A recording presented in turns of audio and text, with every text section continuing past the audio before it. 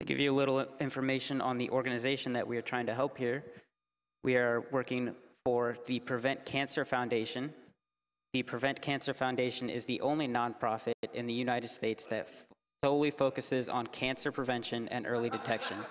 Each year, more than 1.6 million Americans alone are diagnosed with the disease, and more than 500,000 die from the disease.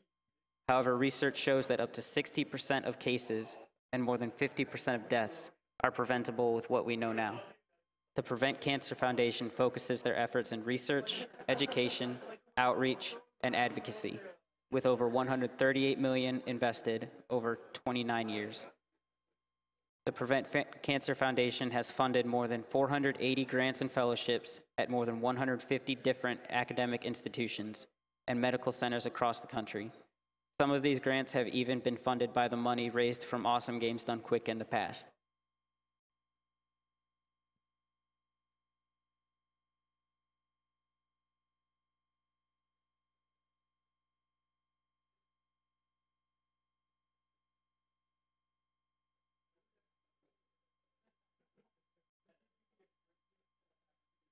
We have a $10 donation from CyberbotX. It is time for the craziest of taxi rides ever. Now let's try to get VVVVVV played.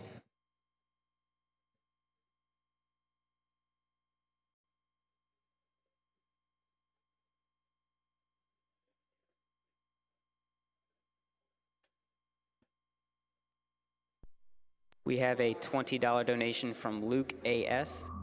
Loving the stream so far. It's always a lot of fun seeing all these games I missed as a kid get played so well. Keep your head in the game and good luck.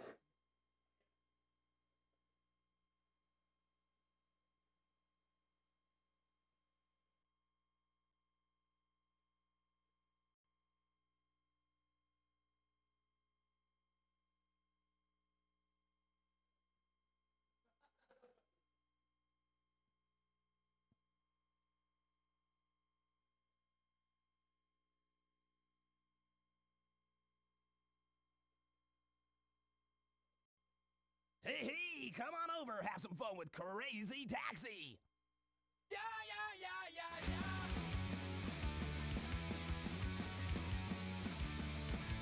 Day after day, your life's a wreck. The powers that be just bring down your neck. You get no respect, you get no relief. You gotta speak up and yell out your creed.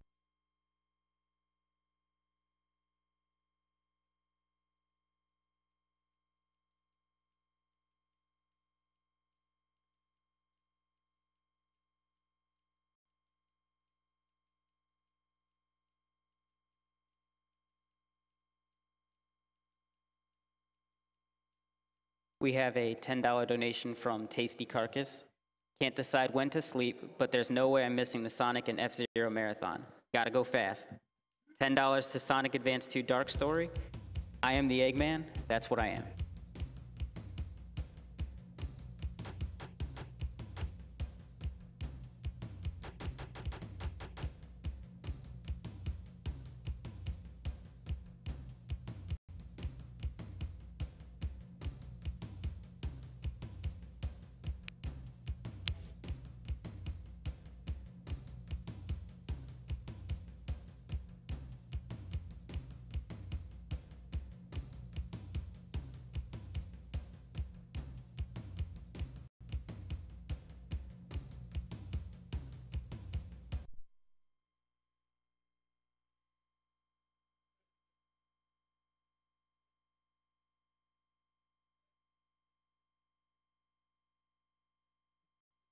To let you know about some of our prizes that you can win, we have a set of AGDQ 2015 banners made by LLK that you can win if you donate a minimum of $25. Our grand prize is a signed banner, some Twitch swag, a custom Twitch hoodie, and more. And that is a minimum of $50 to get into that bid. We also have a PlayStation 4 that you can win if you donate a minimum of $20. And we also have multiple SDA/Prevent Cancer Foundation hats that you can win if you donate a minimum of $5.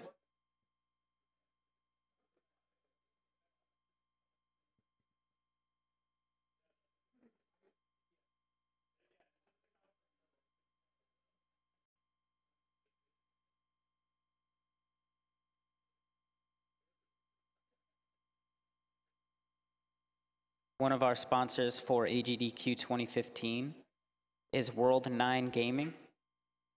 Since 2005, World 9 Gaming has been the premier computer and console gaming provider for events across the Midwest. With dedicated staff, tournament expertise, and an expansive collection of games and consoles, they guarantee the best gaming experience at the lowest cost for all events large and small. Check them out at world9gaming.com. We are also being sponsored by Turtle Beach. Turtle Beach transforms your gaming world with a selection of cutting-edge technologies, creating a product that completes your high-definition gaming experience and puts you a step up on the standard headset competition. Check them out at turtlebeach.com.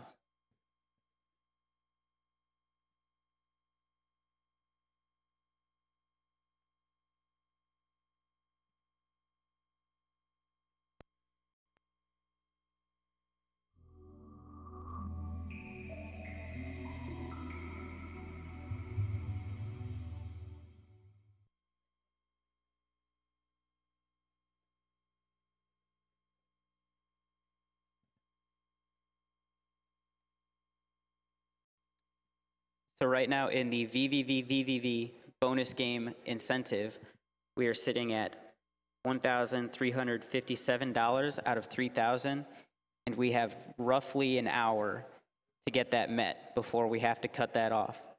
So if you guys want to see both a 100% run and a crazy glitchy run, you guys need to start getting those donations rolling. I know I want to see it. I know you want to see it. Let's get it done.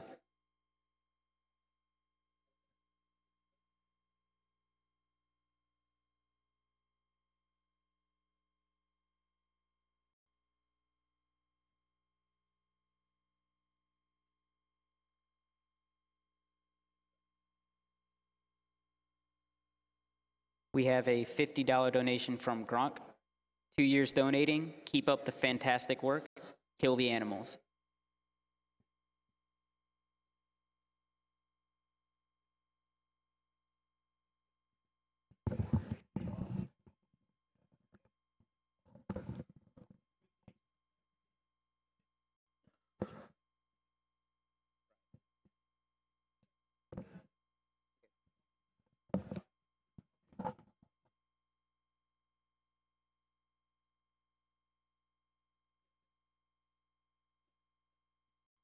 We have a $5 donation from Gigi Rich. You guys rock. As a fellow gamer and Twitch streamer, thanks for doing this. So many people, including myself, have been affected by cancer in some form or another. What an awesome way to give back. Just PAP, OSE. Let's do it. I didn't wait for the file name. Boosted. If no one donating for the file name, I can just name it whatever. Yeah. Probably just GDQ, but if you really Nah, want that's to do, boring. if you really want to do papoose, I'll do it. Do it, dude. Yeah. But it's Yeah. it's YA. But why E? For the file name, we have a, Verified. for the Crazy Taxi file name, we have a $21.42 donation for RSA. Okay, we got a donation for RSA then. Dang. Oh, how do I say dang? No. Quick shots to change it. Come on. I'm kidding. I'm trying, dude.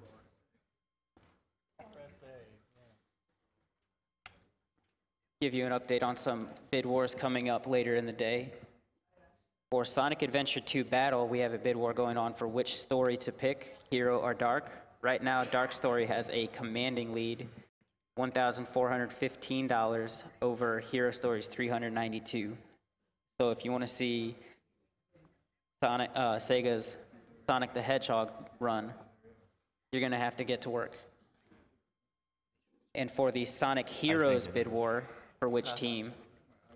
Right now, Team Sonic has $645 and is in the lead, followed by Team Rose with $630.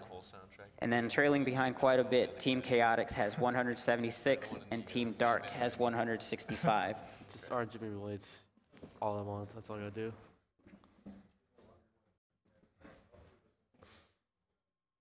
This is one crazy setup. It really is. Sure. Later on in the day, we also have some incentives for F-Zero X. Black and white though. That's unfortunate. To break the camera in 1-2, we need $1,000, and we're sitting at I $440. don't know. And for a death race incentive, I don't think there's really much to run on. we are sitting at $422, Andy had and we some need negative 5,000. That's about it. Yeah. For Dreamcast That's how many runs. people up.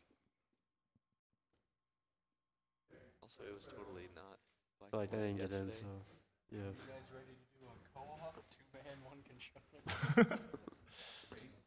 Race. All right, you two are a team. Oh, I'm Charles, down. you're a Oh, team. I'm down. I'll plug into the other port. Just we'll get two at once.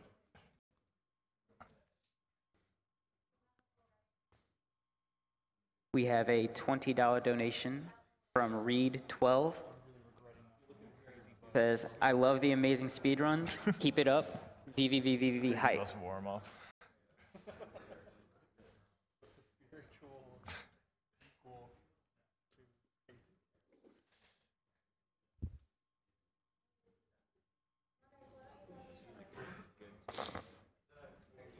Yeah, man.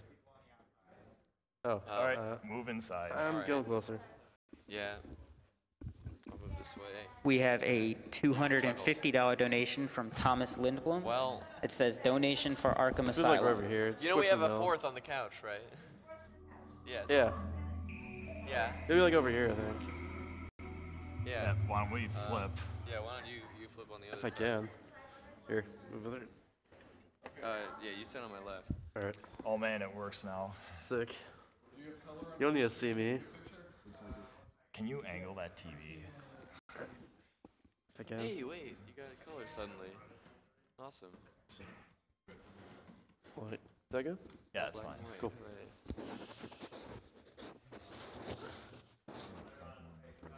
Right. Okay, that's fine.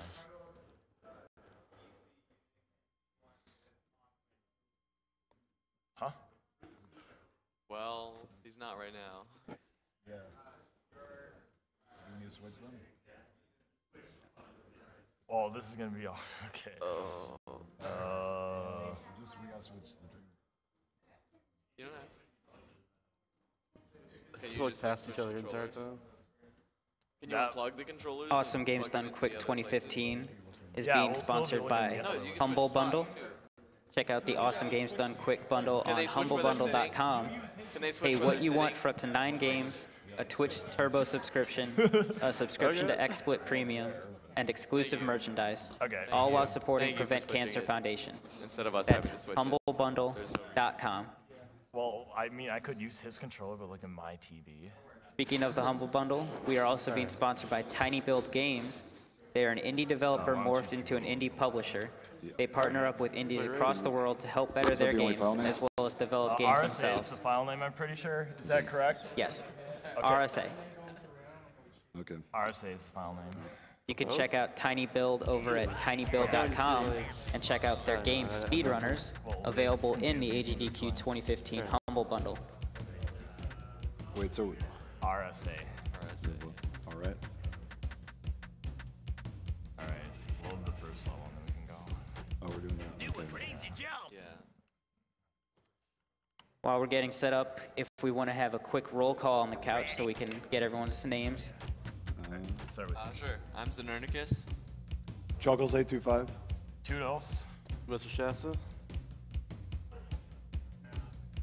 All right, good to go? Yep. 3, 2, 1, go. Do a crazy jump. Okay, so this is Crazy Taxi. Most people are familiar with this game as a game they play in the arcade. pay customers, pick them up, take them to their destinations, and you get money. That is the mode most people are familiar with. This is the Crazy Box mode. This is a new mode available in the port. And this is a set of 16 challenges. You just kind of do them. They're pretty small challenges, but just go through them as fast as you can, and you get a prize once you beat all 16. I'll just mention quickly, you may have noticed that they paused at the end of the first challenge to exit out. This is actually the most recent time saver found in this game. You can do this at the end of every course when the words cleared or new record come up, and it can save a few seconds on each stage. Some of these first stages are just score attack levels. We just wait for the timer to go up once we hit the minimum required score. This is the first actual, like, technical level. Okay, here we go. You see, but they'll be doing these are crazy drifts, right? Yes. You're actually doing a Or crazy tail spin. crazy tails. When you drive off the passenger, you're essentially braking until you slow down enough and then switching gears to the tail end of your car, turn 180 degrees. Okay. You also have to be careful about picking up passengers, at least more careful than I'm doing right now. Depending on the angle and speed at which you enter a passenger, they can either walk or run or fumble away from you, and they can waste several seconds per passenger. Yeah, the closer the passenger is to you when they start to get in the car is the fastest. There are actually several different animations for passengers getting into your car or hopping or doing a cartwheel or who knows what's going on, but most of the time they don't cost any extra time depending on which animation happens. This is the final score attack level. The goal here is to get at least 30 crazy throughs, and you can do that by driving as close to the cars as possible without getting hit.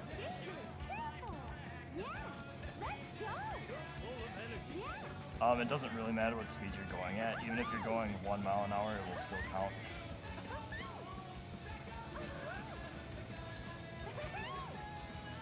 Yeah, the tool-assisted run of arcade mode is pretty crazy. Unfortunately, there's no TAS of this mode yet, which is a shame.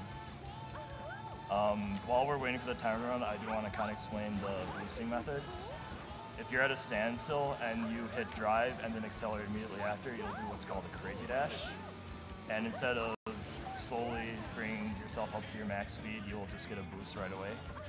The other kind of boost that you're going to see a lot is called limiter cut. You switch the gear into reverse, then switch to drive, and then accelerate immediately after, and you're going to see that the taxi goes a lot faster than it normally would if you didn't do it at all. And you can kind of see the crazy physics. Oh my god. Oh, man. Yeah. That was a good one there. Whoa. Yeah, you can kind of see the crazy physics of this game. There's a lot more of that to come. Oh, We got some rogue taxis here too, Yeah, I think. the rogue taxis, some of the taxis in this game try to kill you. They're probably jealous of how much money you're making or something. You can see it in Chuckle's screen there. All right, that was the last score attack. I don't have to worry about those anymore. From now on, it's pure speed. So both of the runners here are using the driver Gus. The actual drivers have different differences in their cars, and Gus's is mainly advantageous because of the heavy weight. So what that means is that it doesn't get knocked around by traffic very much. It's also a very narrow car, so you can fit into tight gaps just a little more easily. The downside to Gus, though, is that he has the fastest deceleration of the cars, which means you have to limiter cut a lot more than you would than the other drivers. Let's see some crazy driving. Ready? Go! Just drive. Okay, thank me later. This is the first level of traffic. Aside from when you first load in, which there's always set traffic, traffic is purely random. It's really the only random thing about this run. RNG. Yeah, called RNG, apparently. Additionally with, oh wow, that's all this. Additionally to that, There can also be parked cars on the side of the road. They can get in your way. That was kind of bad.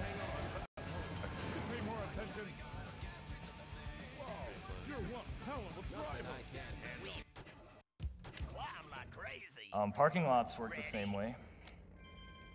Like the first floor of the parking lot is a set pattern, but then the other two are not. Whoa there. Also the cars that drive along trying to find a spot can also vary.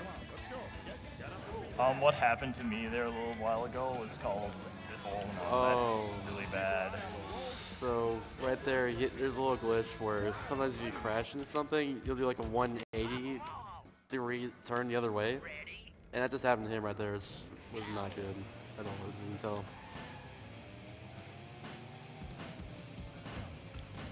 Right now I'm on Crazy Balloons, and every time the balloons are set, so it's really just a matter of routing out the fastest path to each of them.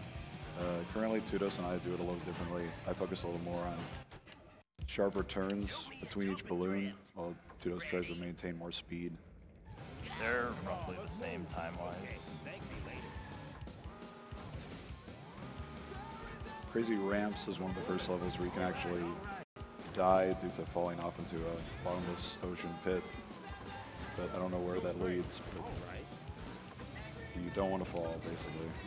If you're gutsy, you can do a frame-perfect stop at the end, and you can drop off the customer while you're falling into the water, and you get a pretty hilarious animation.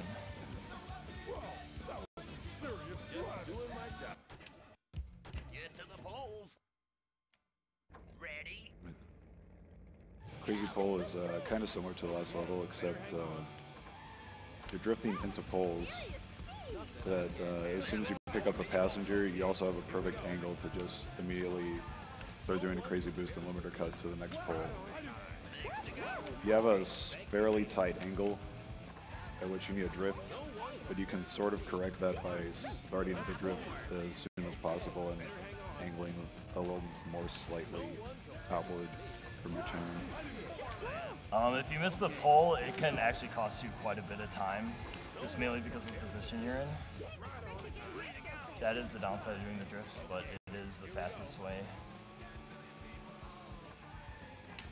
Going into the grass can also hinder you. Usually if you're driving forward over it, it doesn't affect you too much, but in reverse, it completely slows you down. So you don't want that to happen. For some reason, grass is like the only terrain that slows you down. You saw us driving underwater in an earlier challenge. That doesn't slow you down for some reason. I don't know why. Yeah. Ready?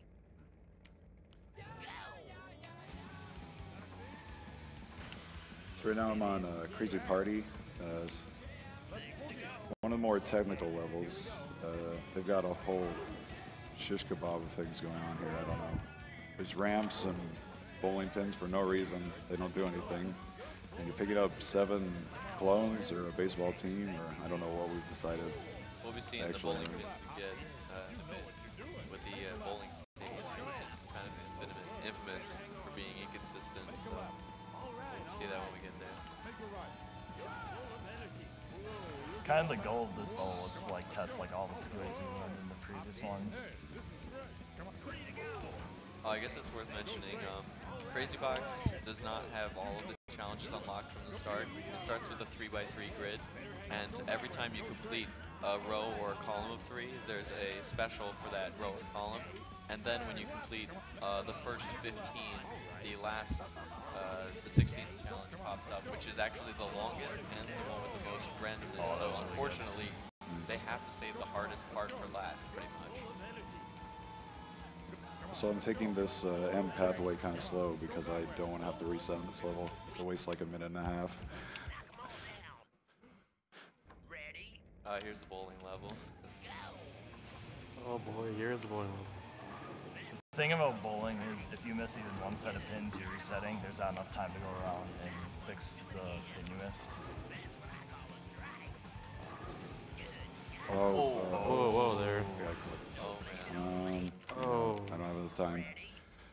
Due to the way the level's set up, yeah, you don't have time if you miss them. Although there's actually some gutters in some of the lanes that you can fall into, and it takes you back to the beginning of the level. But I don't know any reason why you would want to do that. I'm not having very good luck. Oh my god. Hey. And This is how random bowling is. Like, if you miss anything, you have to start over every time. That's terrible. Yeah, when these runners are doing grinding attempts for trying to get a new personal best for the game, they tend to do this level early in the run because they don't actually have to go in order. They just have to go in an order that they can do where, you know, they're playing things that are unlocked. And they can put bowling near the very beginning. Oh. yeah. Okay. Oh. Unfortunately, with the last set of pins, even if you miss it, you have enough time to go back and get it. I barely finished there.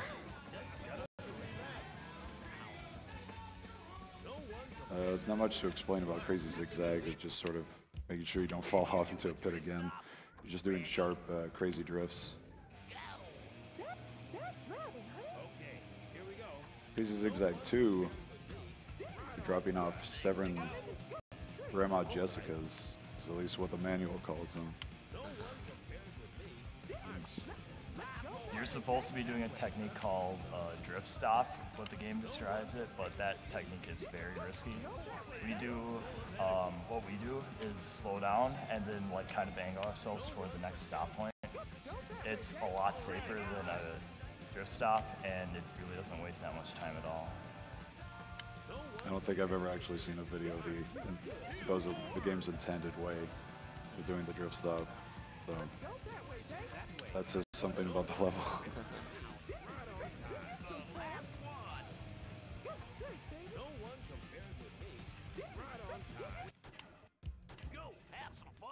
So here's the last level.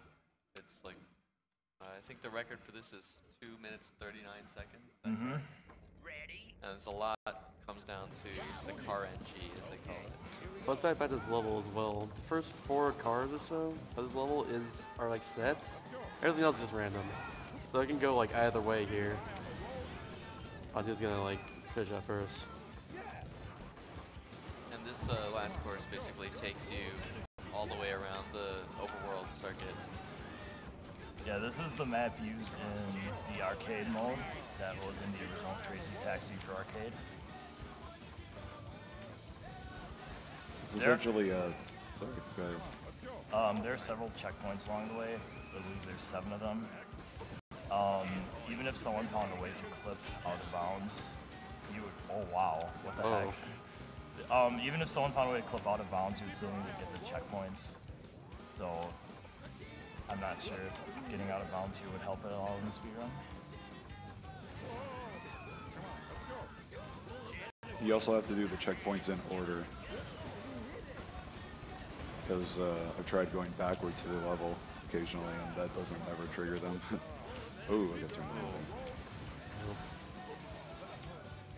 Yeah, the collision physics of this game are just really what make it weird. Oh, bad luck on the buses here. Oh yeah. Yeah, that is bad luck for the parking lot. You want the far right end to be an open lane. I had a bus blocking my way too. I don't think it was as bad as Chuckles though. Once they get on this highway section here, they can grind along the wall and pretty much reduce their chance of hitting any cars. Well, they pretty much won't hit any cars because they don't very. The wall does not slow you down in Crazy Taxi, so you can just grind on it the entire way and not lose any speed at all.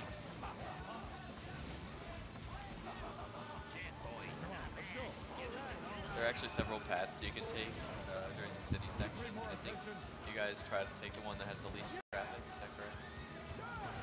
I think Chuckles takes a different We do, route than me. yeah. Oh, you actually do different routes. It's just whatever's more comfortable. Yeah. Okay, okay. But there are actually sections of the roads that are likely to have more cars than others. But the city, which we're in right now, is by far the worst as far as traffic goes. Let's go for there.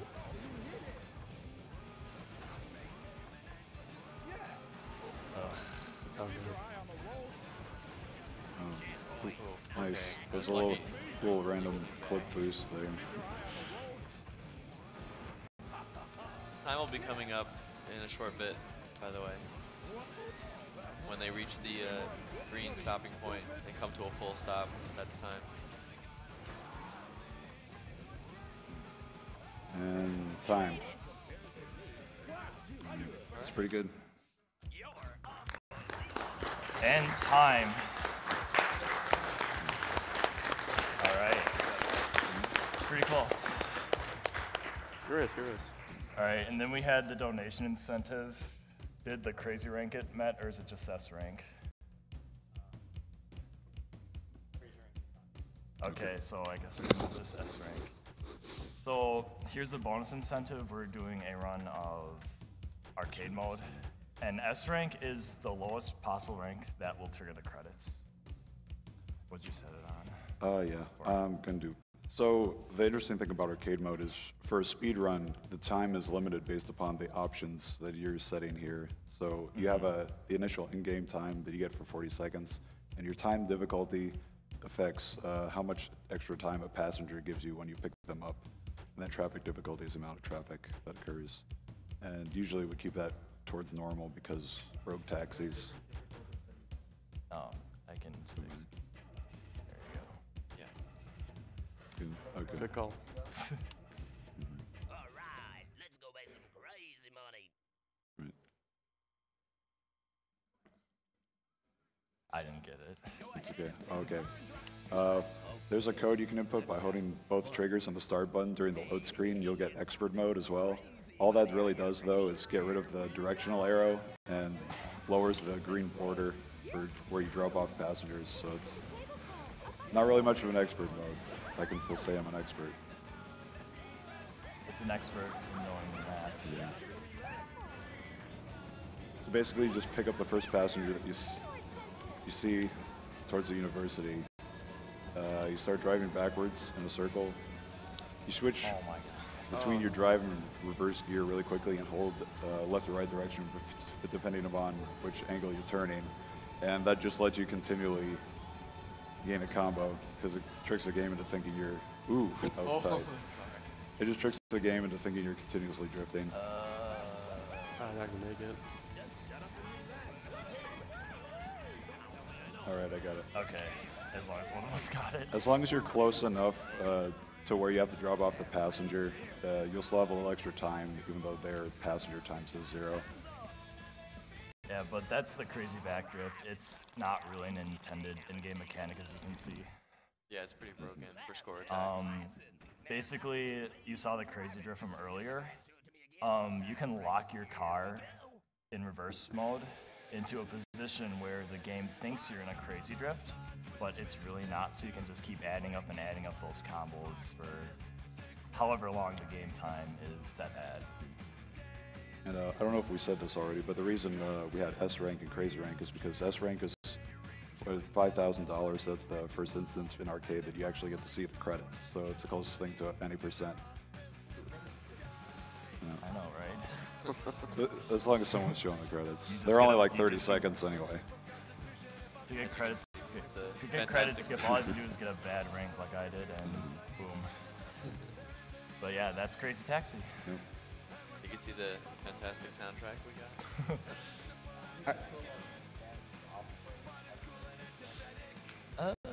They're okay. Pretty good. Maybe someday. Maybe someday. Crazy Taxi 4. Do Crazy. you both If have a it's- favorite song of the like 4 that can play? Oh, that's all I want. Of course, without it's all I question. want. Yeah. Gotta have those yas right at the beginning of the run. So good. That's gonna be the name. AGDQ. Oh, there you Oh, go. there you go. All right, everyone, let's hear it for Tudos and Chuckles. It's Crazy Taxi. Good race, man. It's close. So this. All right. Coming up next, we have Super Monkey Ball being run by Barhunga. So we are going to run a quick commercial while we set that up, and we will be right back.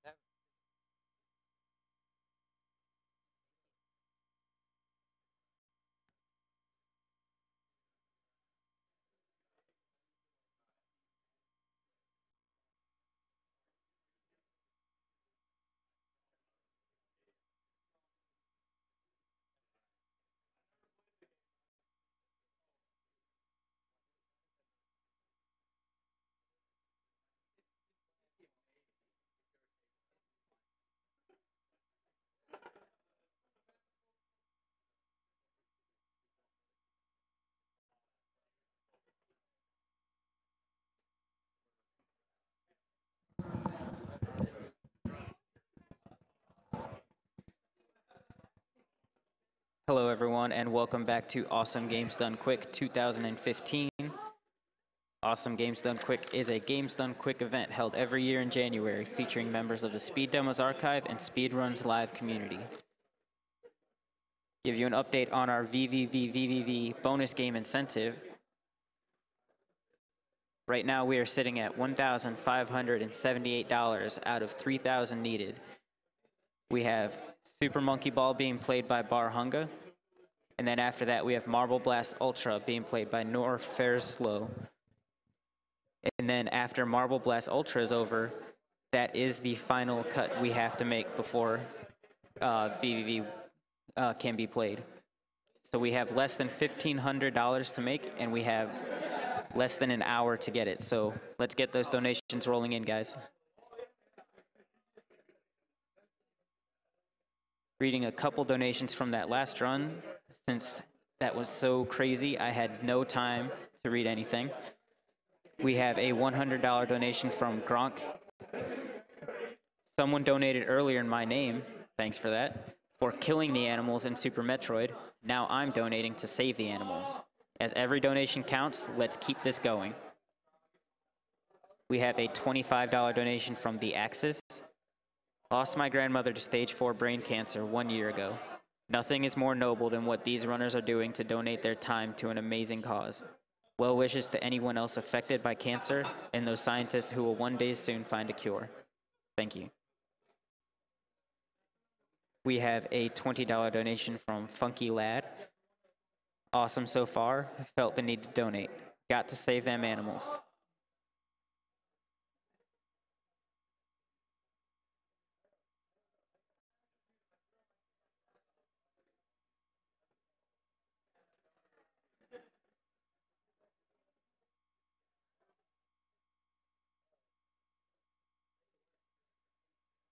If you are watching us over on Twitch, I'm sure you've noticed that Games Done Quick has a subscribe button.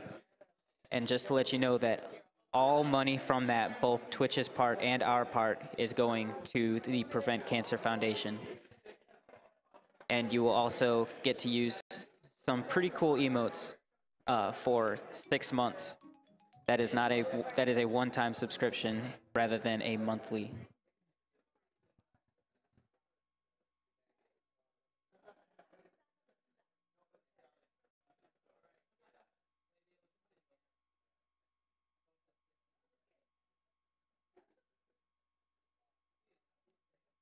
We have a $20 donation from Jason Jordan. Hey guys, my name is Jason. I love what you're doing and how you go about doing it. I have had a few members of my family pass away from this horrible disease. This is the first marathon that I've been able to catch. I've only ever seen the speedruns on YouTube, and I'm happy to finally be able to donate. Great job, guys, and keep doing what you're doing. My donation goes to whatever the reader wants. Thank you.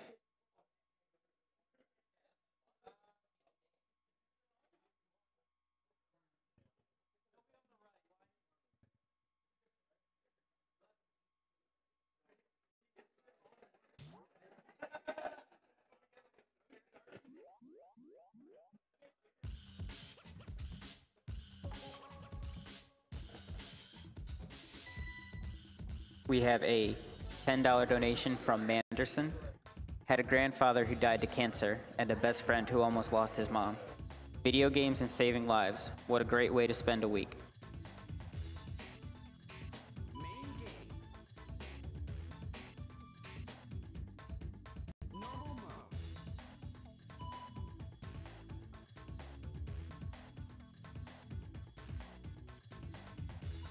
We have a $50 donation from Phil and Janessa. In honor of my grandma Rose on her birthday. She passed on 4 years ago after a 20-year battle with cancer. Thank you all for doing this.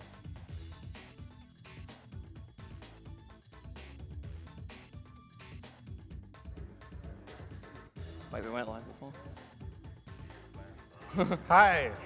Hello. Start this way. All right, I'm Cosmo. I'm Miles. I'm Bahunga.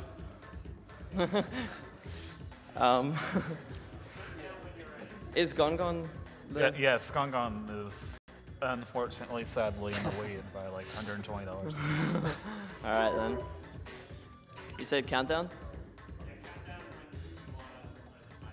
Okay, so on go. 3, 2, 1, go. Okay, this is one of the most stupidly hard games ever. Yeah. It's a speedrun. Yes!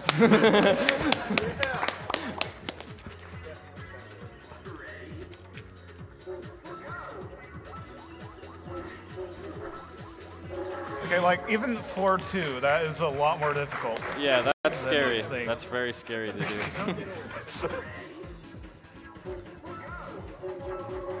Oh, thank God.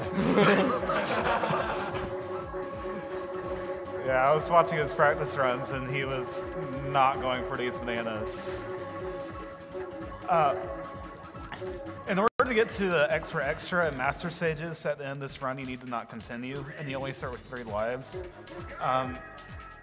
So mistakes are going to happen, so you want to get as many lives as possible, and you get 1 for every 100 bananas. Oh, so close. That was ridiculously close. Yeah, so that strat he went for is stupidly difficult, and he was so close to getting Yeah, it. it's very risky.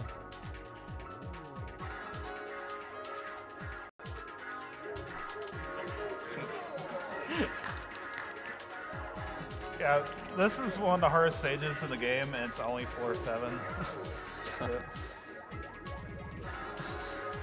Yeah, back when I used to play this game with my friends, they'd all get stuck on this floor, and it's like kind of unfortunate because some of the later floors are easier. Especially this long winding section at the end. It's the balancing act. And of course it's a speedrun trying to go really fast, at the same time keep balance and not fall off. Nice. Thank God.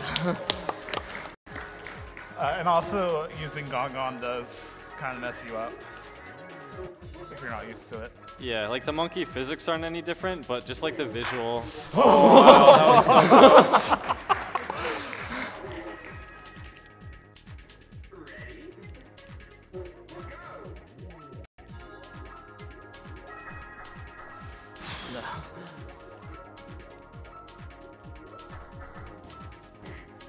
Okay. Nice. It is so easy to just get random bounces. And then if that happens, then you won't bounce at the end. And worst case, you'll just roll straight off and die. Yeah.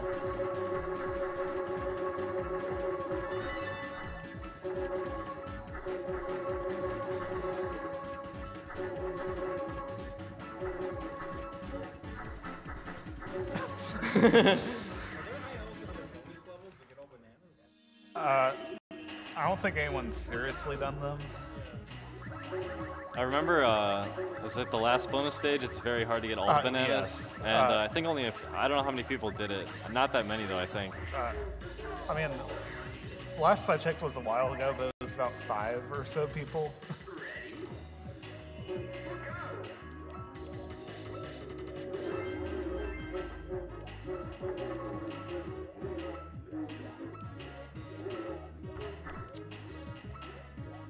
Nice. I hate that floor. Everyone hates that.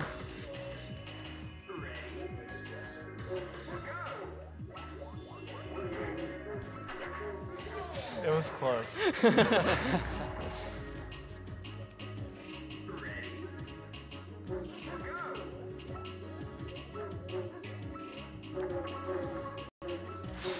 That's such a satisfying floor to play Yeah. fast.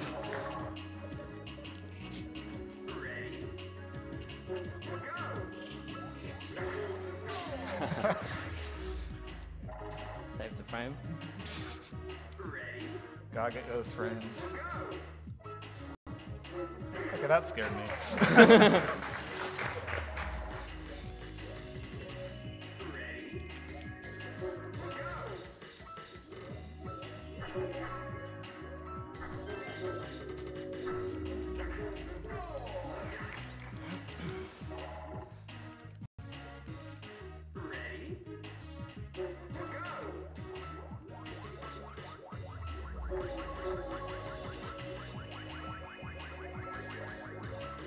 Yeah, so most of these stages, there's not much to talk about. It's just, oh god, please don't die, please don't die.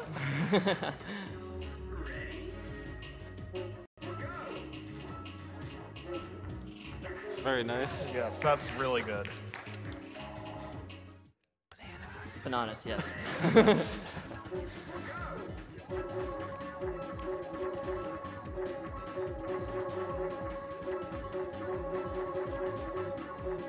Yeah, this stage you can die really quickly by just running straight at the wall, and you'll bounce up and go over.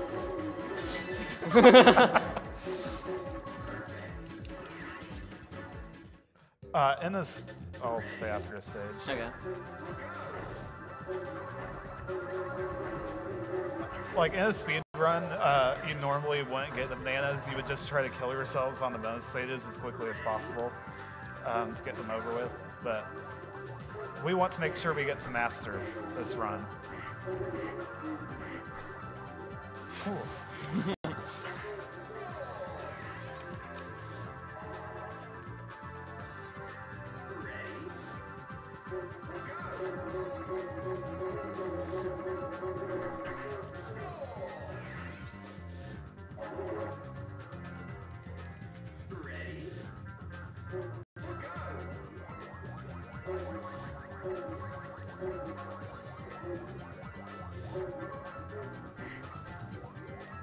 And Bar is officially better at this game than I am.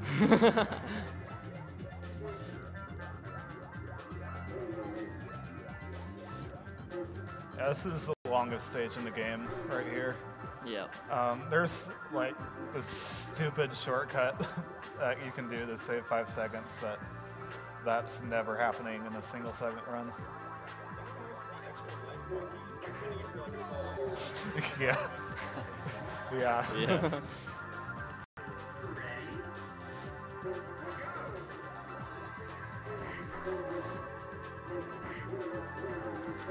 Whew. Nice.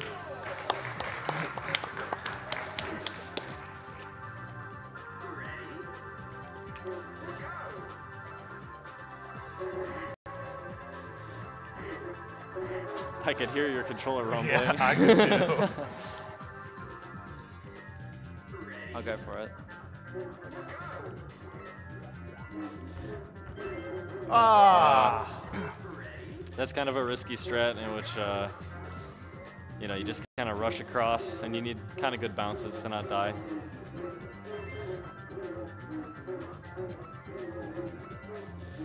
I still can't believe you go right for this thing.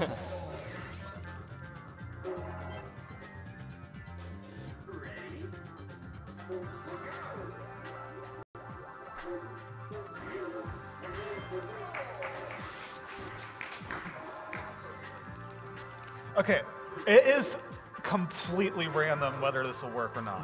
Yeah. Yes. Yeah, so Yeah. a lot of times you will just roll straight over the edge and not get bounced up, and then you're dead. Yeah, it's just like this tiny little bump, and yeah, sometimes you just don't hit it, and that's it. Had enough. I think you could have gotten another. You're a much braver man than I am.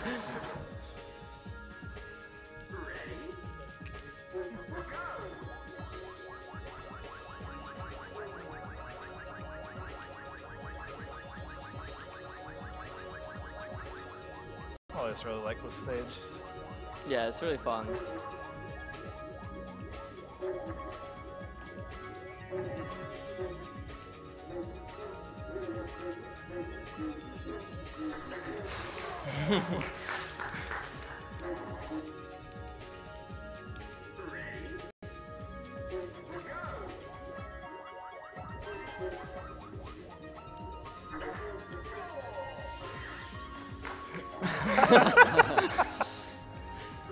I don't know if you can hear it on the stream, but there's people clapping after every stage.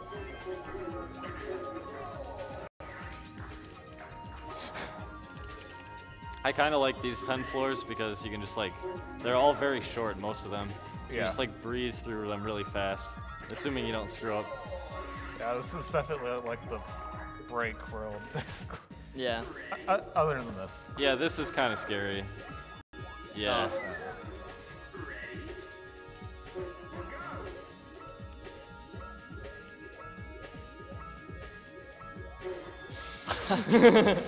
Give me a heart attack.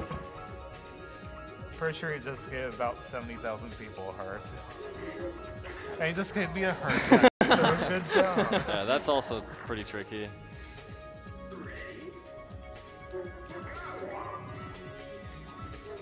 Good.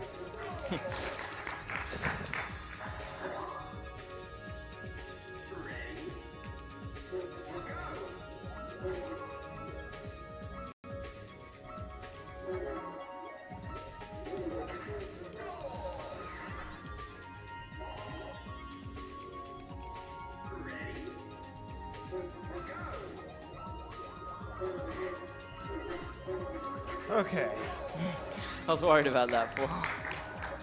so 19 stages to go, I think. Get the ball! No. That's enough. Yeah, like we were mentioning earlier, only like 5 people have gotten every banana on that stage.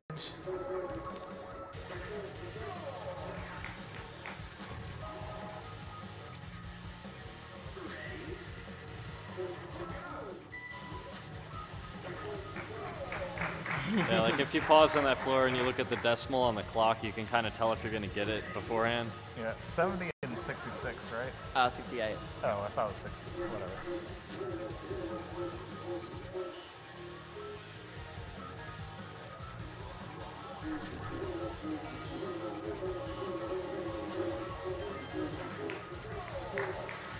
No time bonus. Oh no.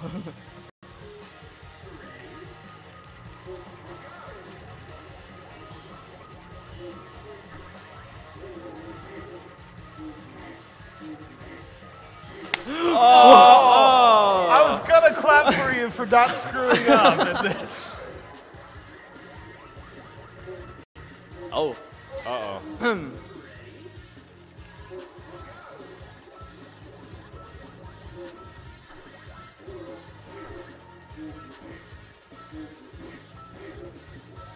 Okay.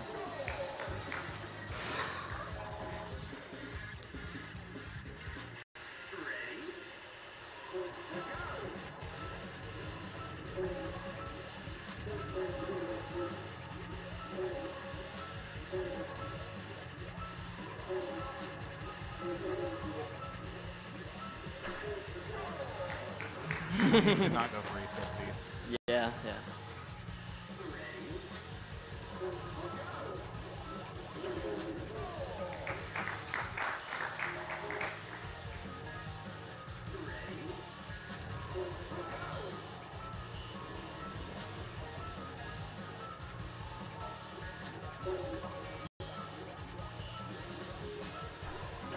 Okay, so we are just going to be really quiet for the next 10 floors. Yeah, down to 1 life left, so.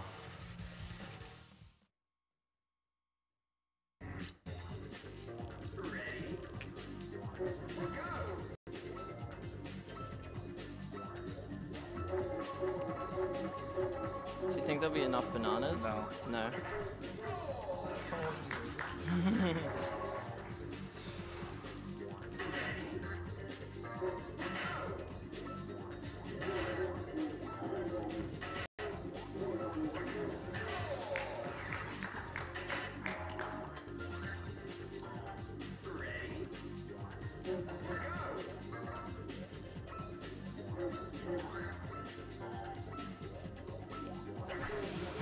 So scary. Yeah, that's scary. Wow.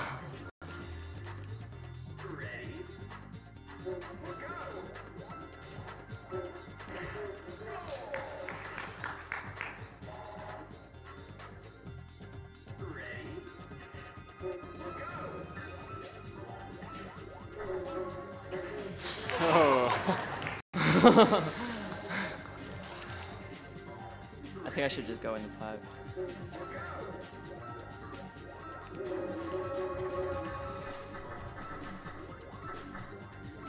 I did the same thing in my run. So. You are not alone.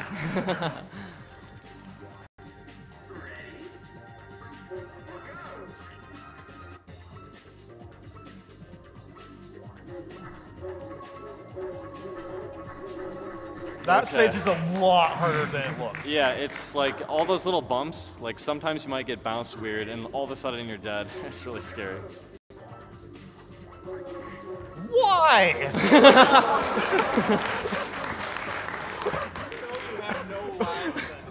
Yeah.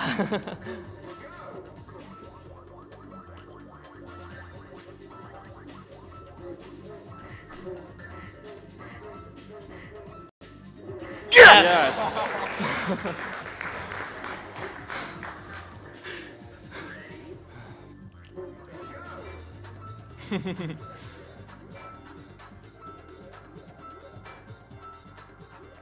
So we're getting scarily close to that hammer. And now through the master. The champion. Yeah, that was amazing. Going through all that without dying, like, and if you would have died, you couldn't have got to master, so that was like super clutch. You have no idea.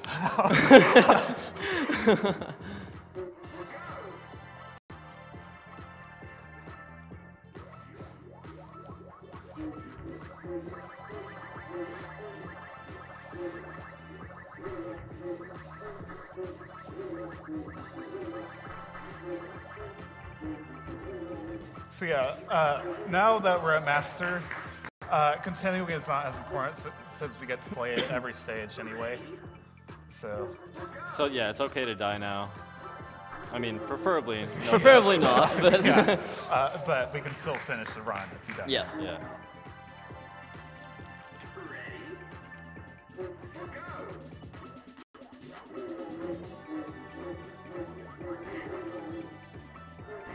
Nice. Yes.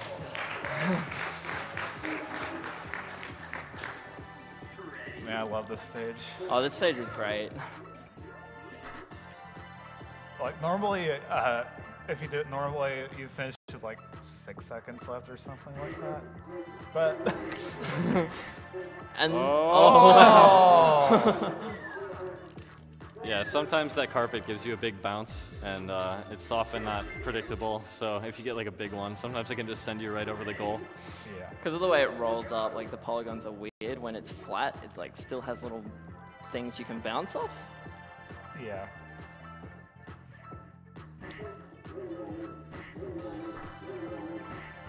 Oh! Yeah. Yeah, it's really fun, but it's stupid how random it is. Yeah.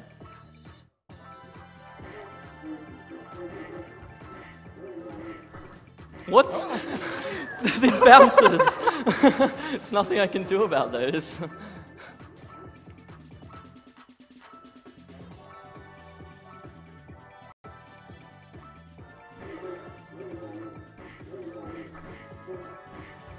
Okay.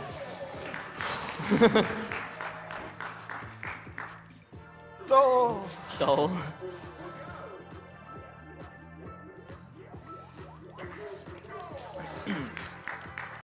One thing pretty awesome I think about this game is that these levels, like a very, very small amount of the people who bought this game were able to get to this, like get to these series of levels, but they took the time to design all these art assets and this custom music and stuff and everything for something that a very small portion of the players would ever get to. And I think it's cool that they thought about like kind of the people who really wanted to play the game a lot. Yeah, Oh. this was originally an arcade game and then was ported to the GameCube. All these stages, all these Master stages, except for Master 9, were added for the GameCube version. Like, the arcade only had Master 9, so it's really cool that they added these brand new stages that so few people are actually going to get to see. Yeah. In the arcade version, how'd you get to Master 9? Is it after Extra? Yeah, it's the same. It's just there's only one Master. There's one stage. Master stage? Okay. Oh, this one looks fun. Also, all the environments and stuff were different in the arcade version, so all this was created from scratch as well.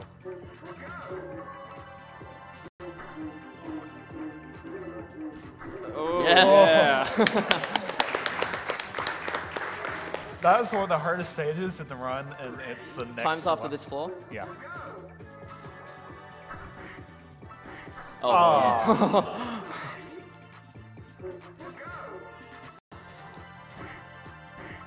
Time. Sorry?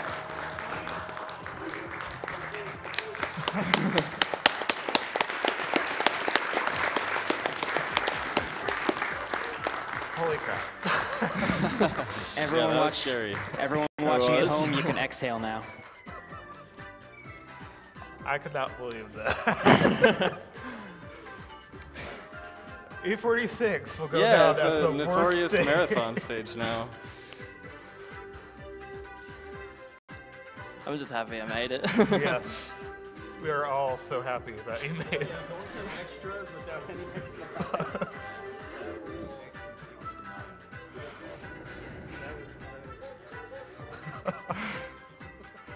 Big sigh of relief now. Yes. And congrats to Gongon. Yes. Is that the first AGDQ run with Gong Gong? Yes. Yes.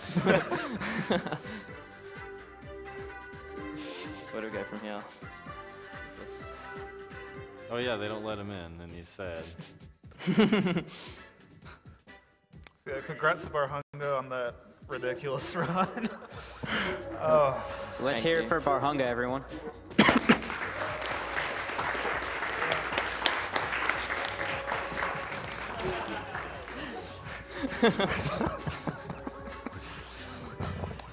you did it. Yes. Do we get ready for the next runner now? Or? Yeah, the run's over. Yes. Please follow him. Please watch him get the world record. Oh, the next one is Marble Blast Ultra, right? Is he here?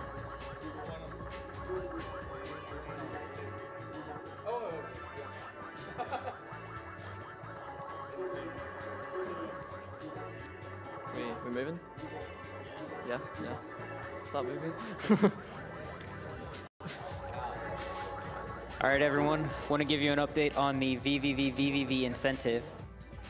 A reminder that after the next game, Marble Blast Ultra, if that incentive has not been met, we will not be playing VVV. Right now, we are at $1,700, and we need $3,000. I know we can get there. I know you guys want to see it. Fiery Blizzard has put a ton of work into this game, and it is glitchy as all heck. So let's get that incentive met. We are going to run a quick commercial while we switch games and get everything set up. So we will be right back.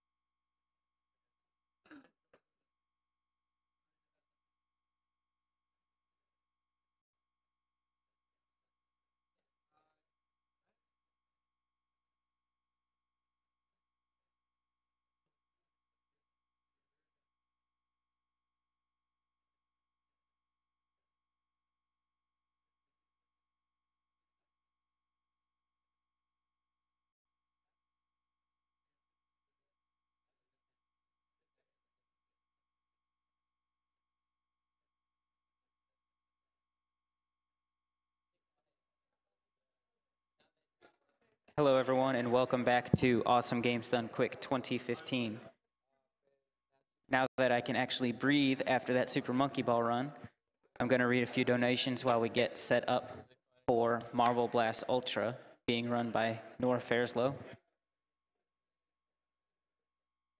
We have a $20 donation from Irregular Dave. After having a cancer scare myself, it's awesome to see some like-minded gamers using their terrific talents to help fight the disease. Keep up the good work, ladies and gentlemen. We have a $25 donation from Walter Malone. Thanks for the awesome work you guys are doing. This is a shout out for my best friend Keithers Widya from Lithuania, who is battling breast cancer at the moment. Keep up the awesome work, guys. We have a $25 donation from Recola Machine. Hey AGDQ, wanted to donate my part for the Prevent Cancer Foundation. I recently lost my grandfather to cancer last year, and it has been tough getting through. However, it's guys like you that brings a smile so easily to my face. Let's eradicate cancer.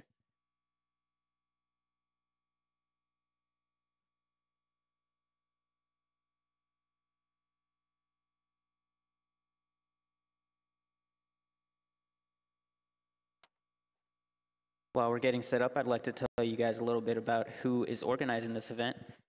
Awesome Games Done Quick is an event held every year in January featuring members of the Speed Demos Archive and Speedruns Live communities. Speed Demos Archive proudly hosts speedruns of over 1,000 games with forums containing speedrunning planning and marathon discussions. SDA welcomes gamers old and new alike. You can follow them on Twitter at SDA Speedruns and visit their website, speeddemosarchive.com. Speedruns Live is the best site to race video games online against other players of all skill levels. They are also hosting a short series of races starting January 17th titled Get Yourself Speedrunning. You can go to their front page, speedrunslive.com, for more information and to watch a variety of speedrun streams. For more information about Games Done Quick, you can follow at Games Done Quick on Twitter and see information about the event at gamesdonequick.com. And on that website, you can find links to things like various prizes and bid wars and incentives that we have coming up. Again, for the VVV bonus game, wow, we have jumped up to $2,600 out of $3,000. Again, after this game, Marble Blast Ultra, we will have to cut it off. So let's get those donations rolling. We just broke 1,000 in less than like 10 minutes, so we are almost there. We also have, later in the day, we have Sonic Adventure 2 Battle. There is a bid war going on for whether to play the Dark Story or Hero Story. Right now, Dark Story is leading above Hero Story by $1,000. So if you want to see Hero Story, you're going to have to put some work in. And another Sonic game that has a bid war is Sonic Heroes.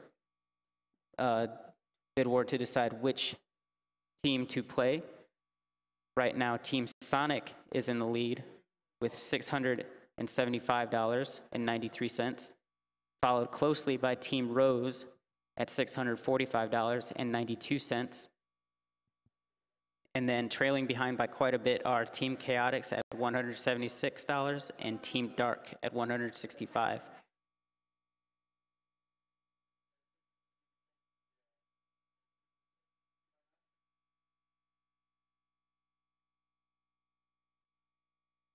We have a $50 donation from OCD Mortachi. Just came across you guys from friends on Xbox watching via Twitch. Awesome things you guys have going here. Keep up the great work. Can't wait for Zelda runs. Thank you. We have a $25 donation from Airy Axis. Hey guys, Airy Axis here. Games are love, games are life. Great work on this charity fundraiser. So happy to see a great cause such as this going on. Much amazing, such fantastic. Well done and keep it up. Much love.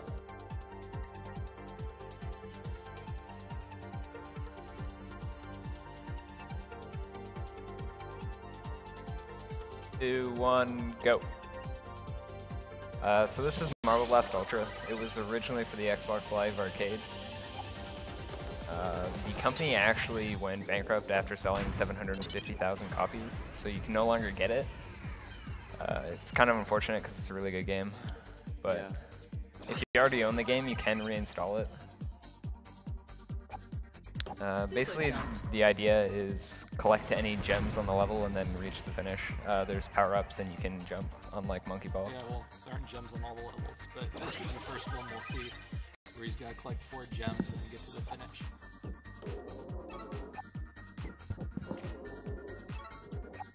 So that meter in the bottom left corner is sort of like your use anytime boost, and that will just slowly fill up over the course of the level. It's useful for a lot of jumps later on. Yeah, and what you've probably been seeing him do a lot is he'll do like a wall jump where he runs really fast down a wall. Well, he'll do it on this one. And then right when you hit the wall, you hit the blast button, and then that'll launch you over this really tall wall. Nice. That level is actually meant to show you the different textures of the ground. Yeah, the different They have kinds of different friction. physics. Yeah, ice physics on the ice, obviously, and then the there's friction like more surfaces. traction. Yeah, there's more traction on the gray surfaces. This introduces the gravity modifiers, which are a pretty cool part of the game. And then I can use the boost to get to the finish on the wall without switching to gravity. Real quick, right now we're at $2,934 to get VVV added after this game. So that's less than $70 for people to donate before this game is over. We're right there, guys. You can do it. I'm going to take this a bit slow because these tight surfaces are really hard to do on the controller I use. I don't think we've done a roll call yet, have we? I'm Norferzlo. I'm Zenernicus. I'm the Josh Nader.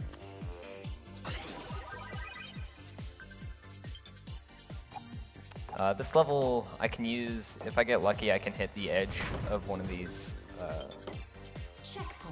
bricks or whatever you want to call them. I didn't hit it, but if you do hit it, you can gain some extra speed and get there a bit faster. The ILs for this game, individual levels, use the game timer, where we run RTA. Right. Yeah, that changes things quite a bit. Basically, there's those like little hourglasses. Each time you get one of those, it pauses the timer for 5 seconds. So for game time, individual level records, you want to collect as many of those as possible, or at least a combination of those that make your overall game time as low as possible. Yeah. But here we just want to complete it as quickly as we can in real time, so they make, they have no advantage to collect. Yeah, so it makes the routing different on a lot of different levels. Yeah, a lot of levels are capped. The immediate you get a time travel, that is your end time of the level, assuming you don't mess anything up. So there's quite a few tied world records in this game. This is the best upgrade in the game, in my opinion. You can basically just fly over a lot of levels with it. Sort of like a gliding physics type of thing, right? Yeah, basically you just don't have as much gravity. And you can, any boosts or anything you use with it allow you to go extra high. The upgrades in this level are only used in the multiplayer levels. That's unfortunate. Can you actually make it up without the boost? You can. There we go. Oh, wow. I wasn't sure, honestly. You're supposed to use the Mega Marble, which I'll pick up here, which allows you to get through that gap, but you can just jump anyway, and it's a bit faster. And then I can use the Mega Marble to grab that gem without having to drop down. The Instant Blast and the Mega Marble are only used in multiplayer, except for that level. It's kind of a tutorial for anyone who wants to use the multiplayer. Well, there's a really cool thread on this level. He's going to try and hit off the edge really fast and then launch himself up.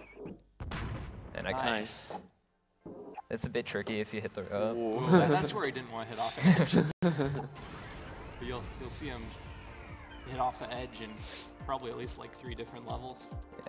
This level is the easiest tied world record in the game. It has a basic jump pattern that allows you to just jump right to the finish line.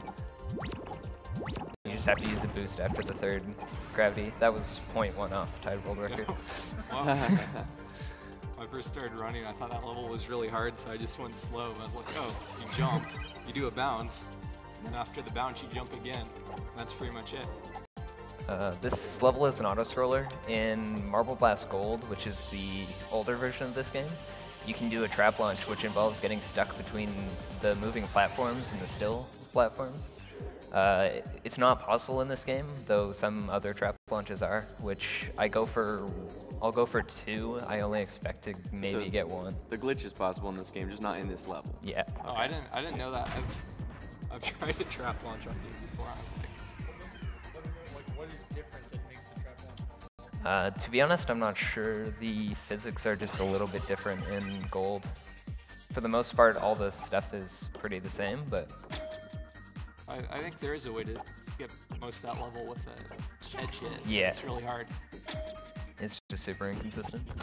I've never seen a speedrunner attempt that. All the ice levels in this game are a pain, because if you go too fast in this game, you basically slide. And you can do that on any surface. Ice just makes it like 3 times worse. Checkpoint. Super jump. This level is pretty simple. You just super jump to the end. If you jump before using a super jump, you actually go a little bit higher. Same if you're falling and use a super jump, it just cancels out your speed, which can be used to kind of negate your downward speed and get some gems a bit faster. This one's a pretty tricky stage. A very technical movement to get all the gems.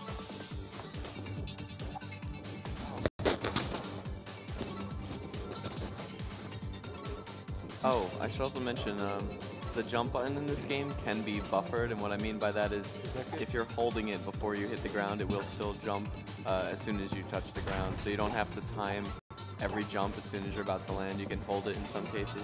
Makes things a little bit easier. All the gem levels in this game are pretty difficult. If you miss a gem, you basically lose anywhere from 1 to 5 seconds immediately.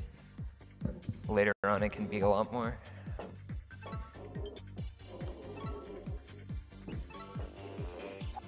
Super jump. Checkpoint. So here I use the super jump to negate my... Or I fall a little bit before using my super jump, so I don't go as high, overshooting that gem. Yeah. That was... Checkpoint? Yeah. Oh, yeah. Okay, that was so bad. Oh yeah, we didn't mention that. There are checkpoints on these levels, on some of them at least. Yeah. Well, some of the route you go through, you don't use any of them. Those levels are really scary. Yeah. You can lose a lot of time. In the original Marble Blast Gold, there are no checkpoints in the levels. Super speed. And most of the levels in this game are taken from Marble Blast Gold. Checkpoint. Super speed. Using super speeds in the air is really unpredictable. Unless you know like your exact velocity and your camera angle. It's based on that. Yeah. Anytime I use them, I already know, like, I bounce off something specifically to use it.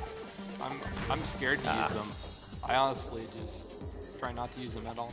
It can be really unpredictable.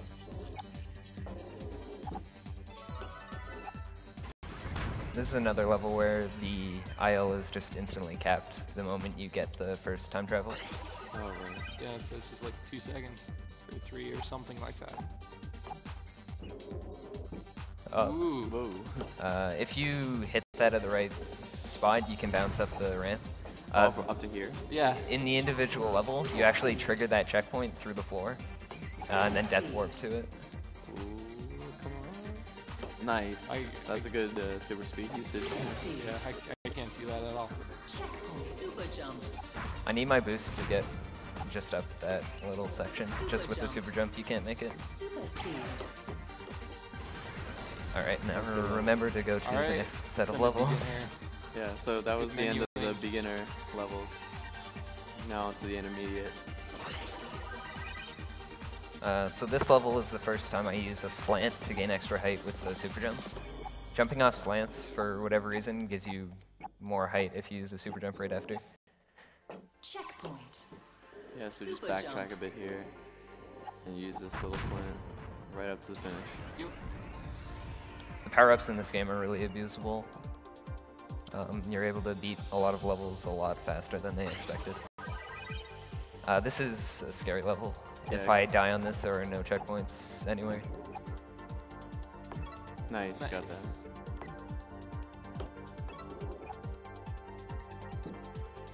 Super jump. Thankfully, the gem hitboxes are a little bigger than you might expect. I would consider them kind of forgiving. That little, Oh no, what Oh, happened? did you just forgot to blast? It ate my jump, or I missed the jump, I guess. That's unfortunate, because that was going really well. Yeah, this level is really unforgiving, losing time. Super jump.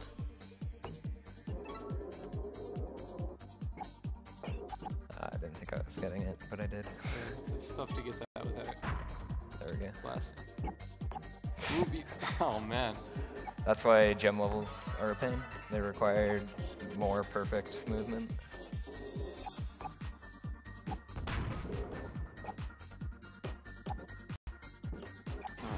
Alright, so that's over. I usually get about that time anyways.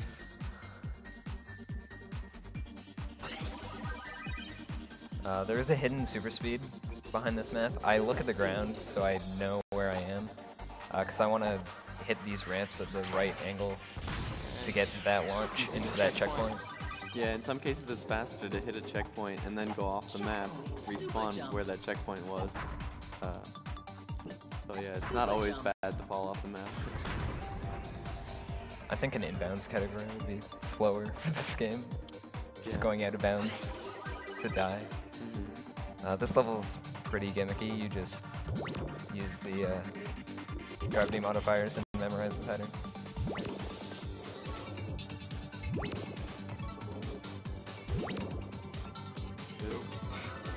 Stems. The next level coming up, this has one trick in it. The individual level strat has 2 trap launches, and they are insanely hard to get just one of them, so... Yeah, the problem with trap launches is just they're very inconsistent, but they can be very powerful when you're doing individual level runs. Basically, you get stuck between a moving platform and a stationary platform, and then it can launch you out at a very high speed. But the direction which you go and the speed which you go is pretty unpredictable, which is why it's... Yeah. And even getting it in the first place is a challenge. It takes a lot of time. And then at least to me it seems like it launches you in a random direction, so... So I'm only able to use the boost there because I got a first cycle on one of the earlier platforms. That sucks. Oh my god. Okay, there's a checkpoint here. You have a habit of jumping off, like if I jump and then hold jump, it'll jump off walls or edges that I don't mean to, which is what happened there. This level's basically an auto-scroller if there's any donations.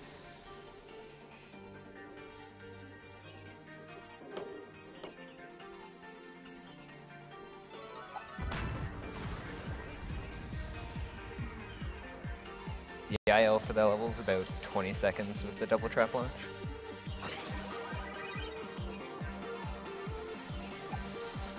So I wait till 5 seconds here. It puts the moving platforms over here at the proper cycle, so I can bounce right up into this finish. Nice. If you miss the finish up there, it's not too bad. You can just float back down. It loses about 2 seconds. Well, the finishes, by the way, they have that beam of light going upward, but the trigger to end the levels does not actually extend infinitely above the finish. It's hard to actually tell how far up it goes. You just sort of have to get a feeling for how big the finish region is. Yeah, there'll be times where I think I'm just going to barely hit the top of the finish, and then, nope, I'm dying. It's really annoying. This level used to give me a lot of trouble. Anything with ice is really hard to control. But that was good. Yeah, that's pretty fast. This level's on a timer. If I get to a certain spot by 13 seconds, I'm fine. And then it's just a jump pattern to get to the end, assuming I don't mess that up. The reason for that is because he needs to wait long enough for his boost to go high enough. Yeah, it's got to be at just the right point. As the boost goes up, it gives you a little more blasting power each second. Yeah, there we go. Well, continuously increases. That's a pretty cool trick. This is another level. Usually you would go down the ski ball thing and get all the time travels. We just jump right around to the left because we're running RTA, not game time. RTA stands for real-time attack. Just means like you can count the seconds in real time.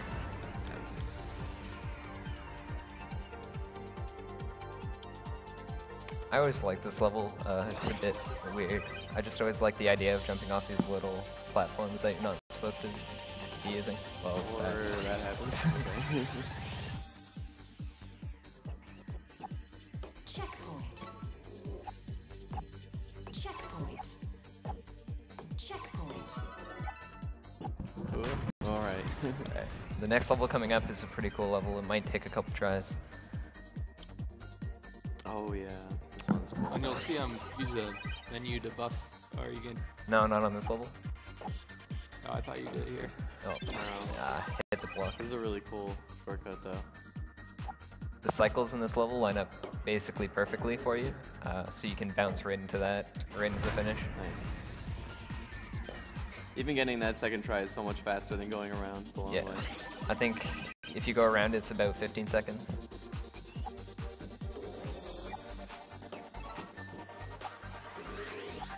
I'm not a big fan of this level, just because you have to go a very long way each way. Oh, that's not too bad. Oh, checkpoint.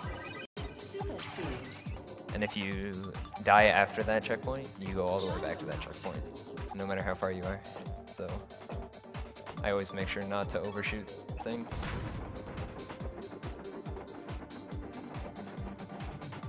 It's really easy to slide off this end.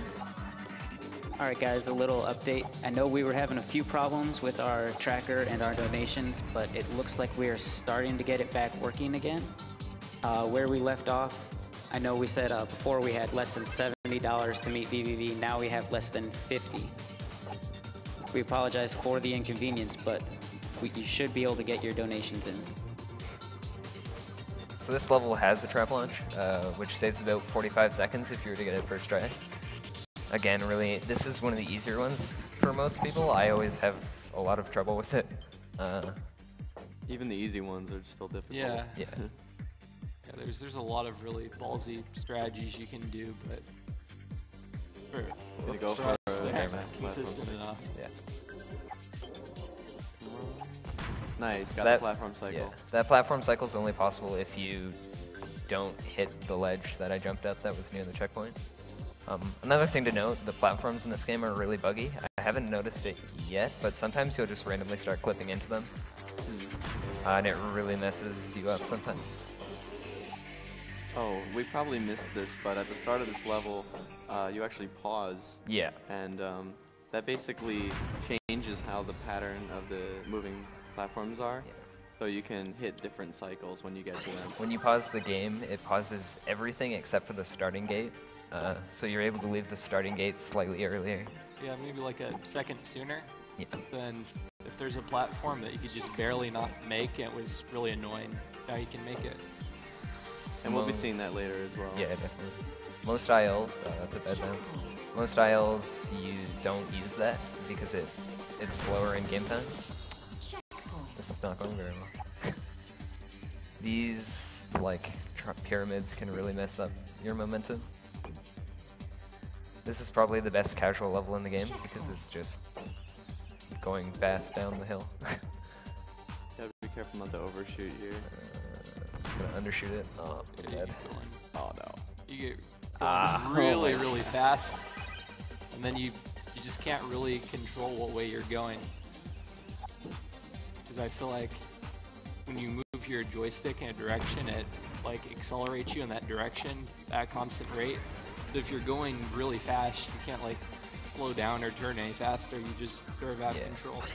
This has a really cool strat on it. I doubt I'll get it, but we'll see. Real quick, right after I made my previous announcement, the incentive for VVV was met, so we will be playing VVV after Marble Blast is finished. Thank you guys so much for all your donations. So where I died at the start, you can actually hit that edge and pop right up to this second floor. If you don't hit it, you don't lose any time because you just trigger the checkpoint and die. I think it saves maybe 20 seconds or something Yeah, like that. 10 to 20, depending on what kind of bounce you get.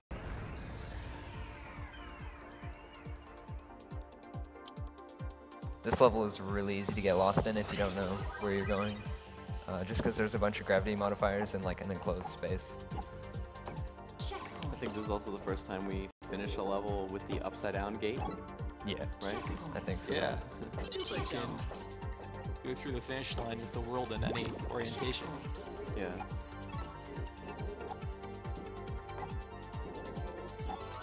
So using the super jump and the boost there, I can basically counter my gravity speed and just get right into the end zone without having to flip around the entire map. This is a map where bumpers are actually useful. I think there was one map earlier in the beginner stages, but again here, hitting the top of them will send you upward Super speed. and result in some good shortcuts. Ooh, nice launch. Nice, that was a good one. That can be a tricky level. Yeah, no checkpoint, so you lose a lot of time if you don't do that. Yeah, if you fail that, you lose about 20 seconds. This is another level, it's pretty short, that you just use the gyrocopter to fly over everything. Again, a reason because it's the best upgrade. I use the starting platform. There's a little ramp on the edge. Oh, that's a weird bug. Oh, yeah. If you hold jump, it makes that I hate annoying that noise. But yeah, I use the starting platform to kind of bounce off the little slant that's on it to gain a bit extra speed. I use that in a couple levels. I paused at the start again to delay this elevator cycle so I can make it after getting the gem a bit easier. That elevator is impossible to make, I think, unless you do that. You can make it, it's just really, really tight. Can you? Super jump. Yeah. The shadows in this game and like reflections are actually fake. If there's something above you, it'll like, the shadows will draw beneath the platform as well, not just on the platform. Below you, it's kind of weird. Oh, that was. Ooh. See if I can get it.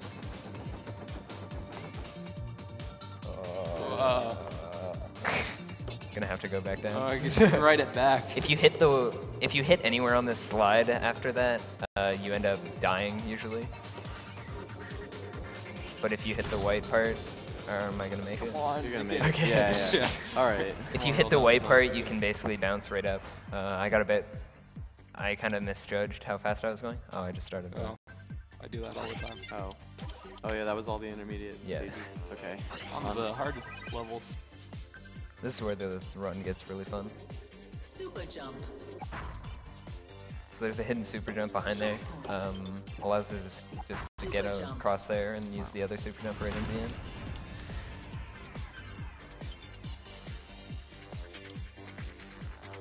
This has always been my favorite level for some reason. Just because I've noticed that you could do this jumping pattern at the beginning to skip that whole first section. Yeah. It's really hard to get a high IL time on the leaderboards. For some reason, everybody knows of this strat. Yeah. And the only way to make it speed up is to hit a really precise slope and get a bit extra speed. Yeah. I'm gonna go for a hard strat on this level. Basically, I preserve the super speed rather than using it to get up this ramp. And then if this cycle is nice to me. Yeah, that is a hard strat. I basically have to hit that edge and pop up. That puts me at a good angle to use the super speed in the air. Super speed.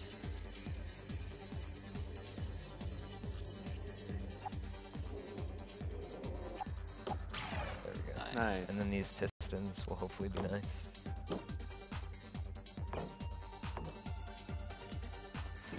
Each piston has its own speed. I'm getting a little bit trolled. There we go. Alright. If you hit the right piston, you can go right in. If you hit the wrong one, you can hit an edge and just fly off the map. It's really annoying. I don't think I ever mentioned this, but if you jump a lot, ooh, that was alright. Where am I? Yeah, I don't think you were meant to hit Not used to hit the checkpoint. I mean, usually the level lower. Using my boost there, usually if you use a boost and then hit a checkpoint, you don't keep the boost. Since I use the boost as I hit the checkpoint, I preserve it when I death warp.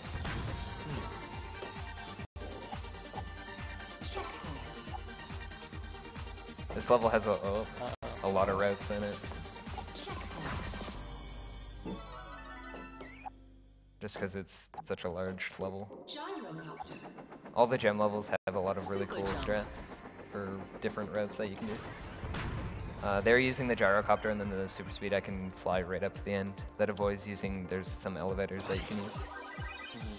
This level has a trap launch, though I'm not going to go for it because I've actually never gotten it out of, I've probably tried it for only a couple hours, but so it's an auto scroller if there's any donations to read.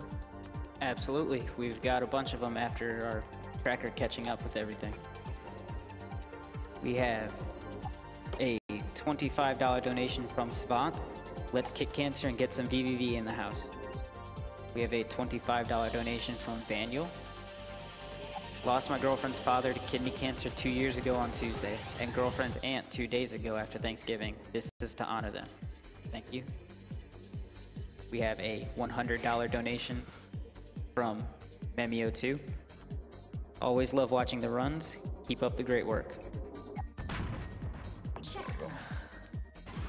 I have gotten trolled a lot by those blocks hitting me, just messing up the timing of that also, jump. those wooden bars going across are also solid, and you can get killed by them.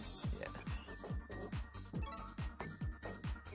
This is another level where I have a habit of overshooting things like that gem there. Super jump. I use my boost to get across here because I need the super jump to get up to the last gem here. We'll use the angle. Oh, Super jump. there's That's another alright, one, there's thankfully. a backup. There we go. But yeah, I wait a little bit to use the super jump there again, just so I don't go too high. I think this level is the one where the IL is the most different from the RTA. Just because this level is capped the immediate you get the super speed, or the time travel, just like a lot of other ones. It's actually a really weird super jump coming up here. Yeah. You can actually like jump up from the wall, come back onto the platform. Yeah. If you have a lot of speed and you're parallel to the wall in this game, you actually can stick to the wall. I found a way, if you just hold forward and bounce off the wall before using the super speed there, you don't have that issue. At the beginning of this one, he was just waiting for his boost so he could jump up and hit that checkpoint from underneath. It is possible without the boost, it's just less consistent. And it's not worth like 2 seconds it saves.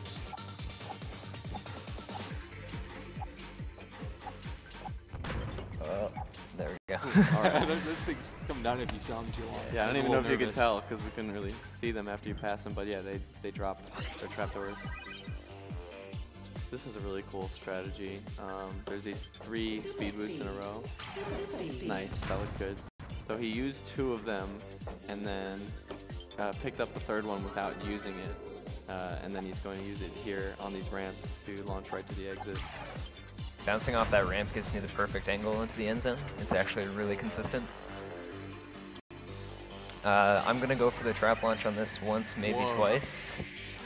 The best I've ever gotten this is like a 1 in 5. Basically, you have to get stuck between the moving platform and that block there. And you can launch all the way to the end. Oh, we got a little bit of a launch. A little bit of a launch, but not quite. Hopefully I'll get the next level. It's Battlements. This again is an auto-scroller if there's any donations. All right. We've got $20 from Pikmin Lover 72. Hey guys, this is my 4th AGDQ watching, but this year was the first year I could actually donate. So take this $20 and put it toward the VVVVB game, and let's kick cancer's butt. We have $50 from Haynes. Loving the run so far. Great to see gamers working together for a great cause and having a blast along the way. Thanks. We have $10 from Warbeard. Used to play this game all the time on when the 360 first came out, and it's awesome to see it played so well. Awesome job, and let's kick cancer's butt. There we go. You can bounce right into the end zone. I just messed up a little bit. So this level has actually 2 trap launches. The IL uses these moving things at the start, and the falling like platforms there to trap launch, and it's about a 4-second IL. It's unfortunate. Yeah, he got one, but it wasn't.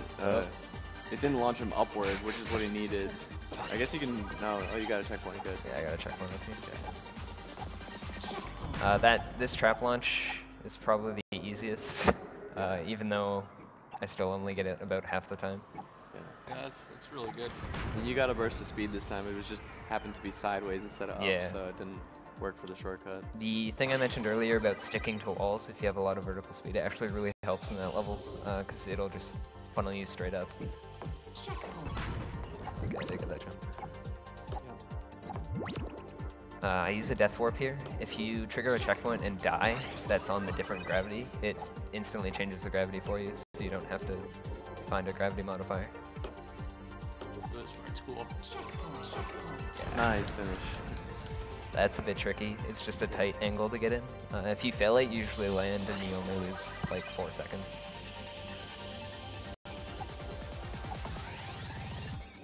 One thing to mention on these, to build up a lot of speed, you want to like jump on the low part of the half pipe. Alright. If you jump up near the top, it will like send you off that half pipe and you lose speed. But if you do near the bottom, then you can push jump really, really fast and then just build up a lot of speed.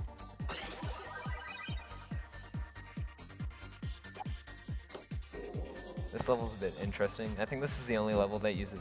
Oh, I missed that jump. I'm just gonna restart.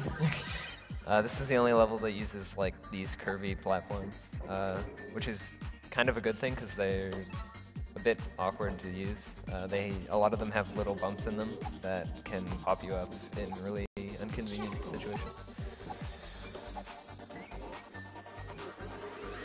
And then there's a gyrocopter under here that I can use to grab this gem and boost all the way up this way. Very nice. I actually found a strat. The sign that I just passed, there's a little, like one of those little like notches like that one in the floor. If you get the perfect height, you can actually grab the gem, bounce off that, and go right up to the finish. I've only gotten it once, and that was the first time I thought of trying it. Edge hit. Oh, nice save. Sometimes you can get that. Oh, okay. Well, get to do it again. Walking on these little beams is kind of difficult. This is probably the hardest, or one of the hardest casual levels. The hardest is definitely the last level.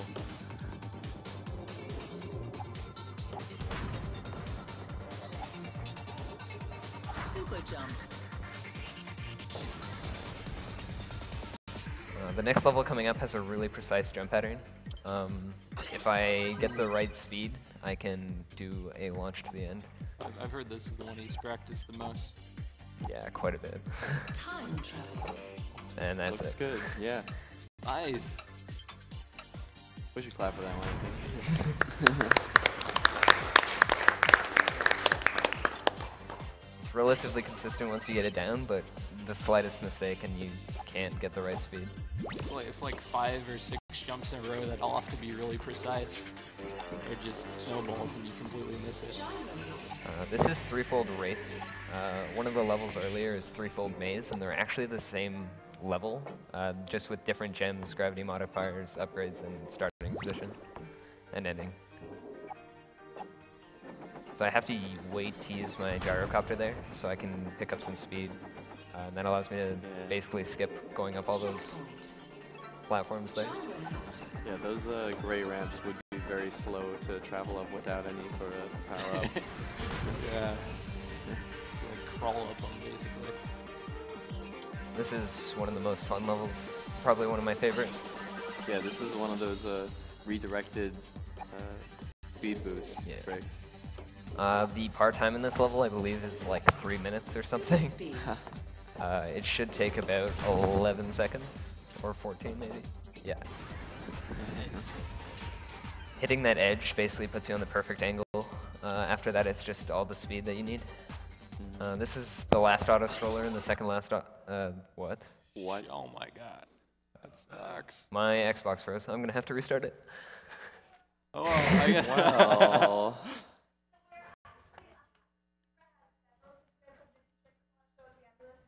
All right, sounds good. There are some pretty We cool can show ones. up the trap launches then. Yeah. Okay.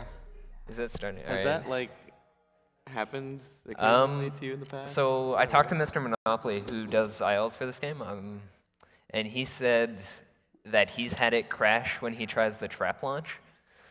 But I didn't go for the trap launch. I've never had it crash just right off the start. I've never seen that happen.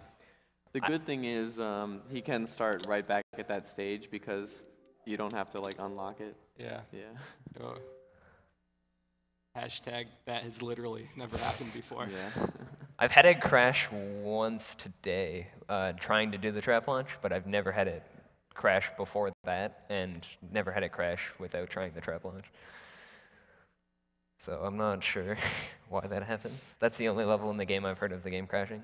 Oh, okay. I've gotten the game down to where it's running really, really slowly, and my game freezes for 40 seconds, but I've never had it crash, except for this. All right. And we're back.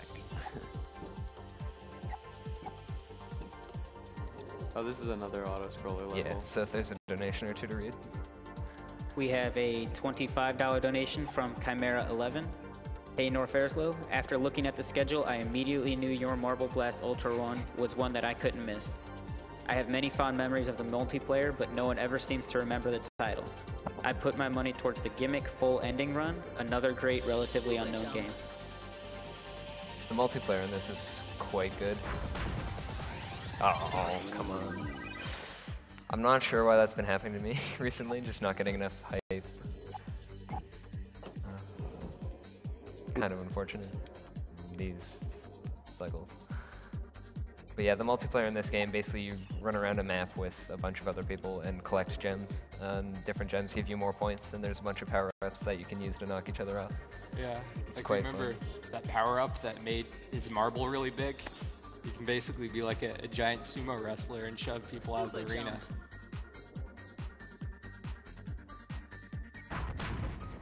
What? I don't understand why this is not working. This is the most annoying auto-scroller.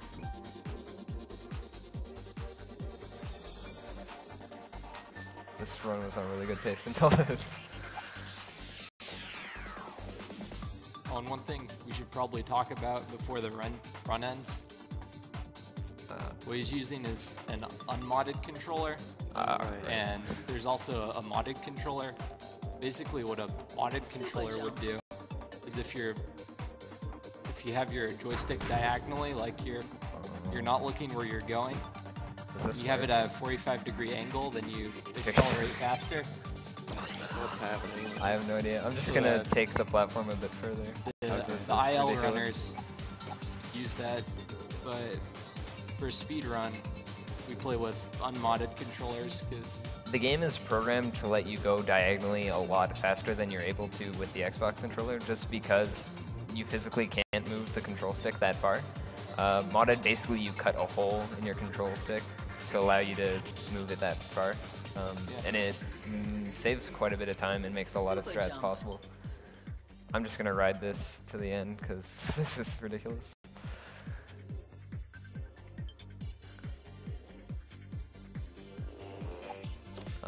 If you're interested in this game, you should check out MarbleBlast.com.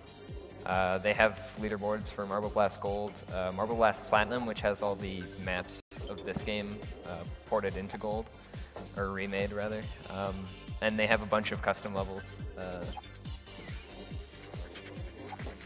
is that just for individual level? Did that said before? Again, with the weird bug. I don't like that noise. Here's the last level, and by far the hardest.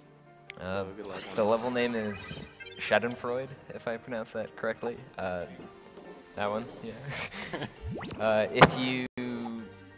Basically, the name of the level is Pleasure from Other People's Suffering.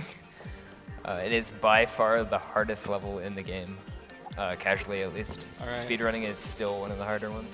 Well, I hope this level gives you Twitch people something to enjoy with them suffering from time. Actually, I don't hope that. Hopefully it that, doesn't. that might happen though. Alright, this is the hardest part of the level. Alright. Oh, no. I had too much boost. Oh. Usually I use my boost a bit earlier, but I didn't need to there. There we go. Alright. And then we can finish just under that. That's Yeah, time. that's time, by the Sorry. way. Oh, we should Sorry have for the told no them. warning. Yeah. That's a bit late on Be that. ready.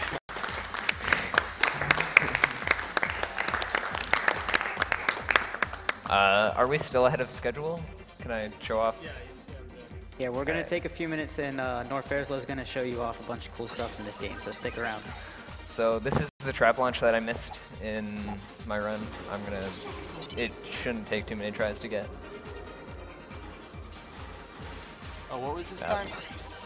Yeah, it was 30 minutes. Oh, okay. That's Yeah. fine. Oh, so 40. That's good. Considering I spent like 3 minutes on an auto scroller. Oh, that's Whoa. that's a launch in the wrong direction. So it could be pretty crazy where it launches you.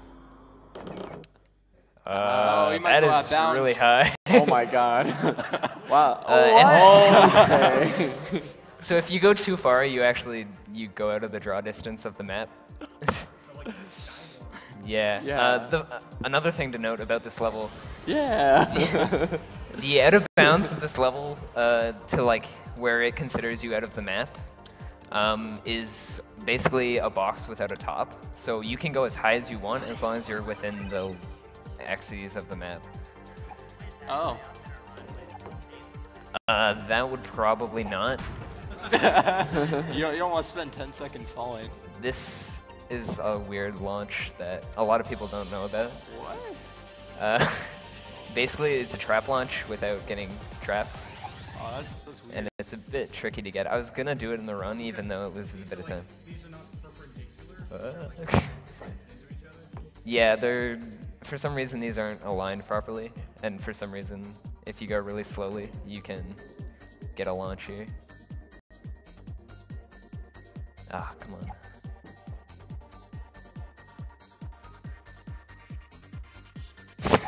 This is so annoying.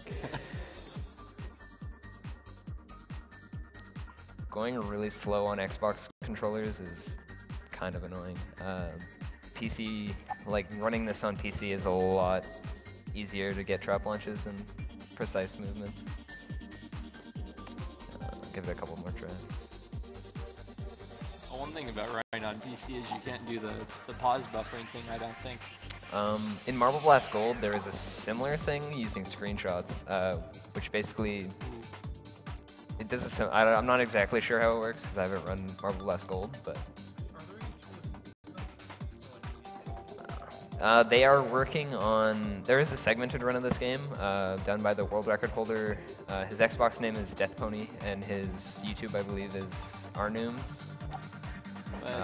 That's segmented. I don't think you can do tool assist. No. They are working on modding. I can't get this for some reason. They are working on modding the Marble Blast Gold to have a tool assisted. I believe they've uncapped the frame rate already, and they just have to build tools. Right. Basic idea is I do this and I launch. How high does it normally We've been sound? trying this for 2 minutes. You can get all the way up there. Oh. Another weird thing, but I'll just skip that because I'm not sure why I can't get it right now. Another weird thing, they have some weird design flaws in this game. This level specifically, I was just messing around and I noticed that if you get up here, Oh. Okay. the textures are a bit broken. They kind of overlap and it can't decide which to draw. Yeah. But yeah, it's kind of, I'm not sure why this is a thing, but and I don't think I have much else to show. There are Easter eggs in every level. Oh, right. There's, I believe, 20 in the game, or 24, I'm not sure. I don't know.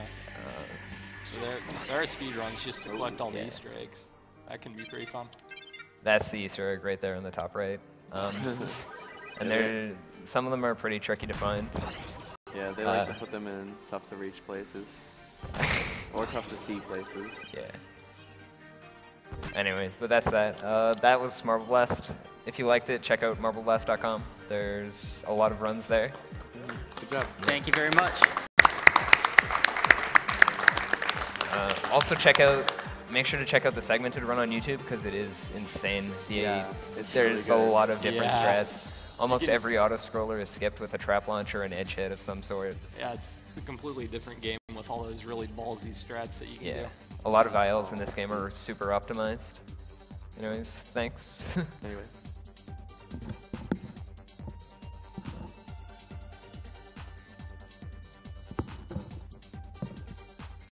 All right, while we set up the next game, we are going to run a quick commercial and we will be right back.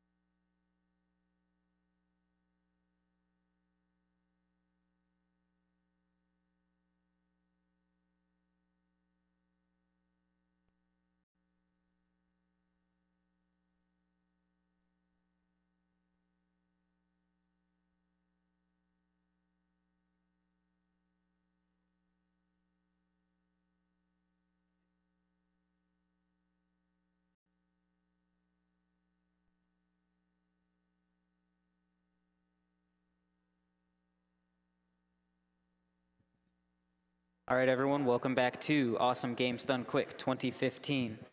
Right now, we are setting up VVVVVV. Thanks to you guys and your awesome donations, we were able to add this into the schedule. While we get that set up, we had a bunch of donations come in. I realized we had some issues with the tracker, so it is finally catching up with them. We have a $25 donation from Asmael, first-time donator. Lost 2 aunts to cancer, so this is personal. Thank you for all the things you do, have fun, and most importantly of all, save the animals. Also, if I can get someone in this room to say the German tongue twister, I'll donate some more later during the event. I speak no German, but here we go. Der Potsdamer Postküchenmeister, den Potsdamer Postküchenkasten mit Potsdamer Postküchenkastenwachs.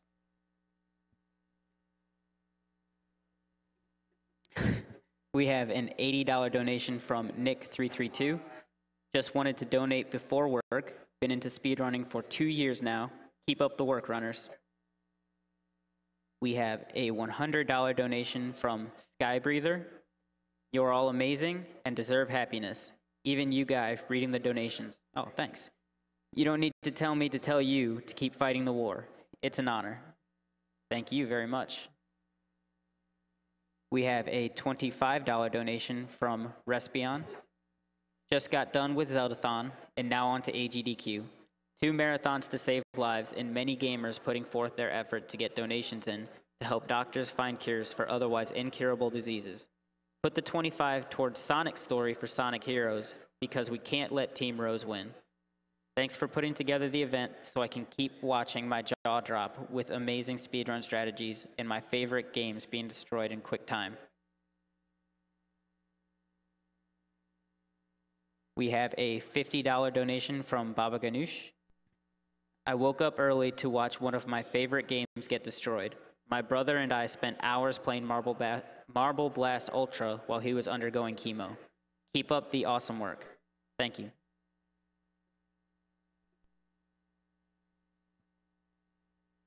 To let you guys know about a few of the sponsors we have here at Awesome Games Done Quick, and we have a lot of them.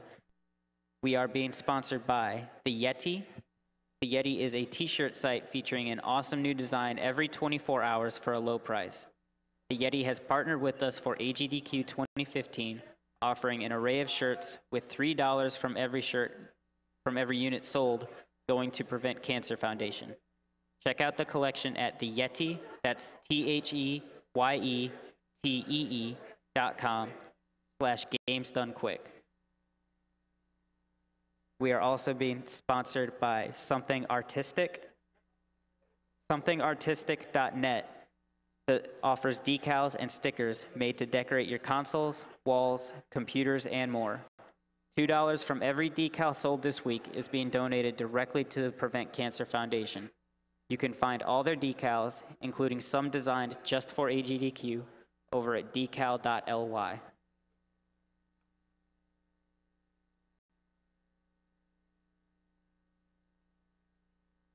And just to give you guys a little bit of information on the great cause you are all donating for, we are working for the Prevent Cancer Foundation, which is the only nonprofit in the United States that solely focuses on cancer prevention and early detection. Each year, more than 1.6 million Americans alone are diagnosed with the disease, and more than 500,000 die from the disease. However, research shows that up to 60% of cases and more than 50% of deaths are preventable with what we now know. The Prevent Cancer Foundation focuses their efforts in research, education, outreach, and advocacy, with over $138 million invested over 29 years. The Prevent Cancer Foundation has funded more than 480 grants and fellowships at more than 150 different academic institutions and medical centers across the country. Some of these grants have even been funded by the money raised from Awesome Games Done Quick in the past.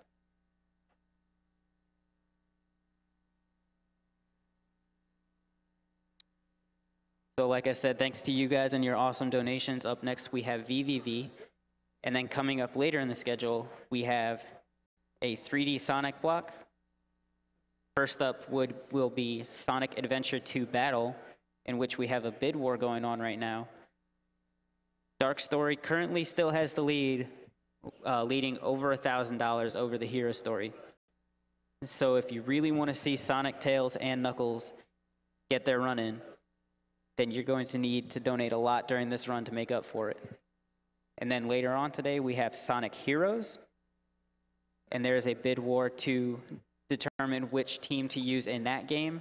Right now, Team Rose has taken the lead with $815.92, followed by Team Sonic with $700.93. And trailing way behind are Team Chaotix with $186 and Team Dark with $165.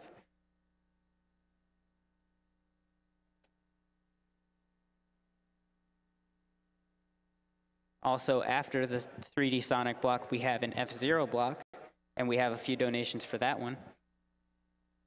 For F-Zero X, we have a donation incentive to break the camera in stage 1-2. That is currently at $465 out of $1,000. And we also have an incentive for the Death Race, and that is at $422 out of $5,000.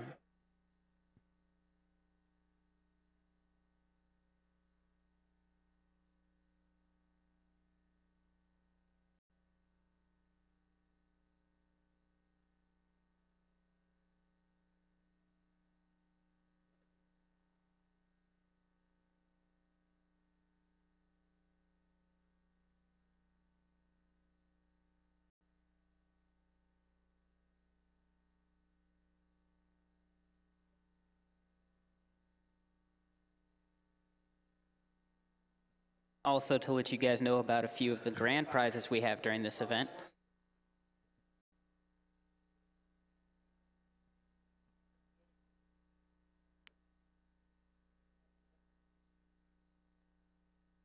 One of our grand prizes is a set of AGDQ 2015 banners made by LLK. If you want to get a hold of those, you're going to need to donate a minimum of $25. We also have a PlayStation 4 up for grand prize, and if you want to get in the drawing for that, you will need to donate a minimum of $20. And we also have a grand prize of a signed banner, a custom Twitch hoodie, and a collection of Twitch swag for a minimum bid of $50.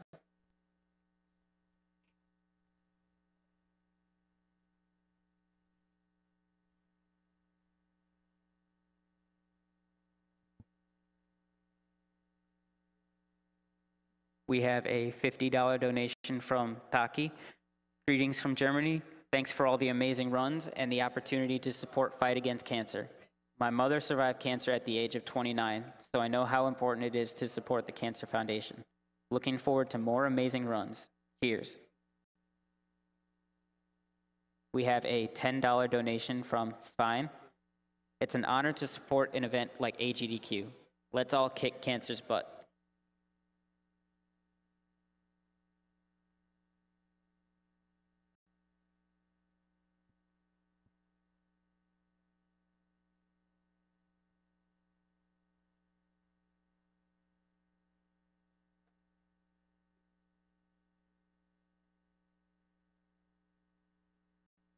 Couple more of the sponsors we have helping us out here at Awesome Games Done Quick 2015. We have Tiny Build Games. They are an indie developer morphed into an indie publisher.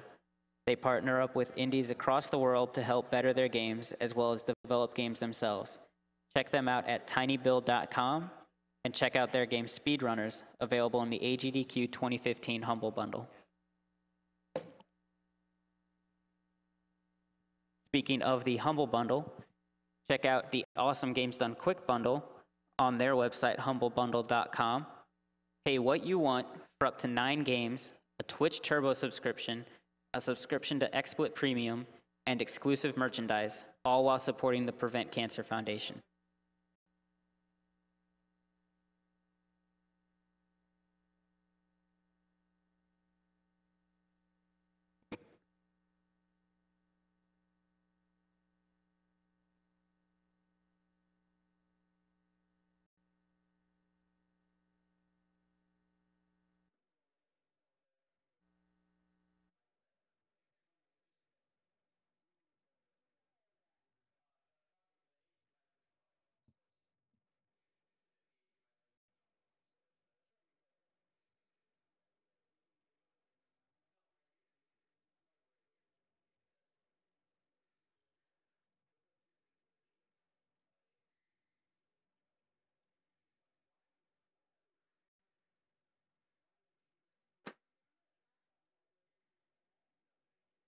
Just to let you guys know, if you want any extra information on our current marathon going on, you can go to gamesdonequick.com.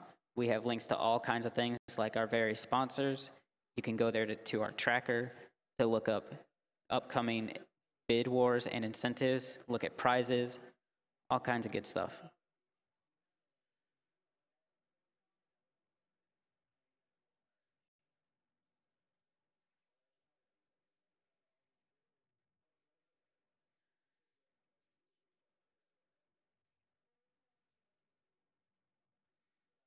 Some bid wars that are coming up later on in the week that you guys might be interested in.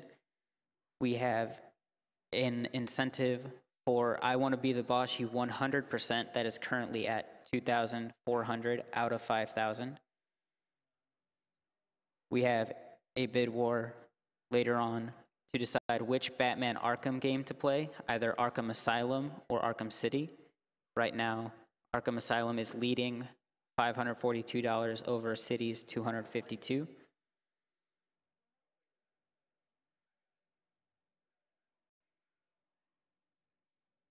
We have a bid war to determine which Kingdom Hearts game to play, 1 or 2. Right now, 2 has a commanding lead with $2,700 over 1's $800.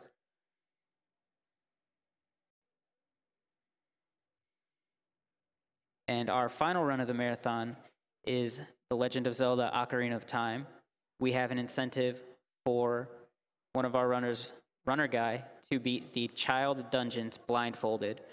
Right now, That is at $7,000, and we need a total of $75,000 put towards that incentive if you want to see that, and you do want to see that.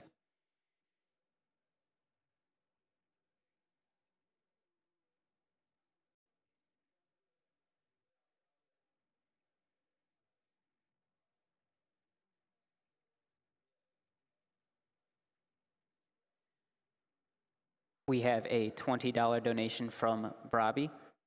I love to watch how runners are beating great games in a small amount of time. You are doing a really great job. Let's kick cancer's butt. I appreciate all of you. Thank you. We have a donation. I appreciate it either way, but I'm sure it's in pity. Just for trying the German tongue twister, thank you so much for what you guys do. Well, thank you very much.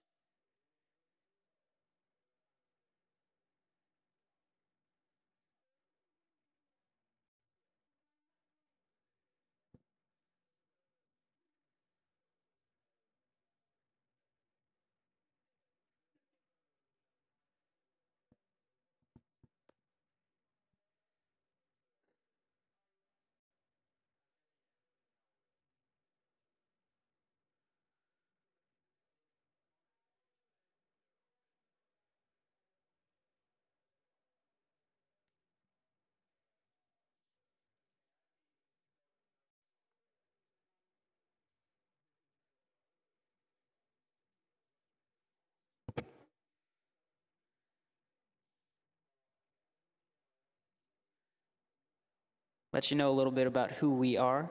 We are Awesome Games Done Quick, and we are hosting an event held every year featuring members of Speed Demos Archive and Speedruns Live. Speed Demos Archive proudly hosts speedruns of over 1,000 games with forums containing speedrunning planning and marathon discussions. We welcome gamers old and new alike, and you can follow them on Twitter at SDA Speedruns and visit their website at speeddemosarchive.com. Speedruns Live is the best site to race video games online against other players of all skill levels. They are also hosting a short series of races starting January 17th titled Get Yourself Speedrunning. You can go to their front page, speedrunslive.com, for more information and to watch a variety of speedrun streams. For more information about Games Done Quick, you can follow at Games Done Quick on Twitter and see information about the event at gamesdonequick.com. Speaking of Twitter, if you are talking about us on any kind of social media, we would greatly, greatly appreciate it if you would use the hashtag AGDQ2015. The more buzz we can get going around on social medias, the more people we can bring in, the more donations we bring in.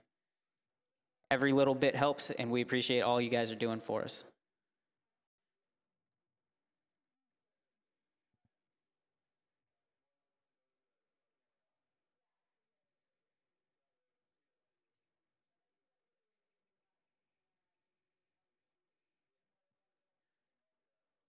We have a $50 donation from Mithye.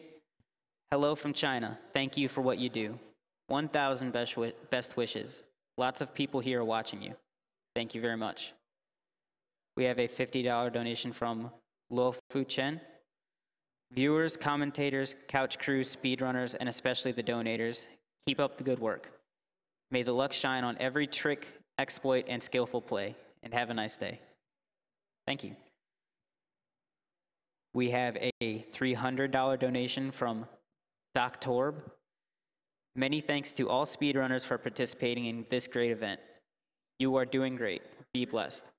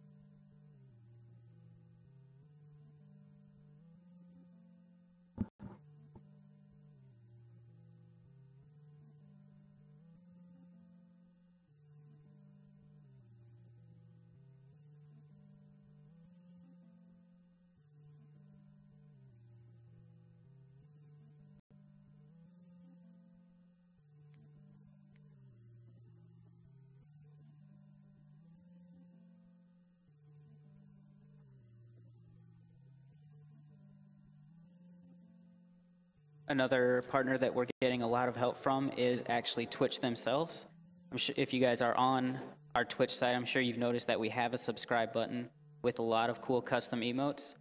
And 100% of the money paid for the subscription is going to prevent cancer. Twitch is not taking of it and any of it, and we are not taking any of it. All of it is going to Prevent Cancer Foundation. So to anyone who has subscribed or will subscribe later in the week, thank you very much. We appreciate it.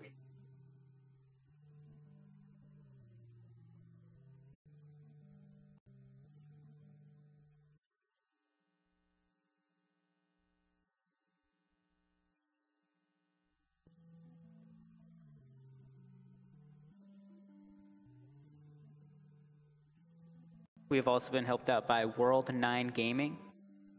Since 2005, World 9 Gaming has been the premier computer and console gaming provider for events across the Midwest. With dedicated staff, tournament expertise, and an expansive collection of games and consoles, they guarantee the best gaming experience at the lowest cost for all events, large and small. Check them out at world9gaming.com.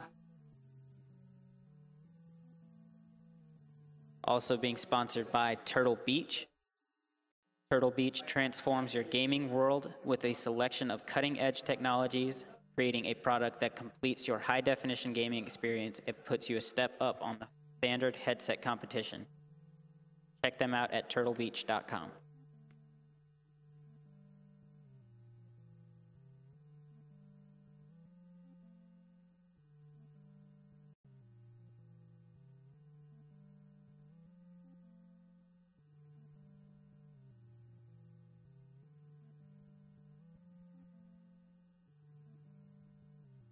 We have a $20 donation from Decon082.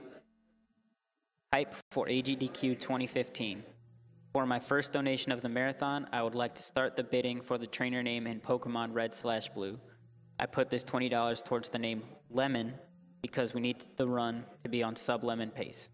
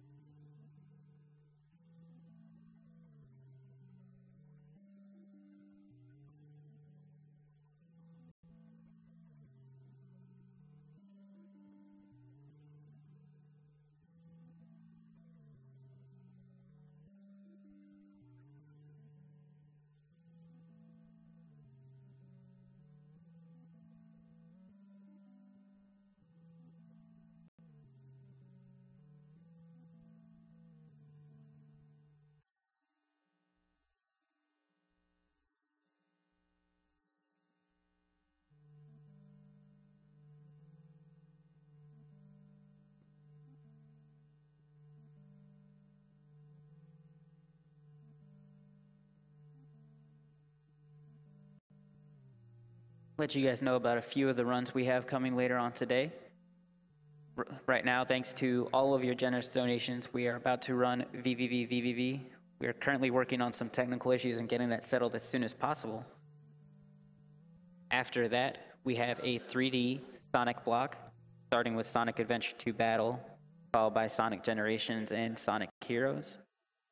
Then we have an F-Zero block. We've got 4 F-Zero games being played. Then after that, we have a PC first-person shooter block with games like Quake 2, Duke Nukem 3D, and blood.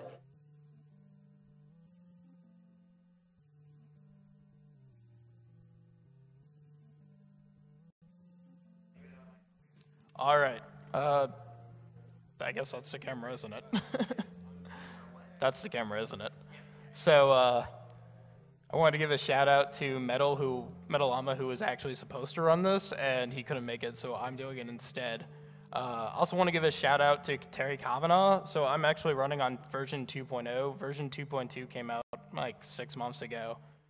You'll see the reason for that.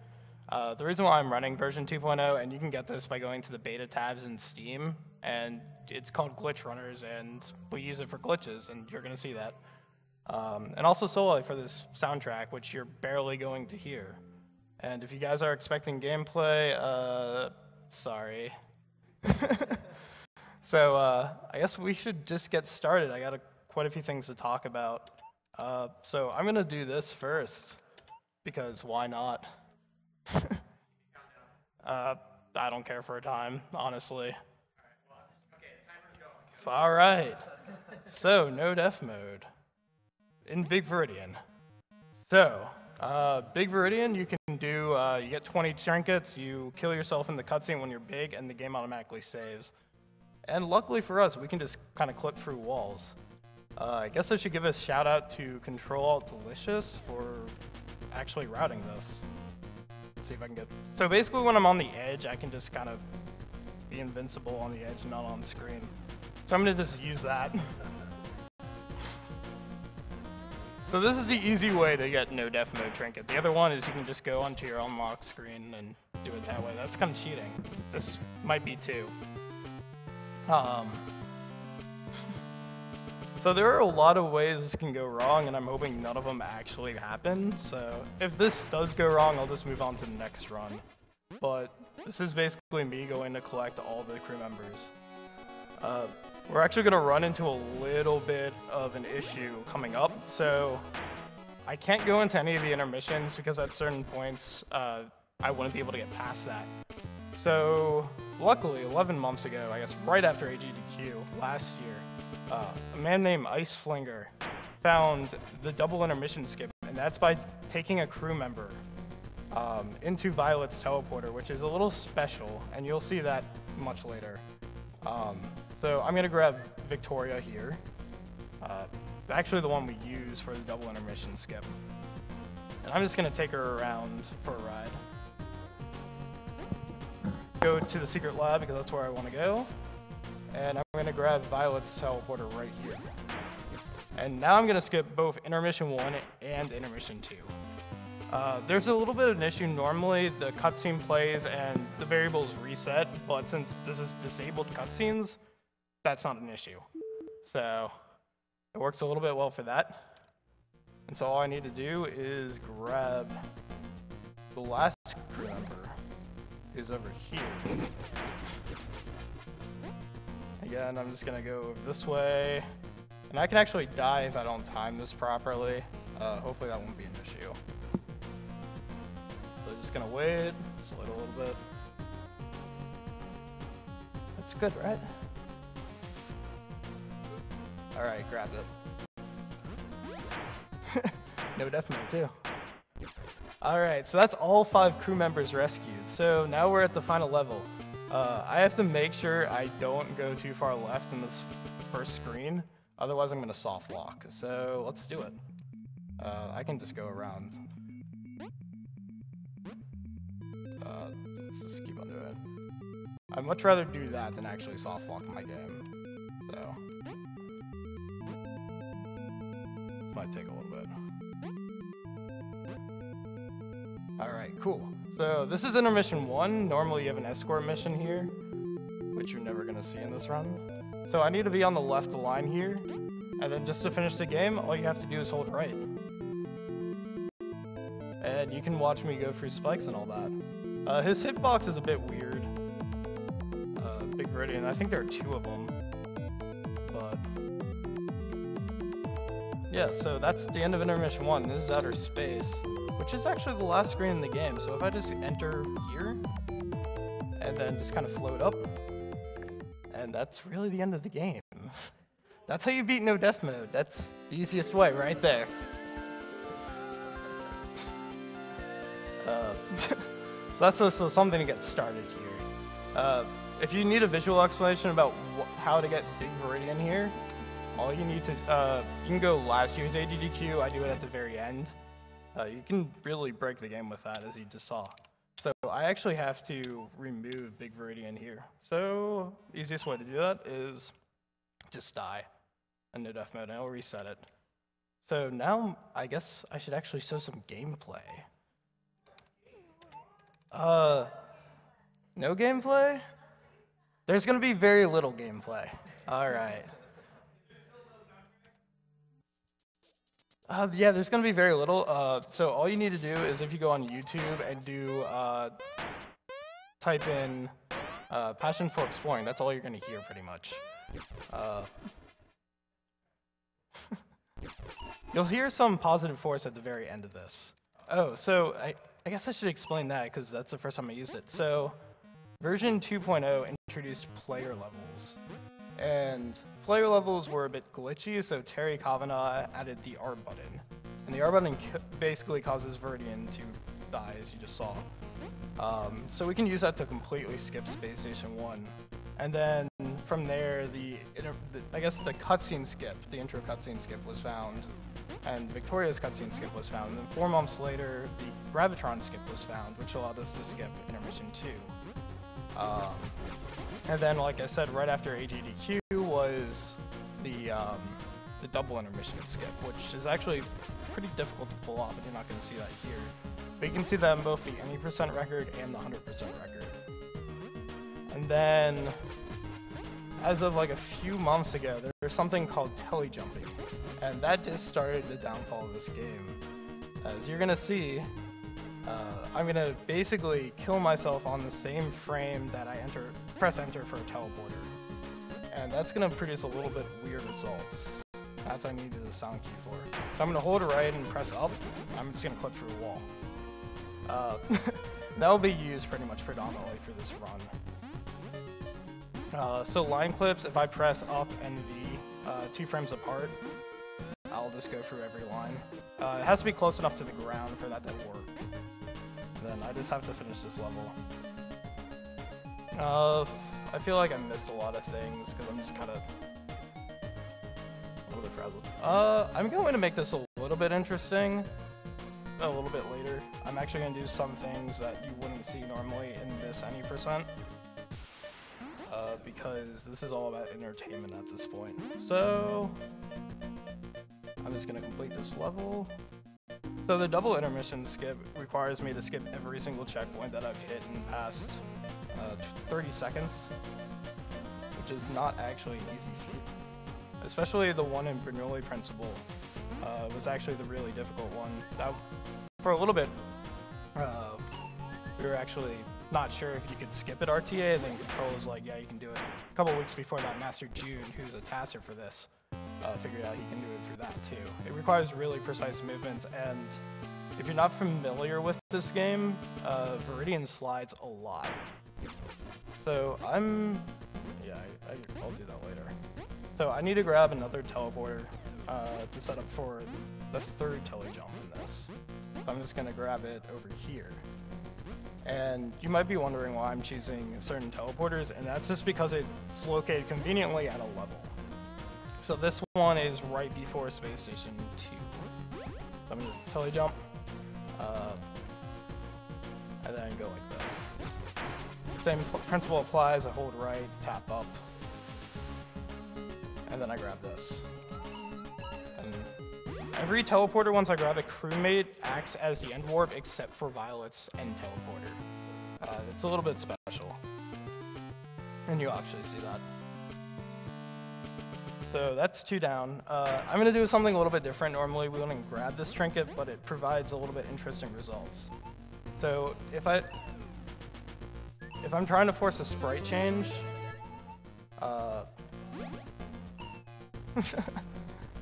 then the sprite index gets a little confused. So as you can see, I'm currently upside down, and I'm also a terminal. So Okay, I'm doing this, and I'm sure people would be hyped for a Wenny Witty Wiki. That's classical Latin pronunciation. So I'm just gonna do it. I figured give you guys, you waited for a while.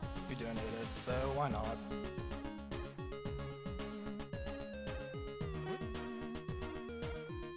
Okay. It's not terribly difficult once you do it once or twice. But yeah, didn't need to grab that trinket. So also the spikes in this next room don't actually exist, or the two corner ones, except when I do that. But you get the gist of it. The two ones at the end are fake, just because they have the background behind it. And then, so the real downfall of this game is something called text storage. And this was actually found back in 2011, 2012. And what it requires me is to activate a text and then exit the game. And then the game will get really confused. It will think that you have the text on when you really shouldn't. And for every event in the game, there's a corresponding game state. And so you can change that around to pretty much break the game, and you're gonna see that real fast. So I quick save there so I can get text storage really quickly.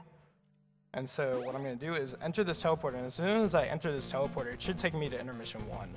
But I'm gonna time pressing up, which is gonna increment the game state to skip the intermission. You're gonna see that right now. So I'm gonna wait for him to disappear, and then I'm just gonna start pressing up. Mashing doesn't actually work in this game. You gotta actually somewhat time it. So again, I should be going to intermission, but instead it's just gonna take me here. And as you saw, the wrong color actually came out of that teleporter. Another thing that was found, or I guess a lot of people knew, but I guess I didn't for a long time, was you don't actually have to activate the teleporter to get to it, so that's really convenient. That was the Gravitron skip, and I don't think I got that. Come on. So the Gravitron skip, if I don't do it like that, then it's going to cause the cutscene to play, and that would reset all my variables. So I'm gonna do one last text storage, and so when I enter that teleporter with Vermilion, that's the last crew member, and it's gonna take me to a cutscene that's game state. I think it's either 4070 or 8070. I think it's 80. And so, but right after that is the end credits. So what I'm gonna do is I'm gonna run this. I'm gonna let all the text boxes appear. And then at a certain time, when Vermilion exits the teleporter, I'm gonna press up once to increment the game state by 1. And as you can see, Viridian's there. And without going to the final level, we beat the game. So again, no intermissions. It gets even crazier. So so this is all found by Skepio, except all the game state stuff was found like 3 years ago, back when people were playing around with player levels. You can find those on Terry's forums, Distractionware. And so the one last thing that I have to show you, it's sort of going to be like the task, but the task is too inconsistent for me to do it here.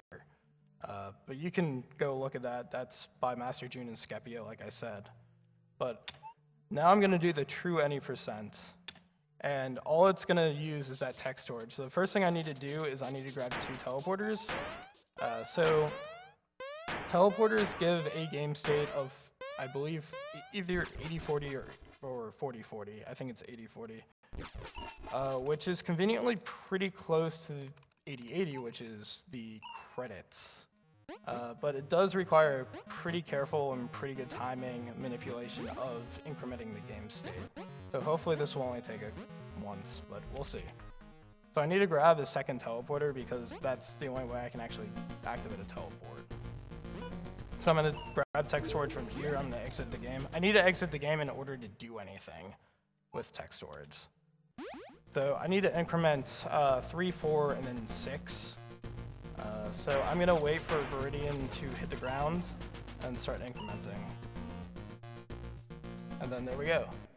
So he's kind of flying off the wall, and that's the credits, in case you couldn't tell.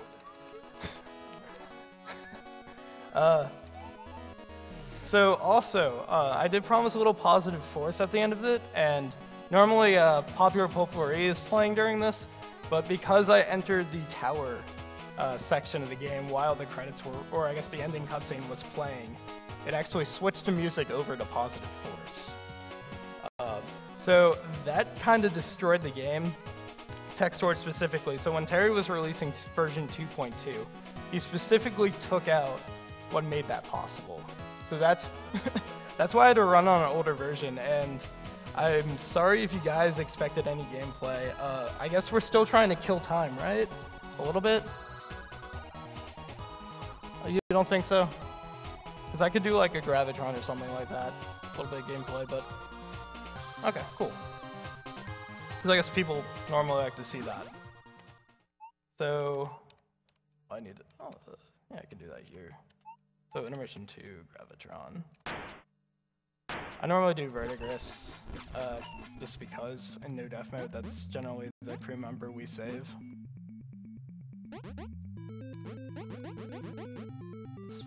So Gravitron, there's no RNG for the most part. There's a few sections that have RNG. This to 48 seconds and 30 to 20 have, or 40 to 20 have RNG. I haven't done this in a while, so hopefully this goes well. Wow, apparently not. Okay, cool. Get the death over with. Yeah, it only gives, so there's a checkpoint every 5 seconds. And then after every death, after the 5th death, the Gravitron actually gets slower, and I was put in a bad place. That was my fault, though. So this game, in terms of running it, those any percents that I showed you aren't actually run. There are categories without text storage, and no telejumping is also a thing, because telejumps also ruin the game. And it's not fun. So why would you run it? I'm not doing well. I probably should have done this like at least once in like the past year, but whatever. It gets, once you do it like a million times, it's not bad. Honestly, I found this harder than the Boshy Gravitron. I thought that was kind of a piece of cake compared to this, but you guys aren't even gonna see that. It's all good. But dude, I guess I should have given more shoutouts. So Ice, Scipio, Metalama, Control Alt Delicious, Terry Kavanagh, obviously, Solai. They're all great people, and they all actually made this possible, because with the whole text storage thing, I definitely wasn't helpful with that. That was more Scipio's endeavor to completely break the game. But as you can see, it's interesting to show off, but it's not interesting to run. So, but it's cool to bring to a marathon. So hopefully you guys enjoyed it. That's it for me. You're gonna have Talon run both stories. He's not right behind you. Somewhere. Yeah. So enjoy that, and hope you guys enjoy the rest of the marathon.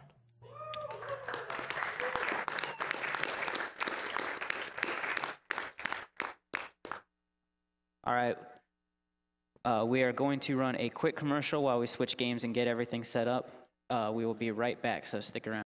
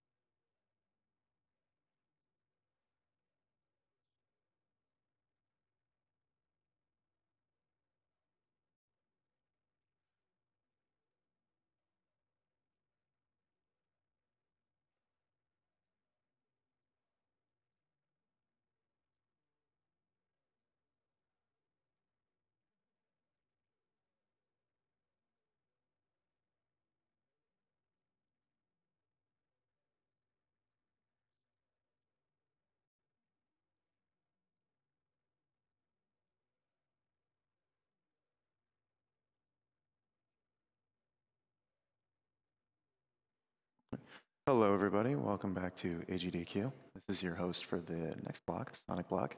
I am Magutu, and I will be hosting you for the next couple games. First, a couple donations while we're setting up. $20 from Hermes. Great cause. I agree. And we also have $10 from Asmail. Me again. Sorry for making you read that tongue twister. So here's an additional $10 and some more coming up later. Battle on. You got it. Just in case you weren't aware, all of this money is going to the Prevent Cancer Foundation. The Prevent Cancer Foundation is the only nonprofit in the United States that solely focuses on cancer prevention and early detection. Each year, more than 1.6 million Americans alone are diagnosed with disease, and more than 500,000 die from the disease. However, research shows that up to 60% of cancer cases and more than 50% of deaths are preventable with what we know now.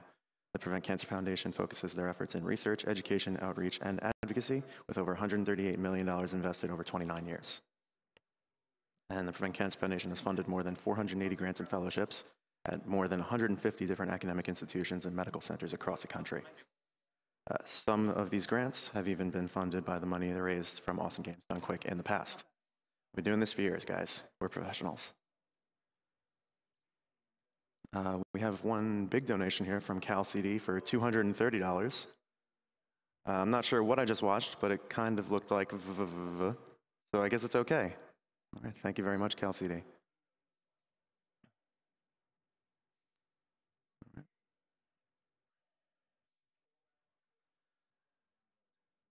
And just mention some of our sponsors here.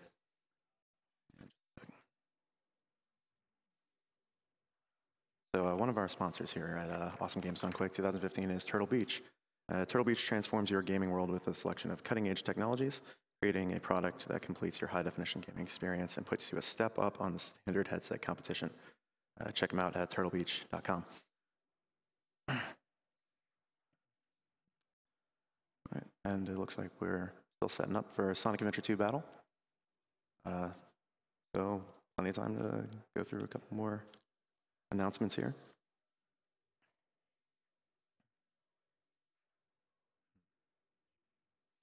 We are also, as you may see on the stream, we have a donation total. You can add to our total by going to Humble Bundle. And if you check out the Awesome Games Done Quick bundle on humblebundle.com, pay what you want for up to 9 games, a Twitch Turbo subscription, subscription to XSplit Premium, and exclusive merchandise, all while supporting Prevent Cancer Foundation. It's humblebundle.com.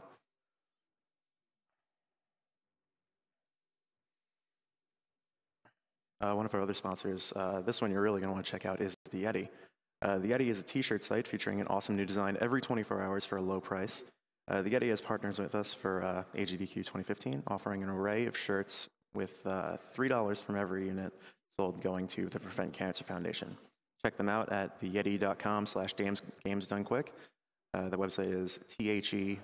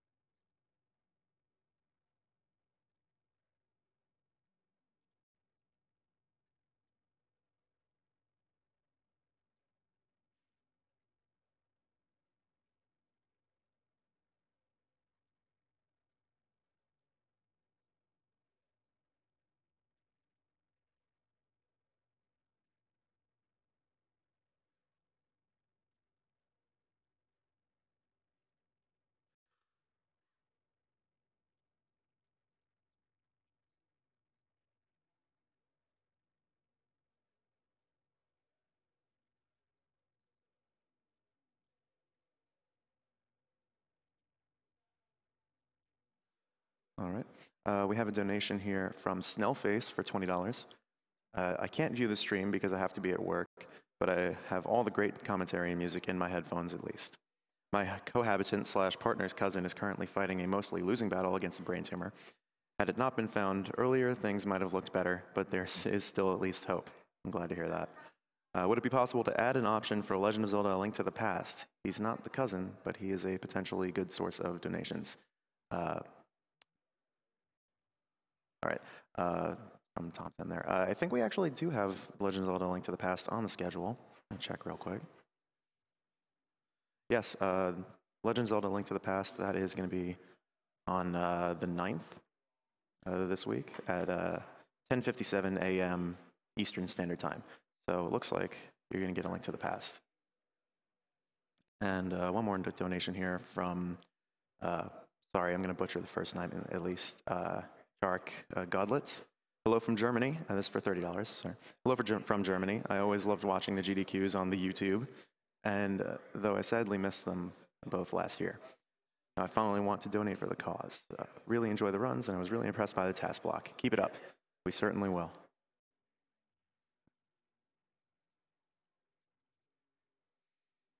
All right. We're also sponsored by World9 Gaming. Since 2005, World9 Gaming has been the premier computer and console gaming provider for events across the Midwest. With dedicated staff, tournament expertise, and an expansive collection of games and consoles, they guarantee the best gaming experience at the lowest cost for all events, large and small. Check them out at world9gaming.com.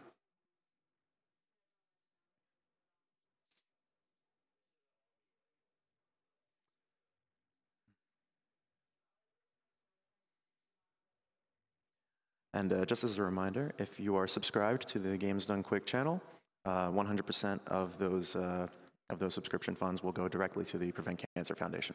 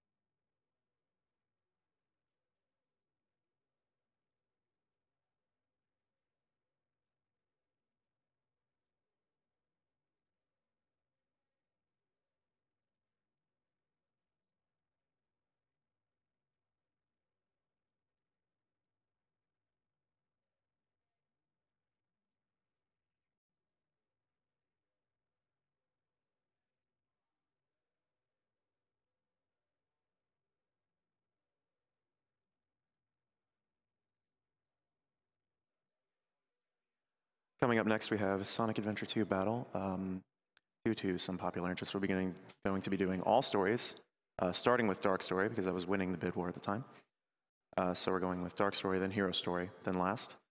Coming up after Sonic Adventure 2 Battle, the next donation incentive you can go for is Sonic Heroes. You can go ahead and choose which team you want to see played. We have right now Team Rose is in the lead with $855.92, followed by Team Sonic, $732.93. Trailing very far behind is Team Chaotix with $206.25. And in last place, Team Dark, $165. So if you want to see Team Chaotix or Team Dark run for Sonic Heroes, get those donations in and get them in there quickly as you can. Coming up after that is the F-Zero block, during which for F-Zero X, there are 2 donation incentives, one to break the camera, another for Death Race. So you can check out on Games Done Quick donation tracker for more information on all of the donation incentives for the rest of the marathon. Just one of the big ones, an update on Save or Kill the Animals for Super Metroid. Right now, Save the Animals is in a significant lead with $6,651.21.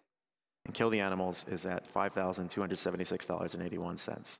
Now, it is only the second day, so we have plenty of time to catch up there for those that want to kill the animals. So make sure that you catch up.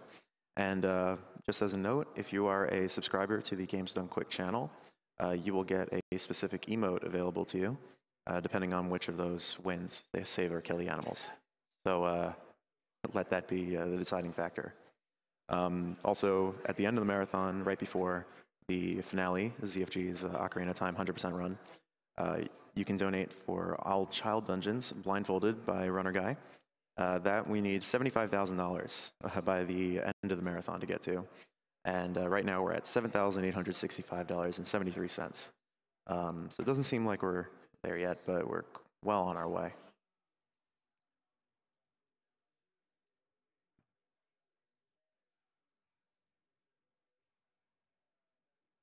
We have just two donation comments that I'll go through right now. We have $15 from Derula, $5 towards I have no idea what I'm doing as Morrowind character name. You sure you didn't write that about me? All right, thank you, Derula. Then we have $25 from RoboSparkle. Good luck, Talon. Wish I could have gone to AGDQ and met you in person, but I've got you in one monitor and my work in the other, so gotta go fast. All right, thank you very much, RoboSparkle.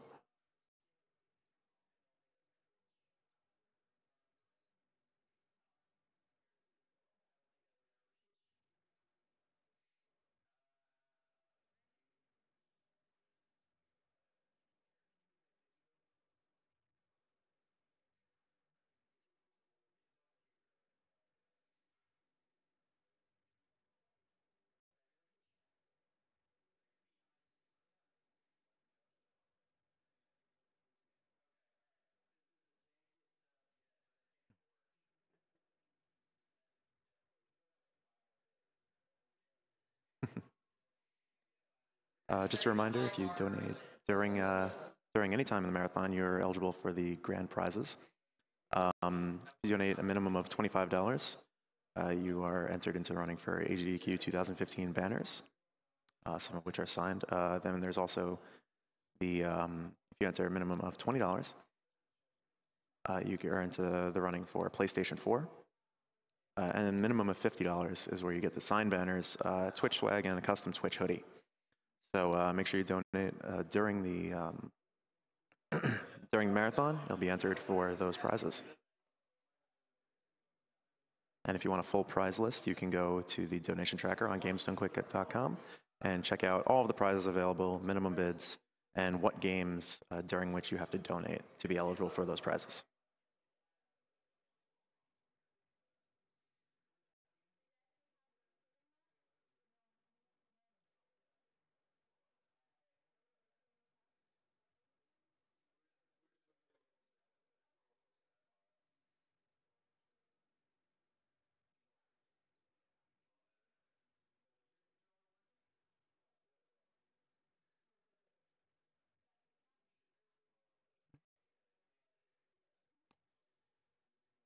Coming up very soon, we have Sonic Adventure 2 Battle.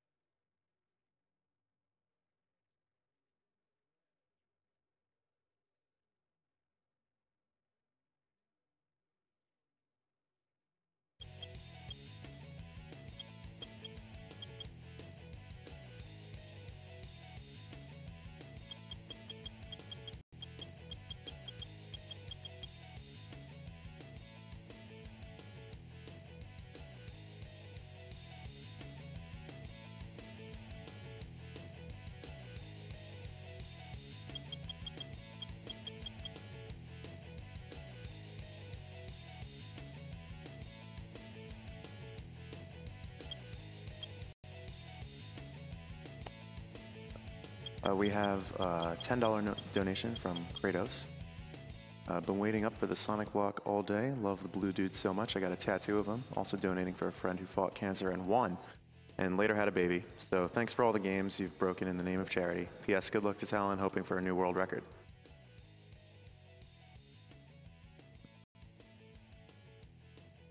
We have $10 from Eridom. Save the animals. They have to live to conquer the world. Insert evil laugh here.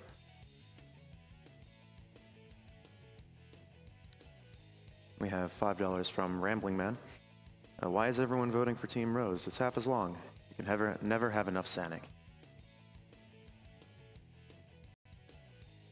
And $10 from Mr. J1984, or 1984.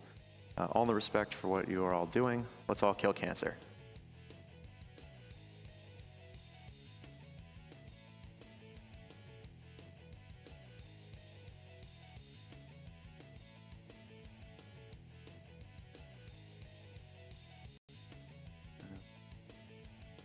Meeting? Oh, Okay. one meeting? Okay. Okay. I have a problem. My controller stopped working.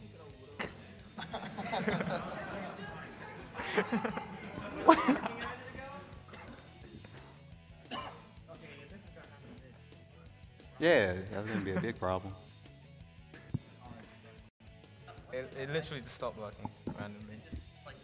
Yep, Yeah, I was random. just playing with the menu and it just stopped like going down.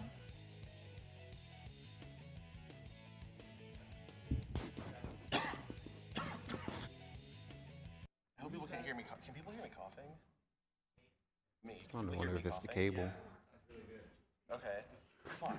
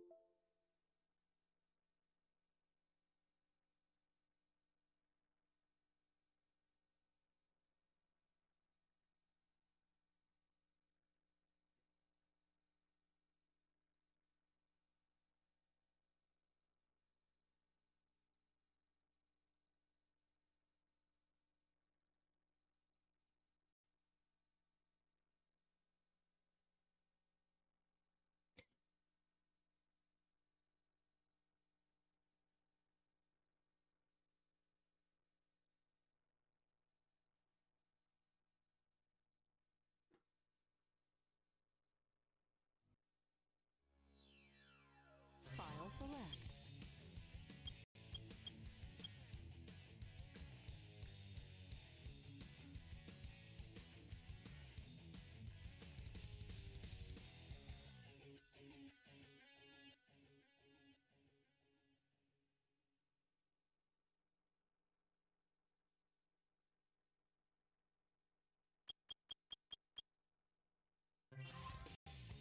Story select.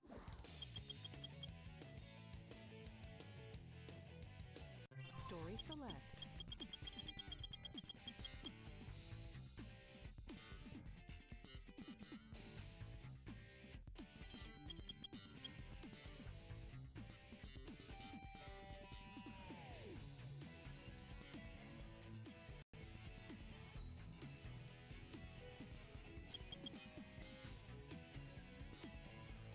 Okay, on go. Yeah. All right. 3, 2, 1, go. Okay. We got it to work. Yeah. It's a blue hedgehog time. For a while. So this is Sonic Adventure 2, all stories. We're going to be starting off with Dark Story since that got the most donations. So Sonic Adventure 2 has 3 different playstyles, so different from other Sonic games, or other Sonic games up till this point in terms of timeline. So we have the action stages, which are the most familiar to people, with Shadow and Sonic. And then we have the hunting stages with Tails and with Knuckles and Rouge. And we have the mech stages with Eggman and Tails. Now the mech stages are sort of like third-person shooter, but obviously I'm going to be trying to go fast, so I'm not going to be worrying about shooting enemies and whatever. Unfortunately, Iron Gate is kind of a boring level since there's a few different sections like this that I have to wait for, like the elevators to go down and whatnot. Movement with the mech is pretty much just keep your momentum up, so don't turn too sharply because that cuts all your momentum off. If there's really tight corners, I'm going to be jumping around them like this, for example.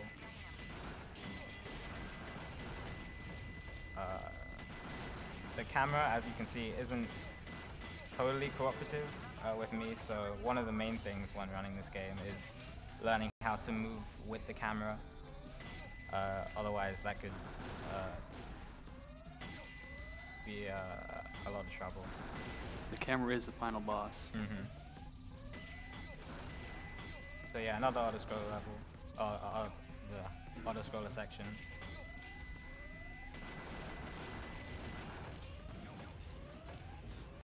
So because the way the scoring system works in Sonic Adventure 2, there's a time bonus and then there's a score bonus, or then there's a score that you get, which is in the top left of the screen right now. So since the score is reliant on you collecting rings, shooting enemies and whatever, I'm not always going to be getting the best rank, which is an A rank, even though I'm going for like the best time. So in this case, I think this is going to be a B rank. That was a pretty good level, 204.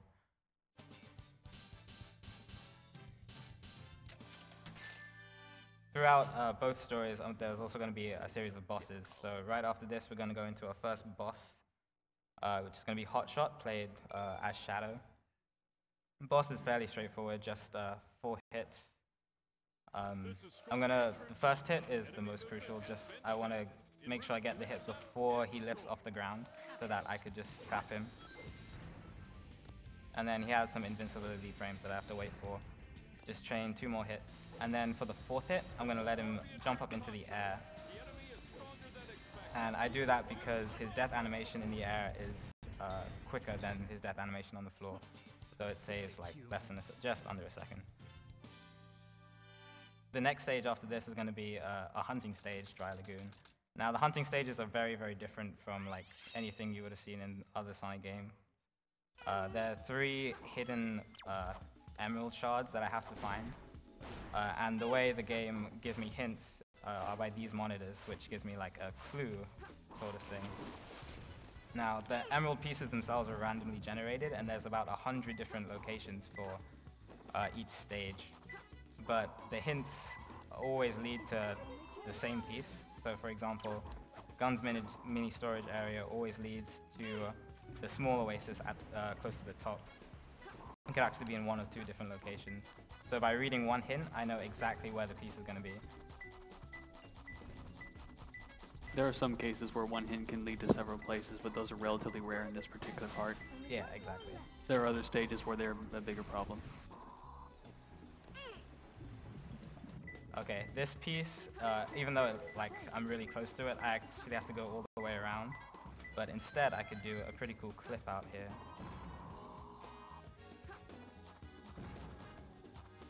Okay, nice. Okay, so now I'm completely out of bounds. This just cuts off a whole bunch of time, because now I don't have to... Usually I have to go through like a long underwater section, which just takes a lot of time, so it's a lot easier to just... Ooh, give me that. A lot easier to just clip out of bounds and get the piece that way. Those of you that haven't played the game before, that piece takes an eternity to get. Yes. That clip is huge. Mm-hmm. How is that? Perfect? Like me? Okay, so the stage after this, Sand Ocean, is actually probably the hardest stage in the whole run to get consistent, because there's some really tight jumps. Although they might not look very impressive, they require a lot of precise timing. The first one is probably the hardest one out of the lot. You're also going to see me do something kind of strange. I'm going to actually restart the stage as soon as this cutscene's finished playing, and that's going to reset the platform cycles. And it's going to give me a better setup. Oh, that was bad. Yeah, so this jump itself is really precise. I have to jump right on the edge, otherwise I'm not going to make it. Okay. If he jumps too late, it looks like he forgets to jump. So. Yeah, and it looks really silly, just like that. That jump is extremely difficult. A lot of these jumps are very, very difficult. So yeah, the platform cycles are universal cycles that I have no control over. So I have to either wait for the platform cycles to be in a good position, or I have to try and go fast and make an earlier platform cycle. So in this case, I don't think I'm going to make this one. So I'm going to have to wait here for the cycle.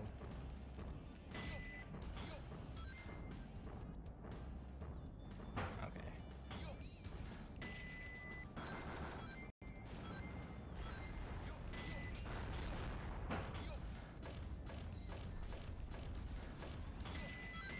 Okay. So yeah, a couple hard jumps coming up. Okay.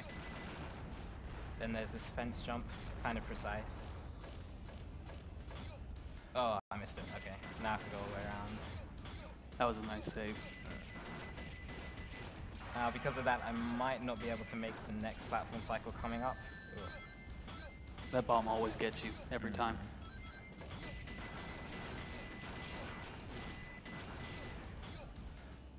Okay, no, it's still fine.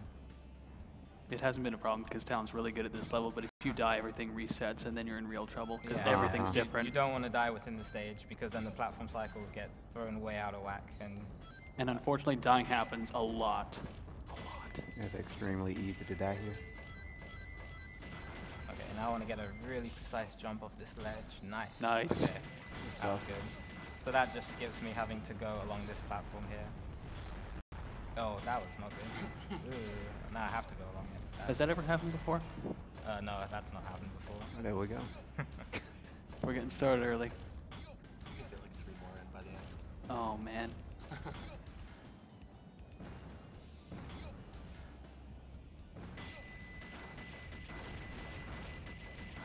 Okay, well I'm glad I got the hardest stage out of the way. That's a reasonable stand ocean. There were no major disasters. We're good. So the next stage is our first action stage, Radical Highway. The movement is pretty similar to like most 3D Sonic. So spin dashing is the fastest kind of movement. I'm going to be chaining my spin dashes by canceling them and then doing like repeating the spin dash. Because as soon as you release a spin dash, you start decelerating immediately. So you want to cancel it and then chain another one straight away.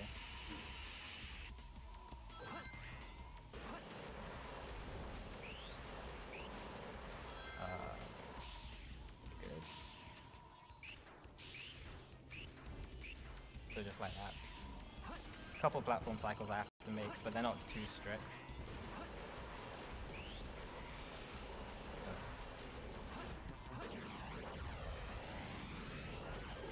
Okay, this jump is kind of tricky. I have to jump off the side of this loop around this building. Okay, good. And then up to here. Talon's good to conceal it, but the gravity on that jump is extremely strange. It will try to kill you. Now, I can actually hit this spring without having to destroy the metal box, which is kind of cool. It skips me having to go around and hit the pulley. Okay. This jump is kind of tricky as well. Okay, hit the spring. Now landing on this rail is the hardest part, because although the rail looks big, the hitbox is actually really, really small, and it's very, very easy to miss. And if you miss it, a lot of things can go wrong. Luckily, I hit it that time.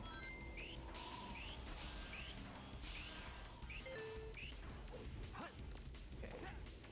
Oh yeah, another thing you're gonna see me do, you're gonna see me run under objects that I normally have to somersault under. And that's a trick called storage. And how it works is you store your somersault hitbox without actually having to do the somersault animation. And that's, the game does that because somersault and spin dash are on the same button. So in order to differentiate between a somersault and a spin dash, you either press or hold. And during the time that you press to hold the button and the spin dash actually occurring, there's a little bit of lag time, and during that lag time you have your somersault hitbox, but you're still moving at fast speeds. So you could just run straight under objects. You could also destroy enemies. So it has a variety of uses.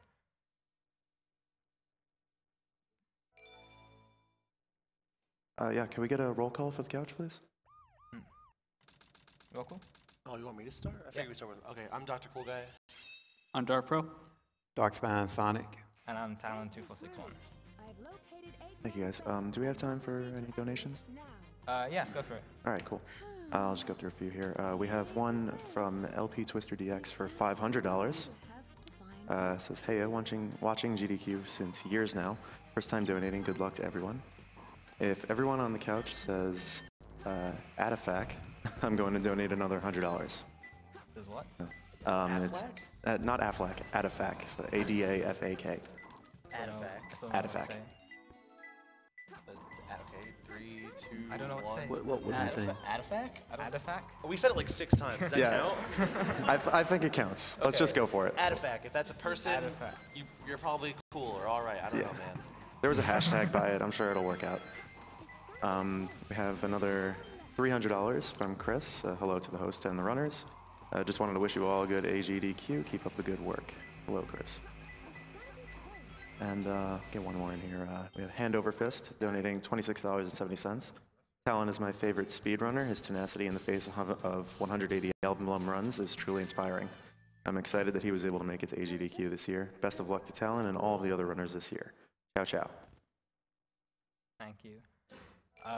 So because the emerald pieces in the hunting stages are randomly generated, you could have good RNG or bad RNG.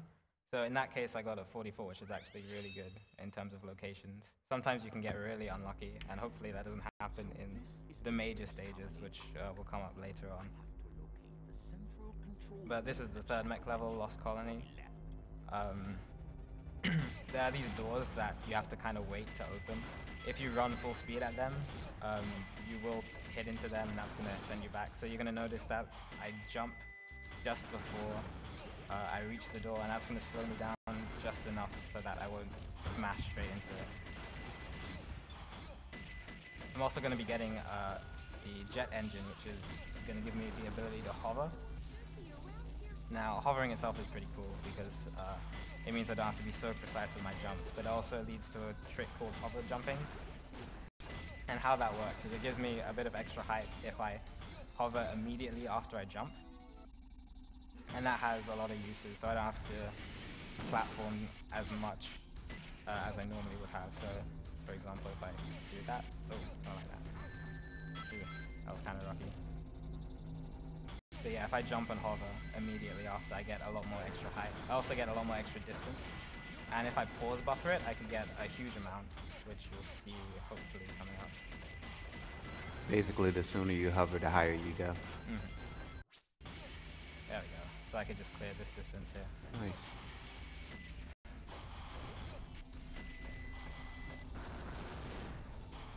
Okay. So unfortunately, I have another auto-scroll section that I can't really do. So there's time for donations if there are any. Okay, there are a couple. We have $10 from Critical Sid. Just wanted to wish my buddy Talon good luck on both of his runs. You got this, man. Oh, and don't forget the flame ring. Money goes to Team Rose in Sonic Heroes. Sorry, SJ, but go big or go home. Thank you, Sid. And we have another $50 from Claire.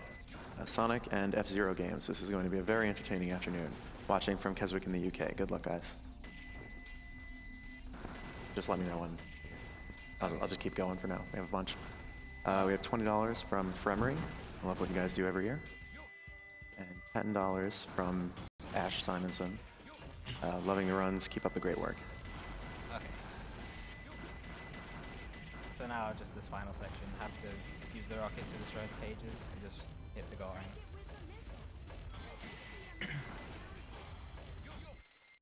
Okay. That wasn't too bad. Next stage is another mech stage. It's going to be Weapons Bed. Now, Weapons Bed also has an upgrade that allows me to destroy metal boxes, but I don't need it at all in the run, and it's actually faster to do a pause buffer hover jump onto a certain platform just to skip it, if I get it first try. But it's kind of precise, so I have messed this up before. Hopefully it doesn't happen this time.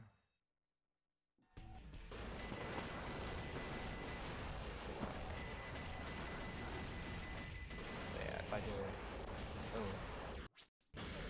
Okay, that wasn't so bad. There we go. That's a cannon strat. So that just skips me having to get the upgrade, and so I can just continue along. Oddly enough, we don't need it for the rest of the run. It's not useful to us. Yep, don't need it at all. There are some metal boxes here, but I can just jump around them. And this is not the first case of it in Dark Story. Upgrades that don't give us much of an upgrade.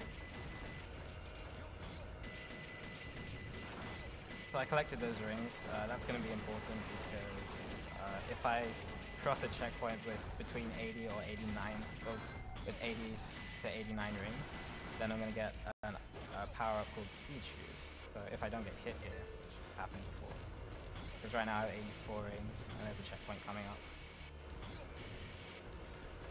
Yeah, that was good. It'll give me Speed Shoes. You might not see the difference in speed. Maybe you do. Not sure.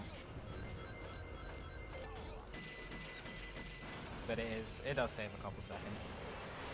If you're trying to control Eggman, you can feel the difference.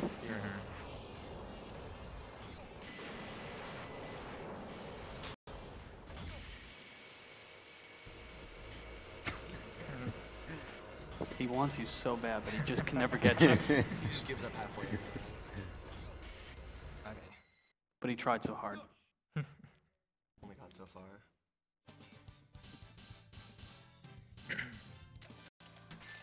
Okay, so second boss fight coming up, Tails 1. Requires 4 shots to defeat. Unfortunately, he swerves to the right at the beginning, and if you didn't notice before, Eggman's cannon is on the right of his machine, which makes it really hard to aim directly towards Tails when he's moving. So the first hit is the hardest one. Ooh, that was bad. Okay. The other hits are very, very simple. And if you notice, every time he shoots Tails, he jumps into the air. That's because if you're in the air, the AI won't move. Yeah, exactly.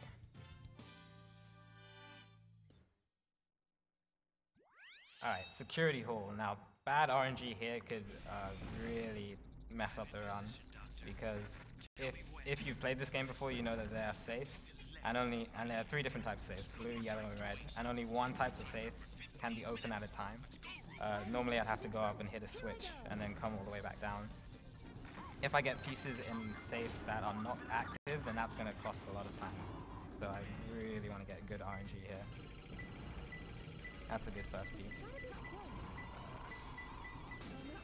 This is one of those hints that can be in multiple places, so we're forced to guess or perhaps get more hints. Like this one can be in red or blue. This level's not set up well for us to check things like this. It looks like it's blue, but I want to make sure. Okay, good. So that was lucky. I got blue safes already active. Oh, that was a mistake. I have to go get another hint. That's unlucky. So now I have another piece in a safe. That's definitely red, yeah. So getting a piece in 2 different types of safes is really bad because it guarantees that I have to go up and hit a switch. Luckily, I didn't have to go up and hit it twice. Oh, hit it. Believe it or not, those switches are not the easiest things to hit. What was it? Yeah. Alright, it's not the best RNG, but... 113 is a pretty good time Yeah, given yeah. that RNG. It could have been worse. Alright, next boss, Flying Dog. Requires 5 hits. The first hit is the most important one. I have to do a spiral uppercut, which for those of you who don't know is just rotating the control stick around and pressing the action button. Sort of flings me upwards. So I want to get the first hit on him immediately as soon as the boss starts, because he's going to fly directly towards me.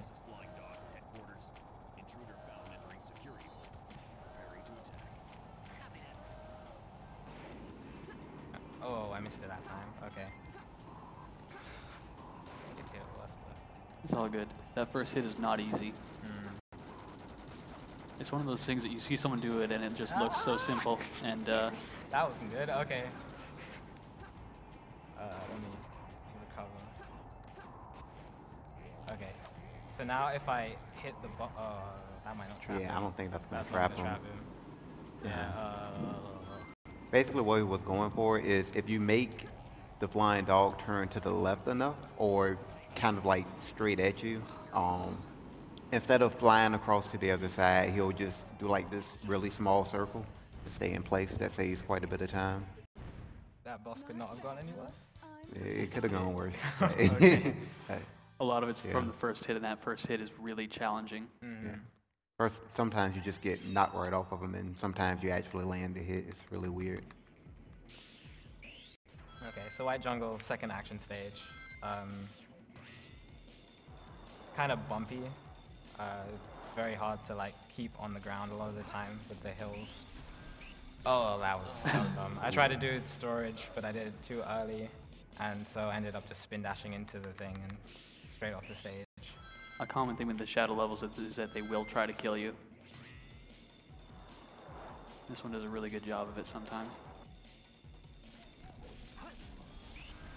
Alright, that time it went better. That's a good display of the storage where you can just go under things like that while running. It has a lot of other applications too. A lot of them are not very visible.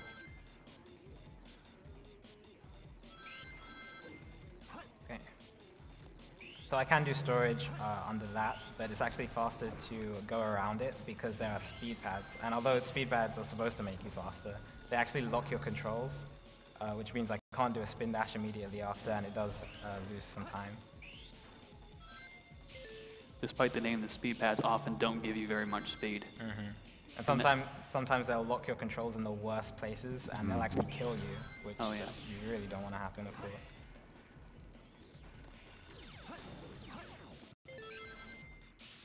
Okay, so if I use storage here, then hopefully I should be able to skip the spring. Sometimes it doesn't work. That time it did. Okay. Ooh. This is exactly the same trick he used to go underneath those obstacles, and he can do it during springs, and it gets really interesting results. So there, I did a spin dash jump and hit a spring that normally I'd have to light dash towards. In fact, I just skipped the upgrade entirely because I don't need it at all for Shadow, the light dash upgrade. For Sonic, I do, and you'll see that when I do Hero Story. But for Shadow, it's not needed at all. Here we go. We have time for a couple donations? Can we do it after the boss? Absolutely, yeah. Yeah. I almost forgot about It's that. everyone's favorite cutscene. Yeah, this is everyone's favorite cutscene. So yeah, the voice acting in this is pretty spot on, as you're about to see.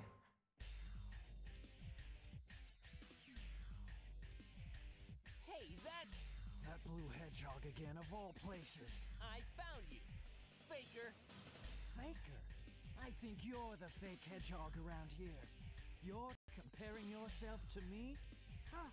You're not even good enough to be my... Definitely hear like 3 or 4 people behind me like mumbling that to themselves because they know every word already. So in this fight, you're going to actually see another application for storage. If you notice what he's doing, he's using the storage in order to damage Sonic, and then he jumps so that he doesn't have to do a somersault or a spin dash after it. Basically repeat that 2 more times after the first one. Yeah. And I don't want to, even though I could somersault into Sonic, his AI can be programmed to just avoid it entirely, so, but it's not programmed to avoid storage, so it's a very easy way to defeat the boss. One more thing I just want to explain during this stage. So this is the driving stage, as you can see. I'm going to be sort of snaking from side to side, and what that's going to do is going to lock my speed when I'm on flat ground, so I can keep my speed from boosts and from downhill sections. And it also allows me to do this. Yeah, so the controls don't actually change at all, and it doesn't make you go faster or slower, it just looks cool. And you'll also notice throughout the stage that I'm not going to be boosting immediately once I get a boost. In that case I do, but I don't need to use this boost immediately because I just used that one. It's better to save them for when you go uphill or when you collide into a wall or hit a car by accident. Okay, you can go for donations now. Great, thanks. So we have one from Ochan for $20. Hello from France, and thank you for being here each year and for a great cause. Put this for Mr. MV as a descendant name in Rogue Legacy. May the force be with you all. And we have another one from LP Twister DX for $100. It's me once again. Since you all said Adafac, here are $100 more. Thanks. It was awesome how the chat spammed Adafac as well. All right. We have $10 from Mr. Jerky Jerky Hey guys, thanks for doing what you do for a great cause. Good luck on the runs, Talon, and remember, we all did it together. That's my best Tails impression, sorry. It was pretty good. I'm surprised you did it like that. Thank you, appreciate it.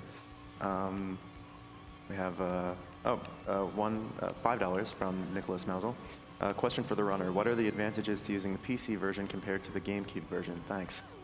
After setup, I think all of the advantages are in the GameCube version. Yeah, so the PC version has faster loading times, and for this game we track by real time. So it ends up being faster by almost 5 minutes for one of the stories. So for like all stories, it'll be probably like 10, 11 minutes faster. In terms of the glitches, there's no difference at all.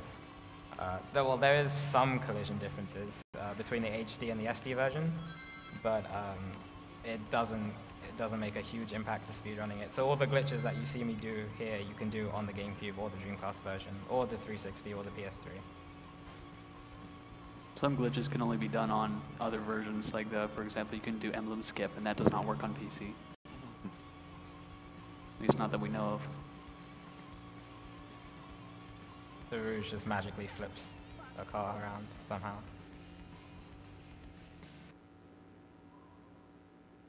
Okay. I'm actually surprised you kept that going the whole race. It's like as long as you keep your speed up, then it generally won't flip back over. Yeah, once you keep your speed up, don't spin out, all that stuff. All right, next stage is Skyrail. It's one of the shortest stages, the shortest action stage. So, if you follow the normal path, it's short, but there's actually a huge shortcut you can take, which I don't know if it was intentional or not, because you can't do this in the Dreamcast version because the platforms that I'm going to be using aren't there. But they're in the GameCube and they're in all the other versions, and you can just spin dash jump across them. Okay. So here I'm going to jump off this rail. Ooh, that was kind of a high jump. Onto this pumpkin, then onto this pumpkin, then onto the church, and that skips a huge portion of the level. Oh, I should have hit that checkpoint. Hopefully I don't die now. Okay. So it's important that I have a fast rail transition since I need to perform a trick, and if I don't perform an awesome there, then that wastes some time. Okay, that could have been better, but it's still pretty good. Pretty smooth. Next boss fight is Egg Golem.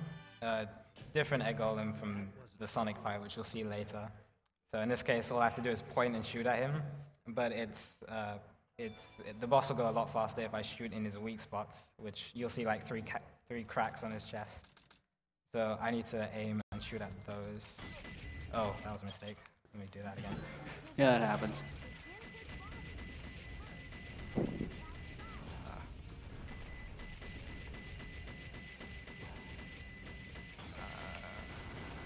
Okay, so I opened two of them. I need to open this one. Okay, that wasn't half bad.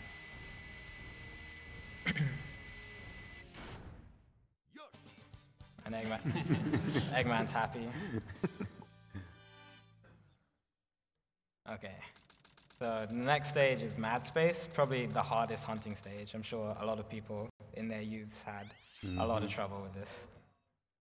So the first thing you're gonna notice is that the hints are backwards. So like this one says it's hot inside. All first hints are gonna be backwards, and I only get first hints, so you don't have to worry about the others. This one is on the blue planet inside one of the craters. I also get the metal box upgrade. It's necessary in order to complete this stage.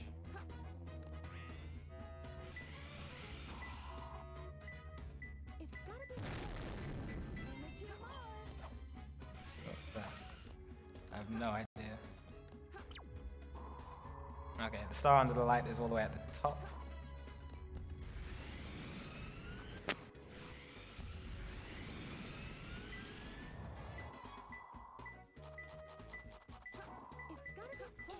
Okay. Alright, although it says 3-color container, this piece is actually on this planet. Yeah, I don't know. Even though the hints in Mad Space are supposed to be messed up, this one is, it just points you in like the completely wrong direction. The hints And are this totally piece is random. really annoying to get, as you can see, because the gravity keeps constantly shifting. Like I'm only holding one direction, and it's Yeah, like, there's like just a certain point Yeah. where the game gets confused in terms of what's up, down, left, and right. Yeah. So So kind I- of just throws you everywhere. I really hate this piece. When he says hardest hunting stage in the game, it's not because the hints are particularly hard. It's because maneuvering this gravity is the most impossible thing. If you've never played the game, try this on your own. See what happens. Oh, jeez. Okay. That's not even a bad time. All right, next boss fight is really straightforward. Hopefully it goes well. So Knuckles requires 4 hits. When you're in the air and you repeatedly drill claw, his AI actually does nothing at all. So as long as I get the first hit, then everything should just be fine. If I miss the first hit, then things might start to go wrong. So hopefully that doesn't happen. Yeah, after like 18 seconds or so, the floor is gonna open up, and that's when the battle gets more hectic. My controller stopped. And My that's controller stopped working. lovely.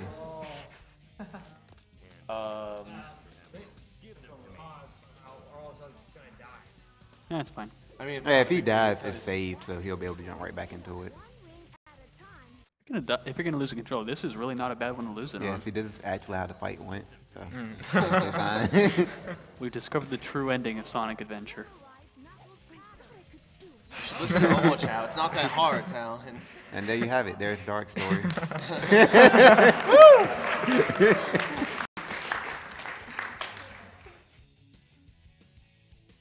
That was interesting. Yeah, that was interesting. I feel like it could have went out of the worst part. It's a Monday.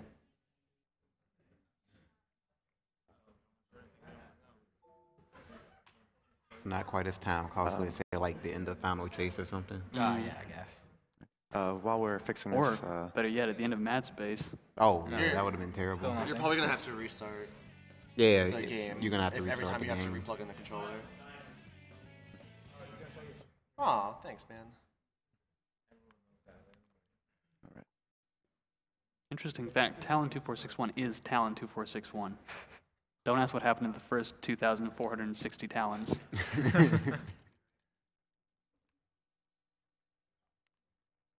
okay, if we have a little bit of time Seems here death by one while we're Indiana resetting. woman. Nobody knows. No, still nothing. I'm just going to get in a quick plug for the Prevent Cancer Foundation. So Prevent Cancer Foundation is the only nonprofit in the United States that solely focuses on cancer prevention and early detection. Each year, more than 1.6 million Americans alone are diagnosed with the disease. More than 500,000 die from the disease. However, research shows that up to 60% of cases and more than 50% of deaths are preventable with what we know now. The Prevent Cancer Foundation focuses their efforts in research, education, outreach, and advocacy, with over 138 million invested over 29 years. Oh, okay. Well, It's yeah, fine. that's perfectly fine. Doesn't matter. Don't worry about it.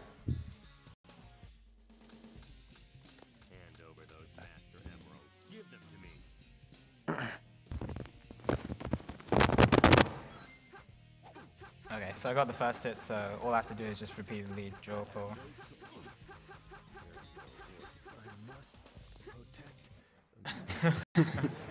Because he does it so fast, you don't really see it, but sometimes later on in the level, on the platforms on the side, you can actually just see Knuckles running straight into a corner of a wall for about 5 seconds. No idea why his AI does that. Yeah, the AI in this game isn't too smart a lot of the time. Alright, so Cosmic Wall, first thing you're going to notice is that I jump a lot higher, and when I hover, I actually hover upwards, so the gravity is reduced greatly here, which makes platforming on this level a lot harder. And so I have to be a lot more precise with my jumps.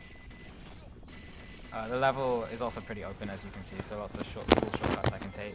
And then there's one major shortcut about a minute into the level, which hopefully I can get.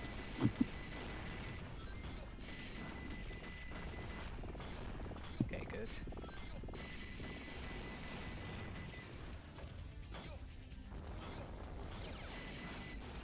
Okay. The camera here isn't exactly cooperative, as you can see. It's very hard to see where to go a lot of the time. but a lot of experience. You get to know where the platforms are. Alright, so coming up is the major skip. So basically, there's going to be like a doorway you're going to see. And the top right corner, although you won't be able to see it, there's actually a collision gap that's just big enough for Eggman to hover through. Oh, I missed it. Okay. So I was not supposed to jump on the monorail. I was supposed to hover above it and then skip this whole section. But that time I missed it. And I think my controls stopped working again. Well, this is the perfect time to test. Pretty good timing. You got some time. Yeah, Okay. we're good. See, Okay, this was all according to plan. Okay. Yeah. Well, RNG manipulation, we're good. Yeah. My points.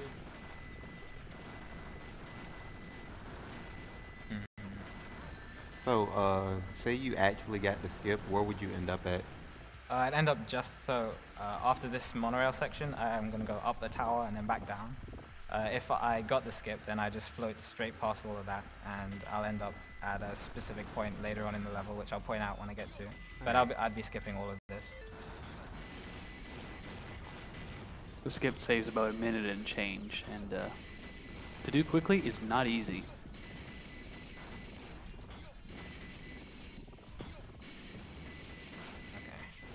So yeah, I'd be skipping all of this, but it's okay.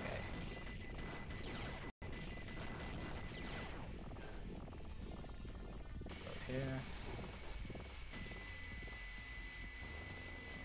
So yeah, if I got the skip, then I'd be just where I would have broken back into the stage just about here. I can actually float all the way to the end, but it's a bit slower. I would break back into the stage right about here.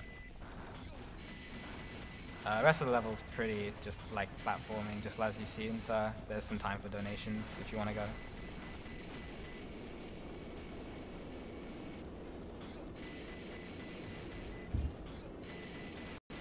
Oh, all right, great. Go through a donation here. We have $100 from, hopefully I get this right because we'll get more money if I get it. I'm going to say Zetanegi. Hello, donating from down the street because I have to do laundry. Good luck to all of the runners and good luck to Talon's controller. An additional 50 if I'm amused by how the host mispronounces a name. An additional 75 if he says it correctly. So hopefully I got that one right. We have $69.96 from... Sorry. Okay, oh, sorry. Okay, $69.96 from Tsunami Shadow. My younger brother left me in London to play Sonic at AGDQ. Money goes towards Team Dark. Do not let Team Rose win. Looking forward to the runs, especially the F-Zero GX run. Good luck to you, Talon, and everyone there. Now back to coding and playing Dota on Talon's computer. My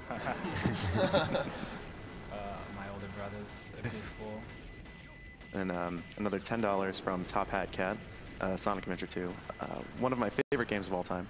So many memories, so much time spent playing. If everyone sings City Escape when we get to the level, I will donate another $100. So come on, let's raise the money so people can live and learn. Who's up for it? I was afraid of this. I don't think you know what you're getting yourself into. I think everyone's up for it. I was afraid this was going to happen. What do I sign up for?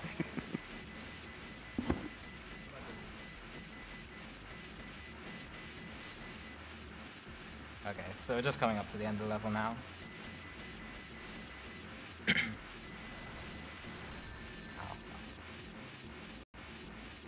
Okay. So that was the last Eggman level. Now we're going into Tails 2, so another boss fight.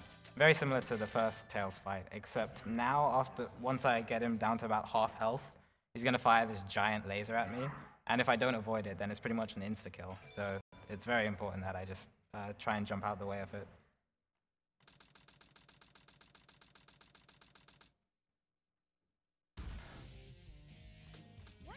Okay. I'll never forgive you for this.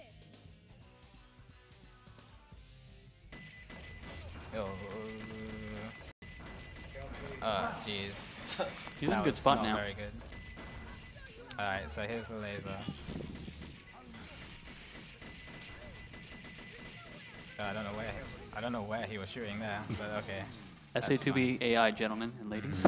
That wasn't the best boss fight, but at least I didn't die, so. Tails decided he really didn't like the window. He was just tired of the feng shui. That's it. Alright, Final Chase, pretty open level, very easy to die. There are these things called gravity tubes, which are very, very buggy. So they have their own little gravity, and it does not work very well. So sometimes they'll just randomly throw you off.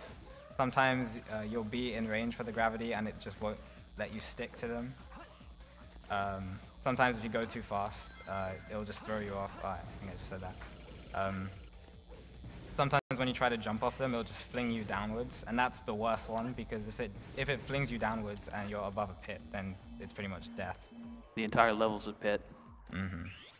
So I want to make sure that I'll try to play this safe, but it's very easy to die here. This is the main gravity tube section.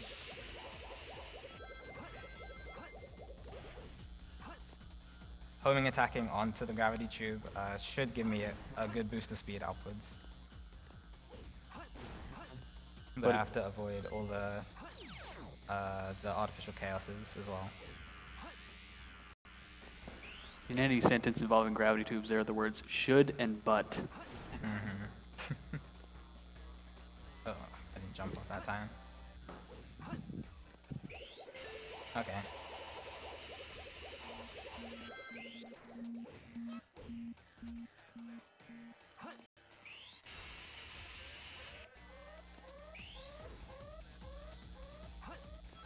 Oh, I missed that checkpoint. Okay. Now I just don't want to die. So yeah, just a couple spin dash jumps just to skip certain parts of the level. Left rail here is faster.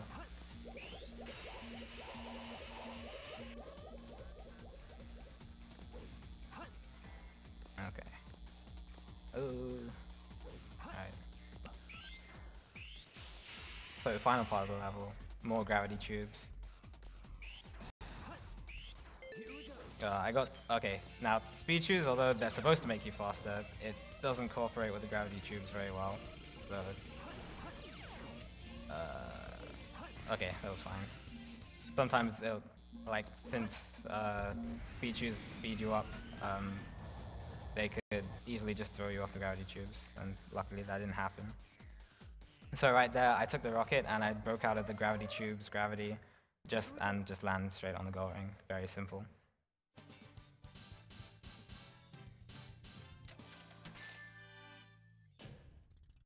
That was a really smooth final chase. For those who haven't played this level, those who have, you know what he had to work with. Mm-hmm. Alright, final boss for Dark. So Sonic 2 requires 5 hits. His AI though is very predictable, so if I homing attack in just the right pattern, I should be able to just chain the 5 hits very well and defeat him. Okay.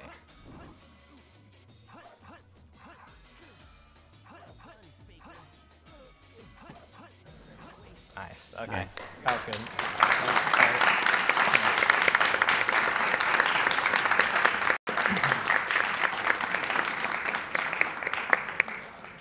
Okay, so that was Dark Story. There's going to be a series of credits. I can't skip the credits because at the end of the credit scene you get awarded an emblem, and I need both the hero story emblem and the Dark Story emblem in order to unlock the last story. So I have to sit through the credits. So this is the perfect time to read donations, if there are any. Mm-hmm. So, worst donation request for Dang it. Just the lyrics. Do you have Everyone. You're good. Are we doing that? Yeah. I mean, I know most. I know the majority. No, that's cool. They want everyone. I think between all of us, we can put a song together. I know most of them. Not all of them. Always like the first. What time did I get? I can never remember. 42? Ugh.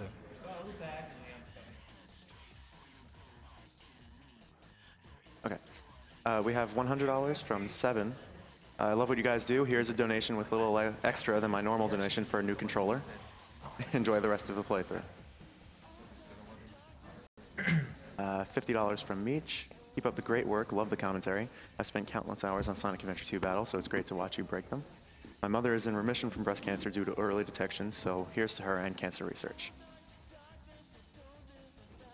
We have $20 from Lumindia. Sonic Adventure 2 is one of those games that has aged better than its predecessor and improves it in many ways. Although Sonic Adventure's music was better. Oof. We got a fight coming there. Keep up the good work and remember, speed is key. We have $5 from Duck the Duck Duck. Hey Talon, I hope your runs go well today. Thankfully your controller percent run went well already, so it's only gold splits and PBs from here.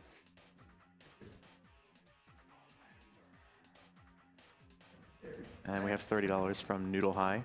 I'm at home, sick with the flu. Couldn't be a better time for it. Gonna spend a lot of time watching the runs. Good luck to everyone and thank you.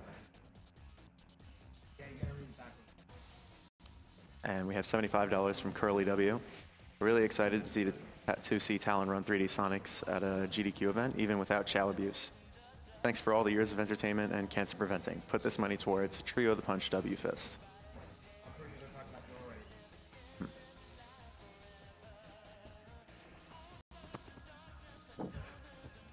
And just as a reminder for all of you watching on Twitch, if you are subscribed to the Games Done Quick channel, all of your subscription money will go directly to the Prevent Cancer Foundation.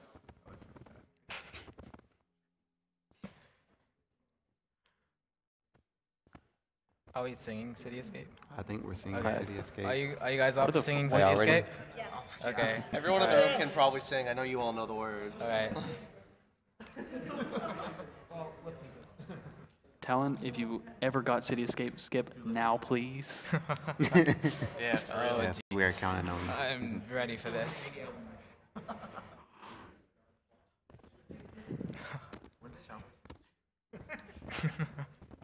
And just a reminder, we are getting all of your donations, but there are so many of them we can't get through all of the comments. But Can we you are guys getting every hear it? single one of them. Can you hear the audio? And here comes the City Escape sing-along. Okay. Okay. Here we go. Rolling around at the speed of sound. Got places to go, gotta follow my rainbow. Can't stick around, have to keep moving on. Guess what lies ahead? Only one way to find out. Must keep on moving ahead. No time for guesses, follow my hand instead. Trust me in what you can see. Take my lead, I'll set you free. Follow me, set me free. Trust me and we will escape from the city. I'll make it through. Follow me. Set me free. Trust me and we will escape from the city. I'll make it through, proving to you. Follow me. I think we're really out of sync. Oh no, we got we're this. like 5 seconds out of the video. Alright, forget the game, we got this. I heard some guys speed running a game here, but I can't see it. Yeah, we were way off. Right, no, see, the way it works, the game was off. We were on. It's the game now. We were right. That's it. Okay.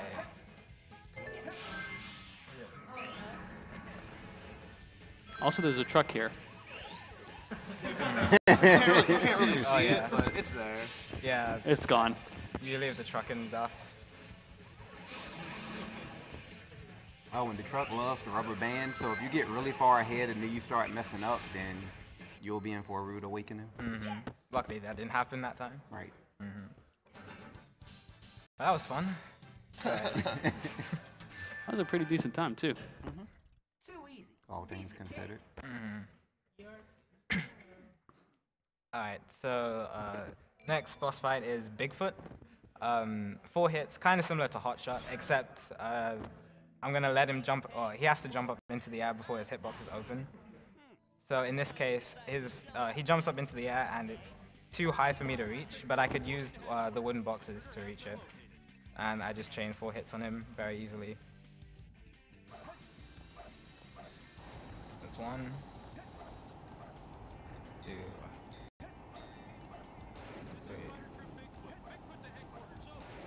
3. Okay.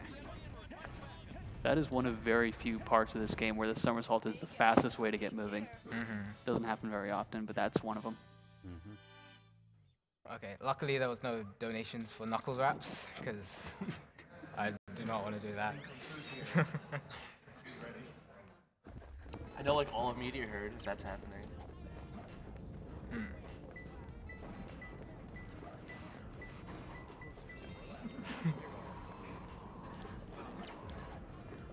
Okay, so yeah, same principle as the Rouge stages.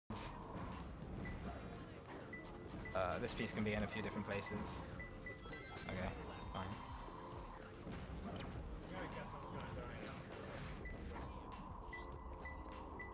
Oh, that's just something that happens. Alright. Not bad, RNG. I can't control it. I don't know about you. Minimum donation incentive for that.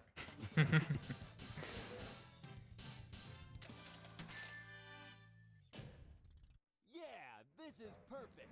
Okay, so next boss fight is Eggman 1. A lot easier than Tails 1 because Eggman doesn't run off to the side and Tails' cannon points directly forward and is on the front of his machine rather than to the right. So all I have to do is just pretty much look forward and shoot.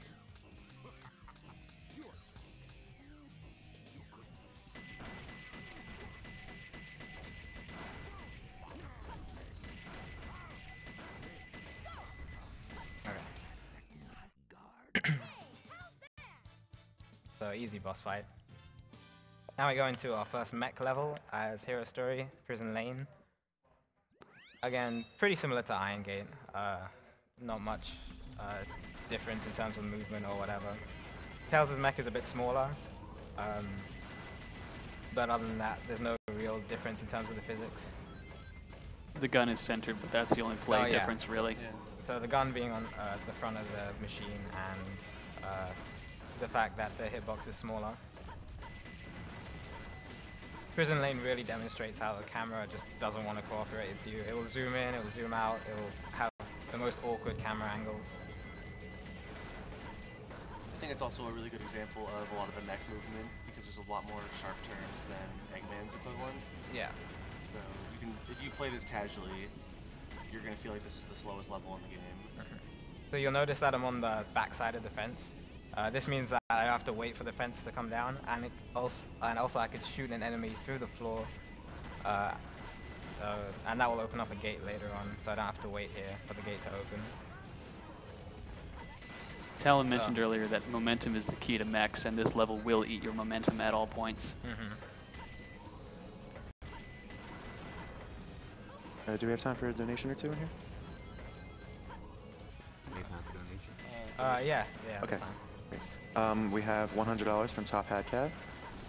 Trust me, and we will raise a large amount of money for charity. Great work, everyone. Absolutely fantastic.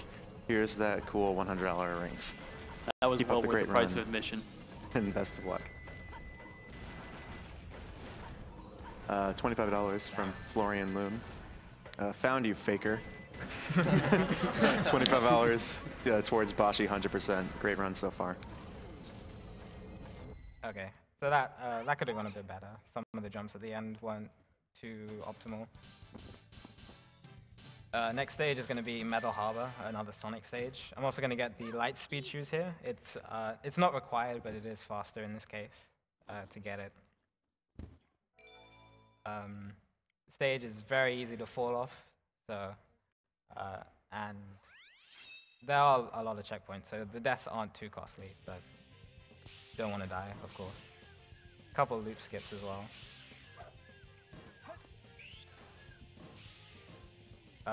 You're gonna see me just go underneath this platform here. So most of the walls and floors in this game are one-sided. So if I can get through the other side, then I should be able to just make it through. So I get the light speed shoes here. Light dash, chain my spin dashes. The fact that most of the walls are one-sided makes it so that in this game, if you can get out of the stage, if you can get out of bounds, chances are it's faster, and you can almost always get in bounds, and that's huge. So storage underneath those two. Loop skip here, straight through. Loops are crazy slow, by the way. Yeah. another storage. Now this rocket, instead of going all the way around, if you spin dash jump off an incline, it actually gives you a lot of height, and I can just skip the whole thing.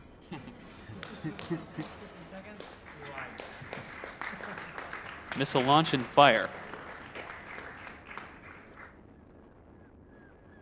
Okay, so just jump off. Mini skateboarding section, and then one more loop skip, and I'll hit the door ring.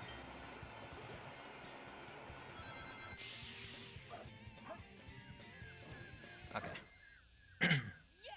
Now we come to our favorite cutscene again.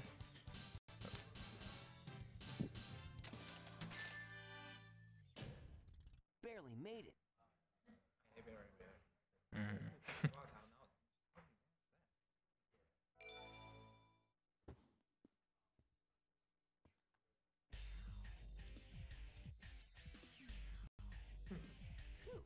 So far, so good.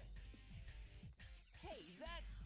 That blue hedgehog again, of all places. I found you. Faker. Faker? I think you're the fake hedgehog around here. You're comparing yourself to me? Huh. You're not even good enough to be I'll my... make you eat those words.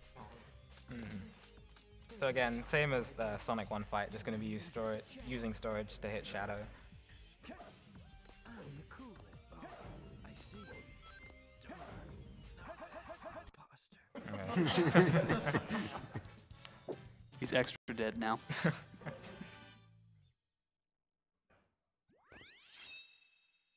Okay, so another Sonic stage. This one's very similar to White Jungle in terms of the stage layout. Shadow, what are you doing? Hurry and get back here right now before the island blows up with you on it. You'll actually notice that right now we're in the middle of the stage, but then you get warped to the beginning of the stage and you end up back here for some reason. I don't know why they do that. Reasons. They do the same thing in a lot of different Sonic games.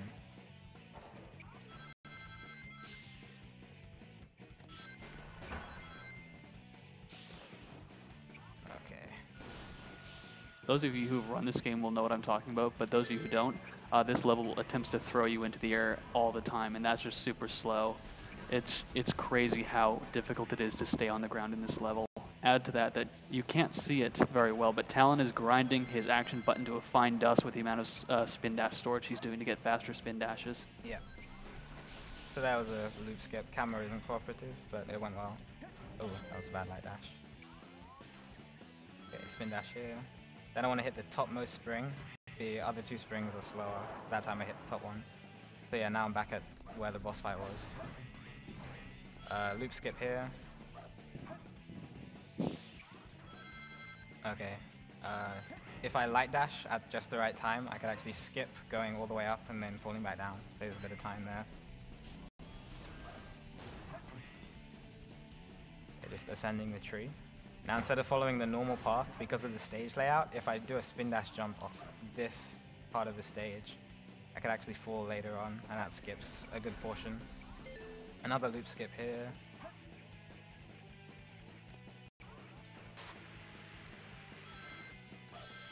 Okay, good.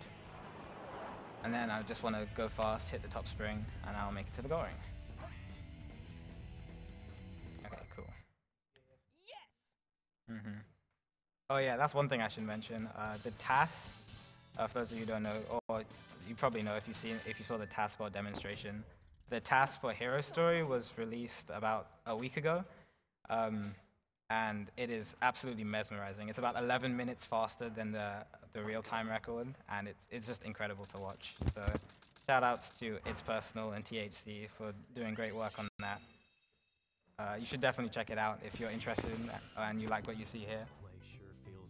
If you run this game, be prepared to try half of what you see.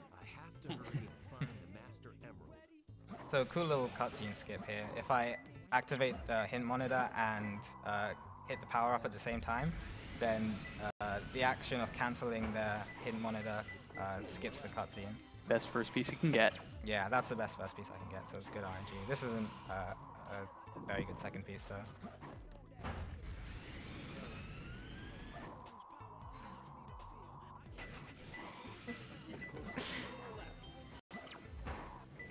That was good RNG. I can count on one hand the amount of times you see That two was, pieces that on was one very mountain. good RNG, yeah. An average time there is about 45, and I got 33, so that's... Yeah, this is a ridiculous time. That RNG was awesome. Should I try it? The news. So there was a new strat for this stage that was like discovered yesterday, and I'm not sure whether to try it or not. Absolutely. Well, you can't script the strat. Come on. Okay. Worst case scenario, you still go fast. You can't say that and then not do it. Oh, okay. So this stage, just like Sand Ocean, has platform cycles. It's very easy to like get the cycle that I normally get, but there was a strat recently discovered to get an even faster cycle, but it's very hard to do. I'll try my best to do it. We have a Japanese runner named Shibaki who, one of his viewers suggested this, and turns out, yeah, it lets us get the infamous 0th cycle in this stage. This stage is like Sand Ocean in that it has cycles that were restricted. Missed it. Okay. That pause buffer jump is quite difficult, and I've seen Talon try it twice thus far, and he's already had more success than I had with it my first day of trying. So. Yeah, it's a cool strat. I definitely want to look into it more. The good news is that this doesn't lose him any time. This is still the normal cycle. Yeah, I think I just missed a cycle as well. Yeah. That's going to cost me about 12 seconds, unfortunately. So I'll probably finish with a 231 or 232. And I know that just from how the cycles are going to behave. So again, I have the hover upgrade, so I can do hover jumping. That was pause buffer. That basically lets him get the best possible hover jump and just skip, get crazy, crazy height. Okay, jump off here, hit the ramp.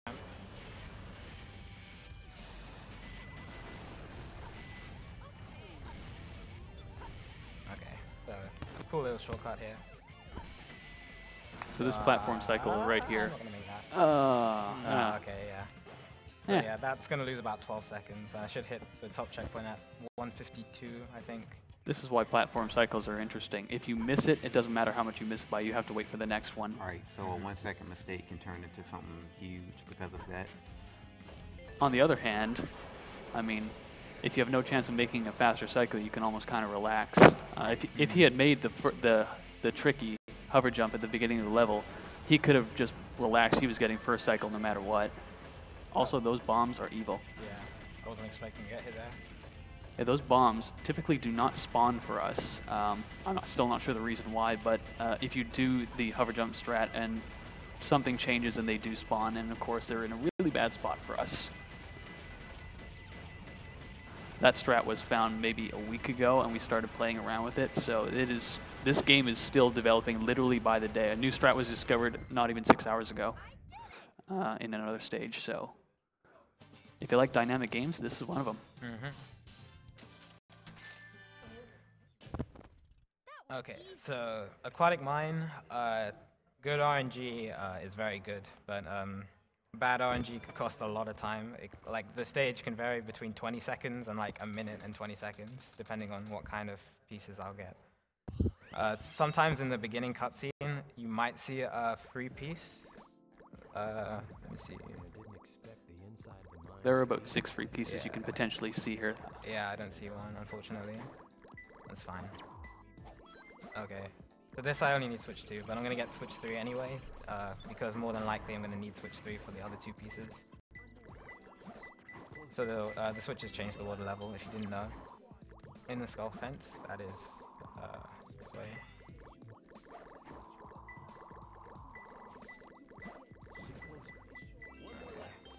In here. Okay, yeah, so I needed switch 3 for this piece, so it's a good thing that I got it.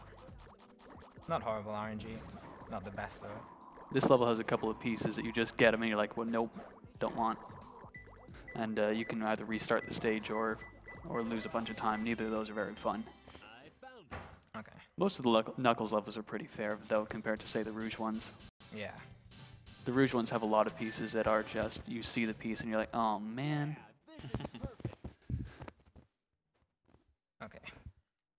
So Route 101, similar to Route 280, driving stage, going to be snaking again. Also going to be going backwards again. Backwards? I thought that's the right way to drive. I've been doing it wrong all this time. Okay. So this one's actually a lot easier than Route 280. The time rarely varies. A good run here will get 214. The average is about 215. So is this a good time for donations? Yeah, go for it. Awesome. Okay, I'm glad we had a bit of time there because we have a couple of donations asking for Pumpkin Hill wrap. So we're past that. We're good. For what? The Pumpkin Hill wrap. Then we had $75 from Gorilla, Love the Cityscape Sing Along, donating to hopefully get a Pumpkin Hill group wrap. Sorry about that. Hope the rest of the run goes well. We have $10 from Gianna Zolo, donating for the first time. What you guys are doing is awesome. Keep up the good work. $25 from Musa14. You guys have the voices of angels. Anyway, Sonic Adventure 2 is one of my favorite games as a kid, and I'm always happy to see a speedrun of it. I'm looking forward to the rest of the Sonic block and AGDQ. And just as a reminder for the rest of the Sonic block, we do have a donation incentive for Sonic Heroes coming up soon. Just an update on the totals there. Right now, Team Rose is still in the lead with $1,025.92. Coming up second, big surprise, we have Team Dark at $988.41. So closing in. Oh, man. And then after that's Team Sonic at $767.93.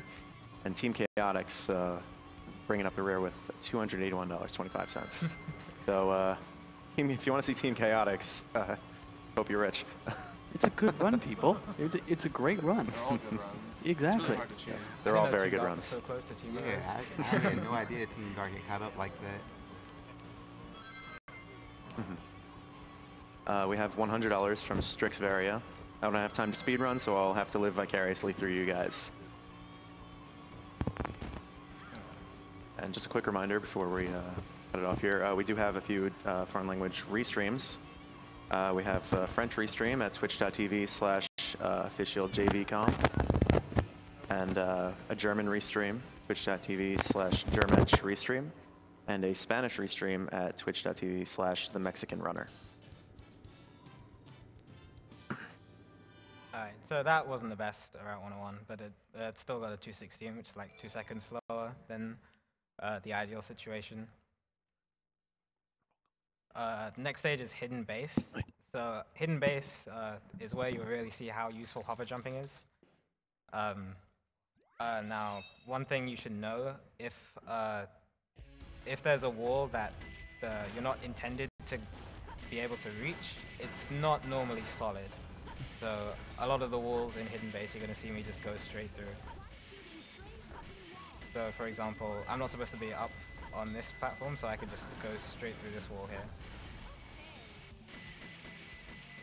And then there's a couple others further on into the level. And it's not just the mech levels, it's also the Sonic levels. So the next stage, Pyramid Cave, you'll see me go through a wall as well. If you can get where the developers don't expect you to be, you can do some crazy stuff.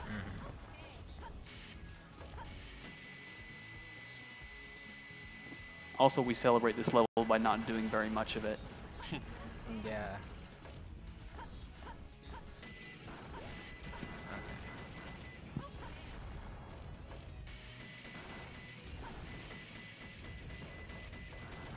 Okay, good. 59, I think. Yeah. Yep. So yeah, hover jumping just saves a bunch of time here because I don't have to wait as long on the pulleys. I don't have to take like that spring, for example. I could just go above all these doors without having to shoot them down. It's just very useful in this stage. Okay, good.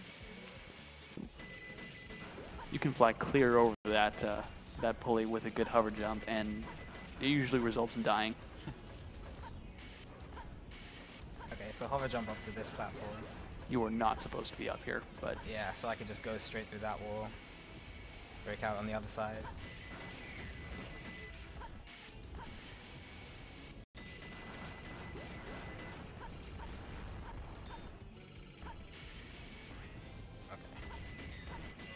That was a good time. 56, yeah, 56 is a really good time. GameCube has a strat in this level where you can actually go through a wall that's not solid on their console, but is typically solid on ours. And so they have about a 4-second time save. It's possible on our consoles and PCs, but it's a lot more deadly. Yeah, yeah. The collision is changed between the HD and the SD versions. So that's one of the examples where you can see the collision difference. So Pyramid Cave, very cool level.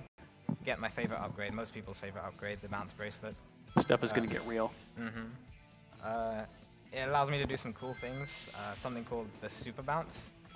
So how the super bounce works, when I get the bounce bracelet, you'll see what I mean. But if you bounce with the bounce bracelet and then you hit into a wall, all your momentum going forward is translated or transferred into vertical momentum.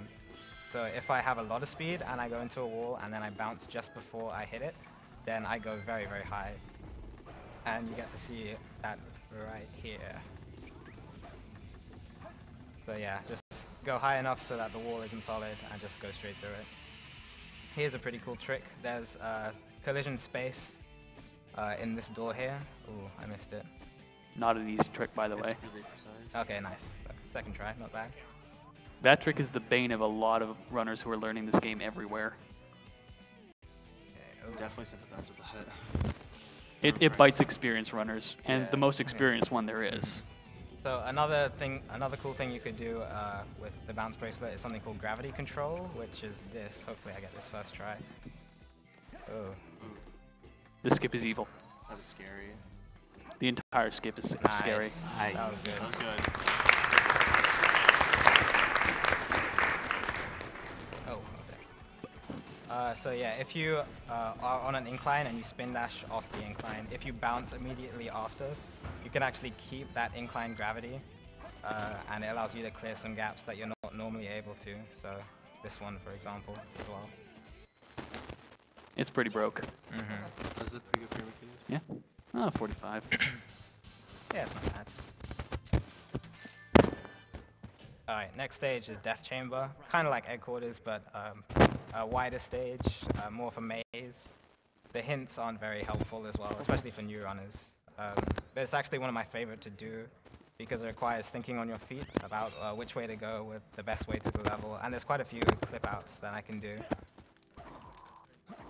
This level is very challenging to traverse. You have to really know what you're doing and keep your head on your shoulders.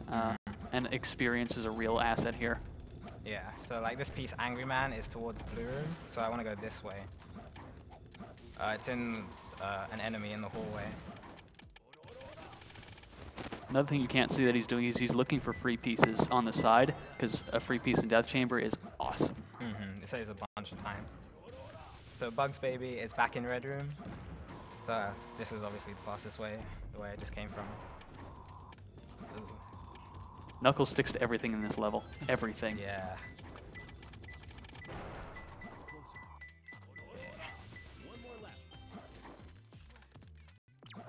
Iron protects the safe. That's not the best piece. Okay, so that's between red and green room in like a sort of secret passageway. So I want to go this way. Ooh. The secret rooms in this level are very strange because on the map they're very far away from everything. But to us, it's like we just teleported across the map, believe it or not. But the game. Hello? Okay. Oh, those boxes are weird. That was weird. Okay. And so you can get pieces in Blue Room, for example, and then you can get a piece in Blue Secret Room. And to the player, it feels like 6 seconds difference. But to the game, you just teleported clear across the whole thing. Very strange piece generation sometimes. Well, 111 is a great time, by the way, Yeah, for no free pieces. That's nothing to complain about at all. All right, so now time for pretty awesome boss. Who's there? Always wondered who did the voice acting for this. Like just, ugh. A ghost? This entire boss is just the best. I love this boss. So this boss requires 4 hits. Normally, like if you're a casual player growing up, it would require 4 cycles, but you could actually very easily one-cycle this boss. I say very easily. Hopefully, I can get it this time. Easily is a point of view. Okay, so hit him. So the first hit is very easy to do, but then after I hit him once, he's going to speed up.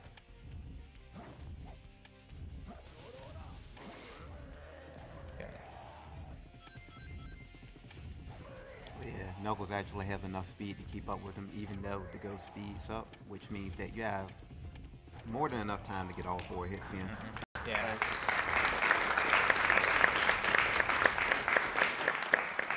So I did play a bit safe there and waited until his hitbox was vulnerable before I punched, because I definitely don't want to miss that. Waste about a minute. If you miss one hit, you're not one-cycling him, so it's good to be careful. That's really about as good as you can hope for in that fight. Yeah. So that super bounce trick, I'm trying to do it off these really, really small walls. And sometimes it works very well, and sometimes it doesn't, as you can see. It's really tricky to get. Super bounces are easier if you have more time and you have less speed. Here he has no time, a ton of speed, and he has to do it 3 times in a row or more. Come on. Dude. This is bad. Egg Golem just sometimes does not cooperate. I've never missed it this much before. Gee, I'm running out of lives. I was gonna say. Oh, there you go. Yay! Okay. I'll just have to do that 4 more times. This is basically becoming an IL now. If you restart on Egg Golem, every time you do, he has a larger delay before he decides to do something to you. That was my fault. And I so, homing attack earlier. to get the fastest time in this level, you would restart a bunch of times, and then Egg Golem just decides he never wants to do anything. He's just bored of you. And then you're free to hit him as much as you want. Now you can see he is... So yeah, now I can't do it. I have to wait until he attacks. Egg Golem's carefully considering his actions. Okay. Oh, no. That was bad.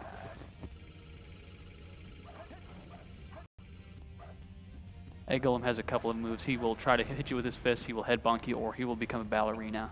Ballerina is not good. Oh, yeah. The finishing the boss overrides all death and everything, so I don't have to worry about that. So that boss fight didn't go very well, but I'll try to make it up. Egg Golem is one of those bosses that you always go into like thinking, oh, is this going to work well?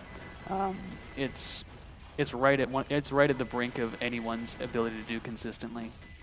The ILs have plagued a lot of people. Alright, so Eternal Engine also has a platform cycle at about a minute 10 into the stage, and there's an early cycle I can make if I play very well, but I have to not mess up at all, so no bonking or anything like that. I don't want to collect the Chao Key here, of course. Chao Key will lead me into the Chao Garden, and I don't want to play with the Chao right now.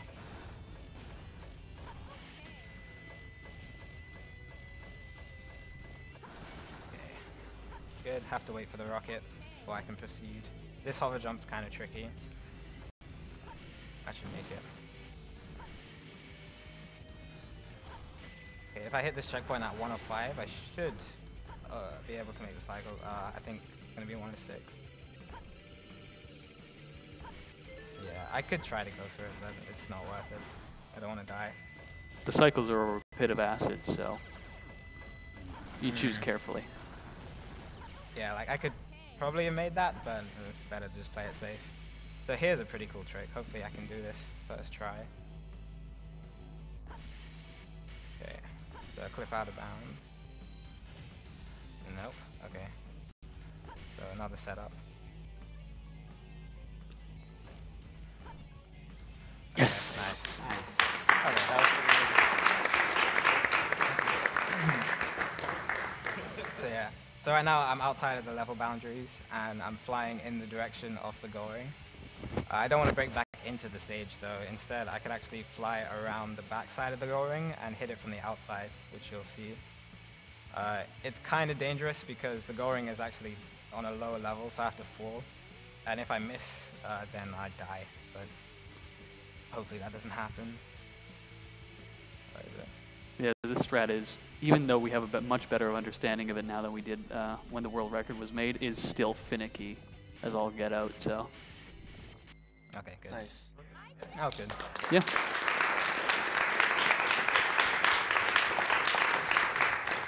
The first strat he tried to do was using the door to actually push him out of bounds on that tank. That was a recent discovery by our Japanese friend Shibaki. And the first strat was a variation that you can use the tank to get enough momentum to slip out of bounds. They're both very different ways to do the same thing, which is, in my opinion, pretty cool. Saves about 40 to 50 seconds, depending on how fast you can do the stage. Oh, it skips the worst room in the entire stage. Yeah. All right, last hunting stage. Best hunting stage. Oh, I got confused for a second. Okay, on something strong is just on this. It's closer. Highest rotating beacon, so that's all the way at the top. Although it's pretty far away from where I am now, having a second piece at the top is actually very useful because it allows me to have easy access to where the third piece is going to be in pretty much any location, because it's a lot easier to go down than go up. It's closer. One more lap. Okay, let's jump from the star. It's going to be in 3 different asteroids in this area. Okay. It's closer. Oh, nice snag. Okay.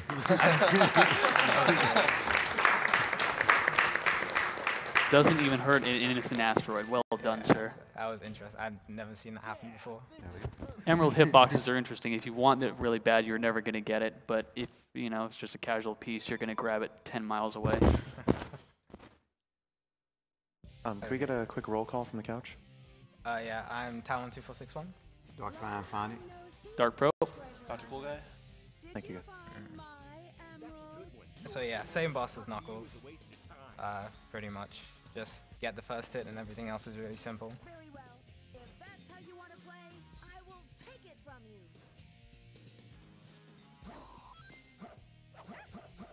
Okay, should be fine. Yeah, very, very easy.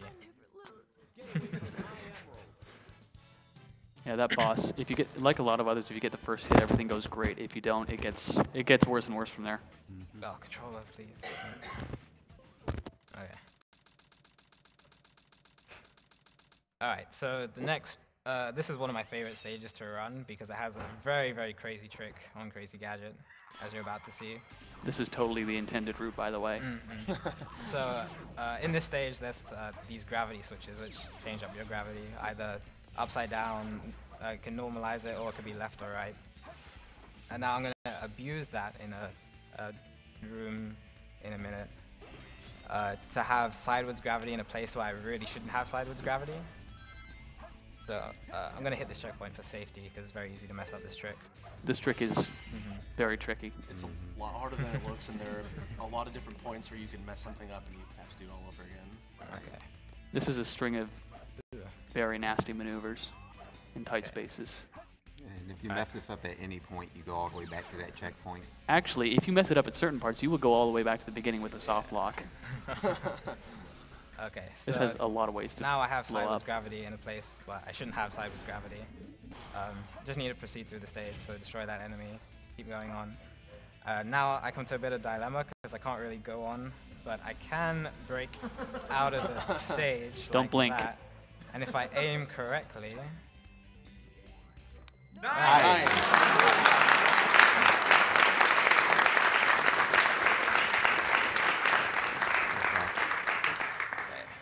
There was a goal ring there somewhere. Yeah, yeah. And that saves a couple minutes. Like, It saves about a minute, yeah. That saves about the best 2 minutes of the entire game, unfortunately. Yeah. This is a great stage, by the way. It's really Yeah, unique. it's a really good stage. Okay, so Eggman 2, same as Tails 2, except the differences are Eggman's hitbox is bigger and Tails' cannon is on the direct front of his machine. Okay, avoid the giant laser, of course. Okay, good. I've never noticed this before in my entire life, but Tails' bullets are in the Eggman laser cutscene. I've never seen that before, ever. Okay, so the next stage is also pretty broken, as you're about to see. So the stage itself, Final Rush, is very open, like Final Chase. Fingers crossed. And because I have the bounce bracelet, I you can don't need it. do gravity control in a section to avoid all the kill planes. And that's going to take me out of the level boundaries. So. And there are plenty of them. Oh, yes. It's called Final Rush Skip, and it does pretty much what it says on the tin. So I'm going to aim out here. So now I'm going to fall for a bit. I'm falling this way, even though it's not towards the goal ring, because there's a kill plane directly to the left of me. So I need to get far enough out and then turn left. So I'm going to turn left just after 36. Yeah, he has bent gravity because he jumped off the rail on a slant part, and it follows similar rules to spin dashing, where gravity will stay bent. On a rail, it stays bent for as long as you want. So theoretically, he could fall for forever. I don't recommend doing it, but you could do it if you wanted to. So now it looks like nothing's happening, but I am holding forward because I need to make it to a specific part of the stage, which you should see in about 10 seconds. Hopefully, I'm high enough. You guys can really tell how difficult it is to figure out where you are when everything is invisible. Yeah, that's high enough.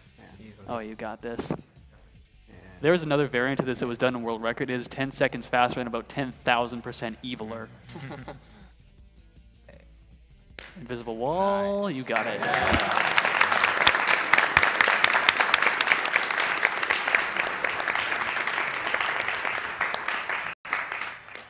That was good. There are about 6 variants of the skip going now. Yeah, lots of different ways. It's a relatively recent find by a Mustache, and then everyone's played with it from there. Okay, so Shadow 2, the same as Sonic 2.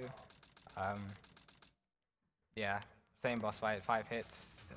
Gonna do the same homing attack pattern.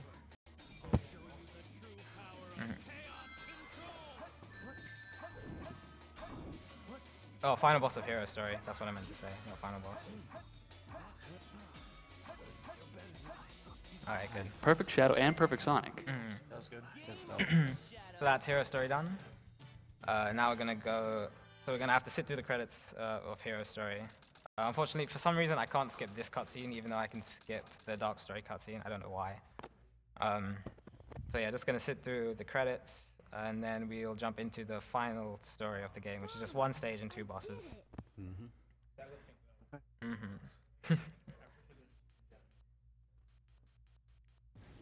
So yeah, this is also the perfect time for a lot of donations as well. Am I on? Okay. Cool. Just want to make sure I was on first. Speaking of last story, we have $25 from PBAT. Donating in hopes that the crowd will sing Live and Learn during the final fight. Don't let me down, everyone. So I hope we're doing that. Yeah. Do you guys know the lyrics? How could you not know the lyrics? Okay, right. Live and learn. You could just okay. You could shout, just shout "Live and Learn" if you don't know anything. You could just live and learn the lyrics. I know Talon knows every word. Yeah. Well, yeah. We heard it about 10 gazillion times. Oh, you don't? I know less than like 20% of them. Okay. We have a $150 donation from Kirby Master. Kirby Master here. Gotta let Team Rose win. Good luck with the runs, Talon, and everyone running Heroes, rooting for you all. Just a quick update on Sonic Heroes, since it was mentioned. Right now, Team Rose is in the lead with $1,265.92, and Team Dark close behind at $1,123. Team Sonic and Team Chaotix, you have a little bit of ground to catch up on. Get some more donations in.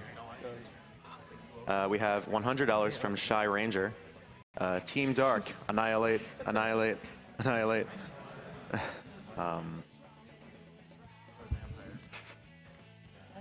We have $100 from AU Flurry. Hey all, it's been nice to see you all doing this every year, and twice at that. Been just under a year now since I lost my grandmother to leukemia after far too late with no detection. I can only hope that this will keep others from suffering the same heartache. Keep up that speed, Talon. The first 50 is for Tails and Sonic 3, Insurance policy. and the other 50 is for Talon's choice, which I believe is Team Rose. Hit me up with that link. I'm not, I think it is, yes, okay. So that's 50 going to Team Rose. Every time I hear this, I'm too busy dying to the boss. How am I supposed to sing? We have lyrics. Like, I know the flow, but Okay, alright. we have $25 from Union Hawk. It's AZ lyrics. I can't watch much, but I can donate. Put this towards an incentive hopefully I'll be able to catch all child dungeons blindfolded. This sounds like it'd be awesome. And it will be awesome. I was just going to pull up the lyrics. Yeah. I don't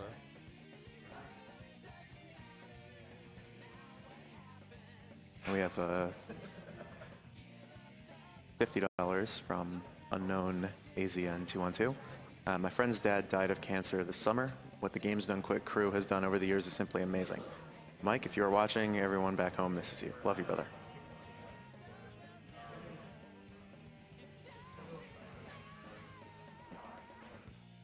$15 from Big Bro 20 XD6. Disappointed I'll be in school during the Sonic Heroes run. I guess you can take my money now then. Just remember, if Tails falls off, the bobsled won't be able to jump. Okay, and it looks like we're coming back to the game.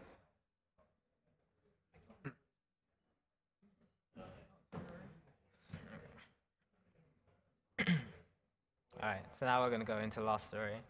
So Cannon's Core is the stage in Lost Story. It's actually you use a mixture of different characters, 5 different characters to be exact. So we're going to start with Tails, and then it's going to go into Eggman, then Rouge, then Knuckles, and then Sonic. No Shadow, because Shadow's going to be in the next boss fight. So there are these time stop switches. If you're going for like the record for in-game time, so that's the timer in the top left, then you'll be doing this level in a different way. But since I'm going for like the fastest real time, I just need to use the time stop switches in a different way. So having time stopped allows me to instantly destroy the artificial chaos enemies. There's just less hassle. Good.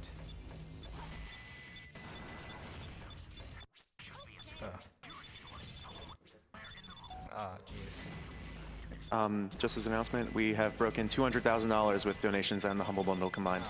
Oh, nice.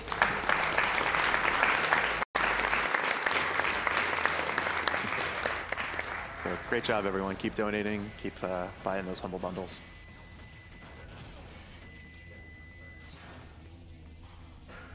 Okay, so Eggman section, similar to Tails section. No time stop switch for about 40 seconds though.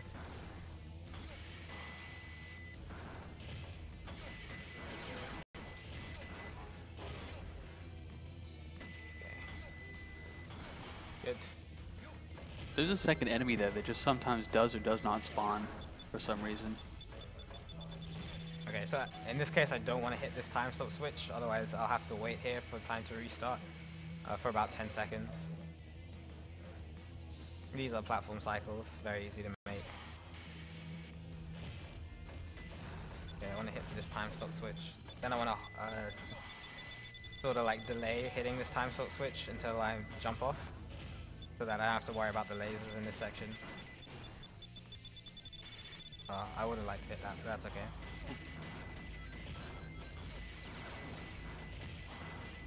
Ah.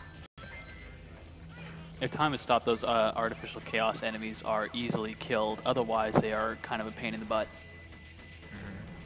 Okay, so Rouge's section, I'm going to attempt to do this clip. Normally I have to hit a time stop switch to get through here, but if I...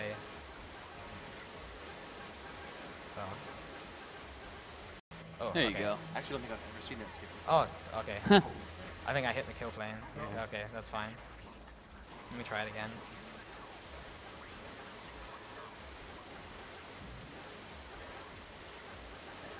Oh, come on.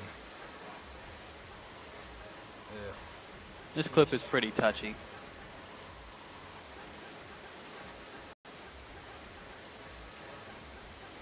Those that don't know, the water is actively trying to push him away, so he is fighting this current all the time. Jeez, I haven't had this much trouble in it before. Okay. There you go. Where am I? Okay. That took longer than I would have liked. That was bad. That was silly of me. This area uses the time stop switches to place certain boxes so that you can open up certain areas and close off certain others. The clip helps us deal with that, but it doesn't do away with it entirely. Okay, so that clip didn't go too well, but the clip in Knuckles' area is a lot easier and looks a lot more impressive as well. Yeah, Knuckles section posed a big problem for a lot of us learning this game originally when we were kids. I don't know how many of you guys remember, but, well, A lot of us wish we had known this a couple of years earlier in life. Yeah. So normally the stage is like 3 minutes long and it's all underwater and it can be very difficult. But all I have to do is just walk into a specific place and I just clip straight out of bounds. Fly this way. Skip everything. There's a level around here somewhere. And we're done. There's the switch.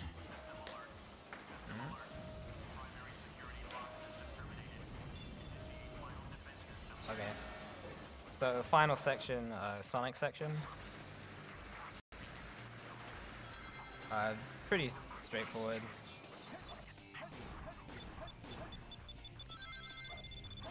Have to destroy these enemies to open the doors.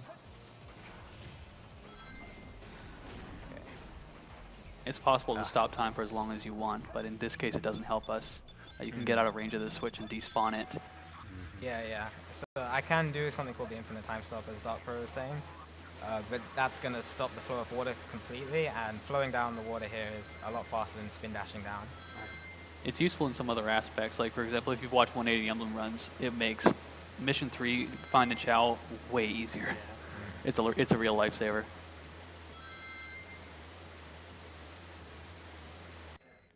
Okay. Those of you who played Sonic Adventure DX or Sonic Adventure 1, that tunnel looks oddly familiar. If you've played Lost World. Okay. So this next boss, the Bio-Lizard, it's as a child, it's probably the hardest boss fight in the game. I know it caused me a lot of trouble when I was younger. It still causes me trouble every time I run this, man. Same. But there's a pretty cool trick because of the way that the Bio-Lizard's hitbox is shaped. If I repeatedly homing attack in a specific area very fast, I can actually homing attack upwards and gain a little bit of height each time. So I'm just going to collect a ring for safety.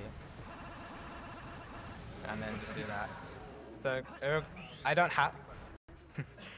So I don't have to mash this fast to go higher, but mashing faster just improves the consistency and the speed as well that I ascend. So yeah. It's way too long between homing attacks. There's a chance you can actually take damage from them. So after you mash it better. Those of you playing along at home, try mashing this fast on your own. Get some friends together, see if you can mash like this. Okay, the last hit, unfortunately, I can't mash because he's going to throw me up in the air. I'm going to float. But I can get pretty close to him and hopefully just easily hit him. Okay. If you take a hit there, you're in real trouble. Yeah. This boss is programmed really well, and you just heard him take a hit during the cutscene. If he didn't have rings, he would have died during the cutscene. Okay, that was weird. I've actually been hit there and like fallen into the water and just like whisks you away. Are you guys Like, ready cool. for this? Alright, so yeah, y'all can take it from here. I'm useless without my lyrics. Uh-oh. Oh, can you turn up the volume, if possible? Can you turn the volume on the TV up? Can you feel life moving through your mind? Uh-oh. Ooh, looks like you came back for more. Yeah, can you feel time slipping down your spine? Ooh. But you can hardly swallow your fears and pain. Ooh, that was bad. But you can't help Did I hit him? but follow what's right back That where was you weird. came. Okay. I have no help. Live and learn. Live and Hanging learn. on. Live and learn. Okay. Learning through living. I don't know whether to continue. The only thing I can say is that I tried my best. That's I cool. would, but I don't know the lyrics. Live and learn. Oh, that was bad. So yeah, getting hit here wastes a lot of time. And it's, Those lasers will constantly try and snipe him. They're pretty mean sometimes.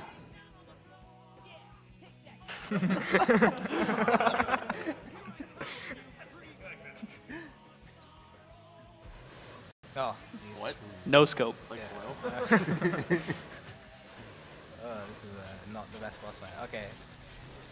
Alright, the timer stops as soon as the screen fades to white, so time will be now. I must destroy all the evil. So,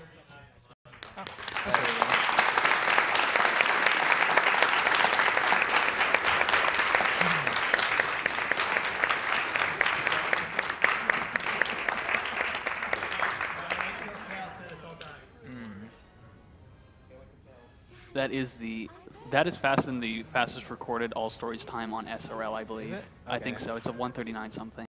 I think. yeah, the hero story went well. Dark story could have been better. Yeah. Last story was okay. Last story was did have last to start story. the timer though. Oh, I see. Yeah. This is the sad cutscene where Shadow bites the dust. Maria. Maria, this is what you wanted, right? This is my promise I made to you. Okay. Oh, you should like spam for. It's cool to see Big there. Shadow?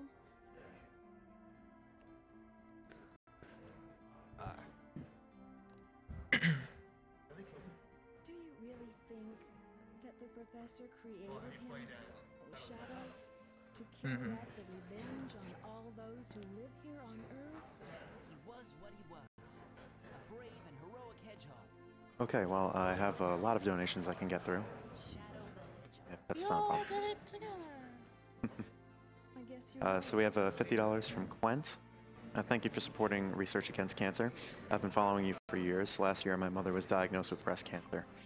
We've been fighting alongside her until she passed away 2 months ago, and I've realized the same could happen to anyone. Thank you again for helping this great cause.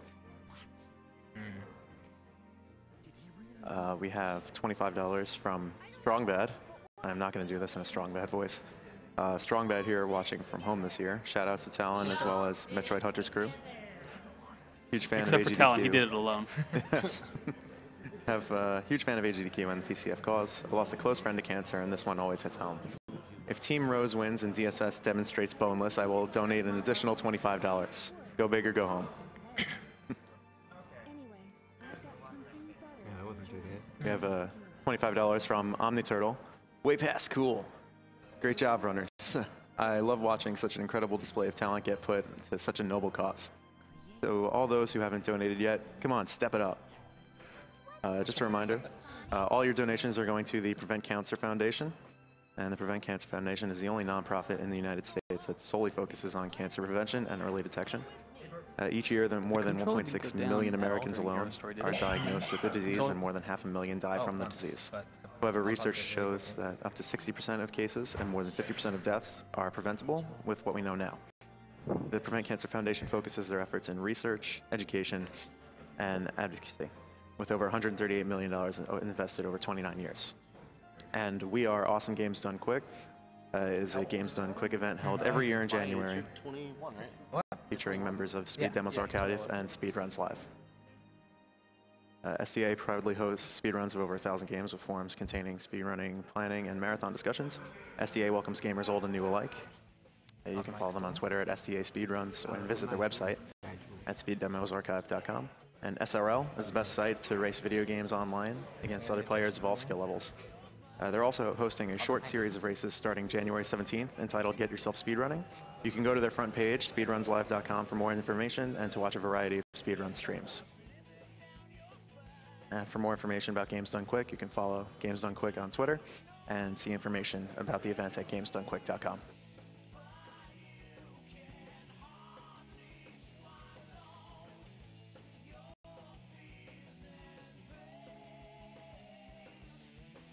And just to mention one of our sponsors, Tiny Build Games. It's an indie developer morphed into an indie publisher. They partner up with indies across the world and help better their games as well as develop games themselves. Check them out at tinybuild.com and check out their game Speedrunners, available in the AGDQ 2015 Humble Bundle.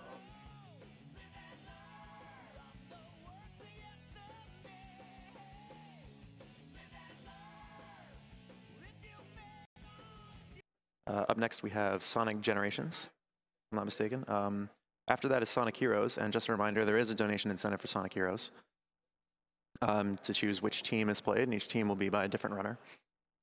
Right now, we have Team Rose in the lead at $1,320.92, and Team Dark in second place at $1,278.41.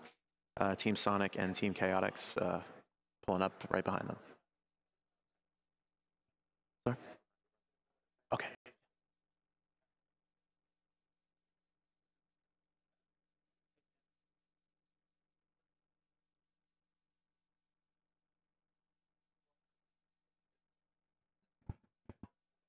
Sorry? Okay.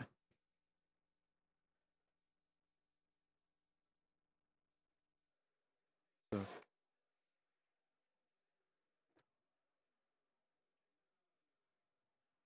Tiny Build Games have an ad coming up. It's, again, an indie developer morphed into an indie publisher. They partnered up with indies across the world to help better their games as well, develop games themselves. Check them out at tinybuild.com and check out their game Speedrunners, available in the AGDQ 2015 Humble Bundle.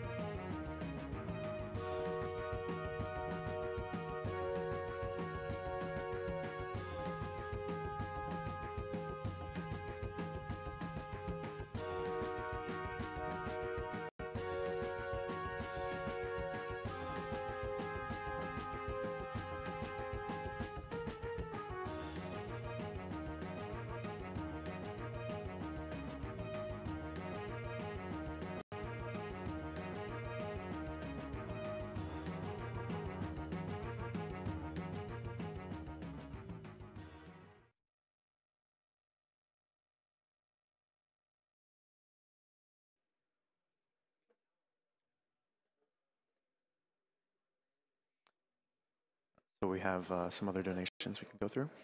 $15 from Fesco. It's a sad, sad day that Team Chaotix doesn't win the donation war, but Team Dark is second best. Talon's run was awesome and got me super hyped for Sonic Heroes. Here's to the Sonic Block and the rest of AGDQ 2015. Thank you, Fesco.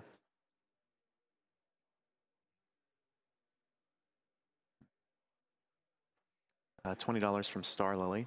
This is for Team Rose, donating because my husband just lost his grandmom to cancer, and now our 2-year-old will never remember the Nana who loved her so. Keep up the good work. We will, Star Lily. Thank you.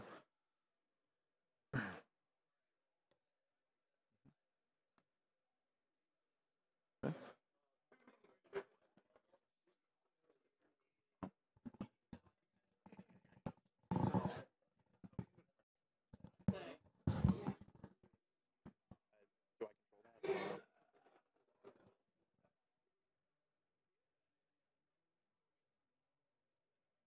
All right, for Sonic Generations, so stick around.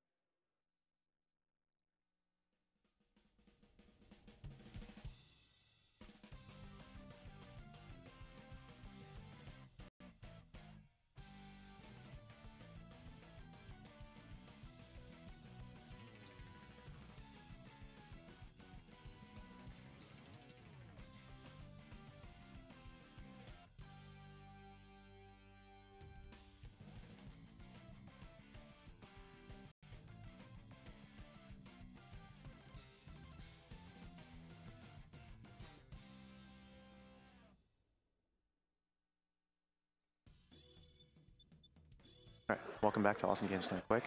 We're getting ready for Sonic Generations here, run again by Talon2461, and he'll be running that very shortly once we're all prepared here. In the meantime, got a couple donations we can go through here. We have $50 from Vincent Burns. I wish I knew my brother more. Andy beat cancer, but was lost to pneumonia a few years ago. So let's speed through to better treatment and detection. Spin dash. You got it, Vinny. And a couple donations without comments. It's Corey Tallman for $100. Ryan Oliver, sorry, for $50. And Mike128 for $50. So thank you guys for your donations.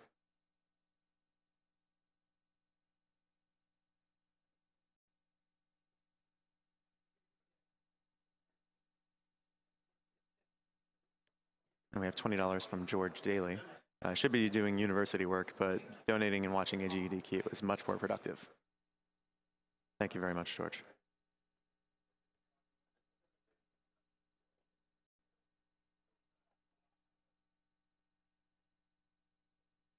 $20 from Dan John Moron. Just got paid, so I thought I'd put my drinking money to a better cause than my local. Shout out to the awesome staff working behind the scenes on this amazing event. Also shout out to everyone in the Goof Troop. Put this towards Monkey Ball Deluxe Ultimate Mode. $25 from Jacques Plant. Keep this going. I love watching you guys play and love that you're doing this for charity. My father is going in for surgery for cancer in his lymph nodes tomorrow. It'll be a long road, but I'm glad you guys are supporting such a good cause. And thank you for your donation.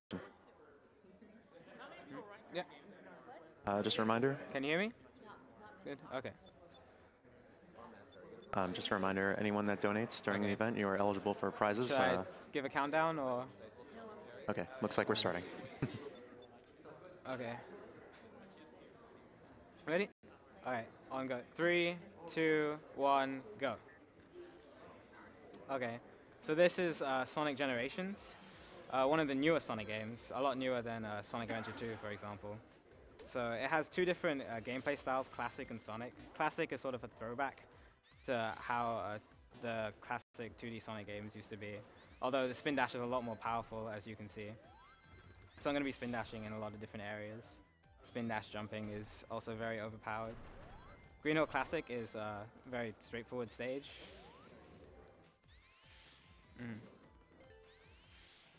Okay, good. So jump here. Oh, I did not want to fall there. Okay, that's fine. And that gets me a 47. Okay, that wasn't too bad. Okay, so yeah, that was just a taste of what the classic stage is going to be like. Now we're going to go into the first modern stage. So the modern stage is kind of like how, if you've seen Sonic Unleashed, it's kind of similar to how it plays. So you have the boost, and you also have drifting. Drifting against walls or drifting in certain places is faster. Drifting against walls for some reason increases your speed, but it's only certain walls. So like this wall, for example. Also sliding when you transition between 3D and 2D is a lot faster. I got some slowdown there. Okay. Okay. So in Sonic Generations, is it good now? Okay. Yeah. So in Sonic Generations, boost management is very important. In Green Hill Modern, it's not too big of a deal since there are lots of rings everywhere. But when you get into the later stages, you want to keep conservative with your boost. Okay. So when you hit rainbow rings or trick ramps and stuff, you could do certain tricks just to build up your boost meter. There's usually one clear-cut path that's faster. That's the fastest path to take. Usually it's the top path, but not always. Sliding in certain situations, such as after hitting speed pads in 2D areas, can be faster, just because you decelerate slower. Boost here, drift into this wall.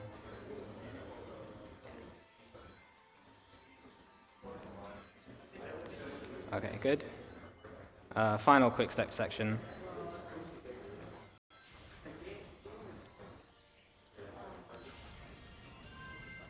Okay, not too bad.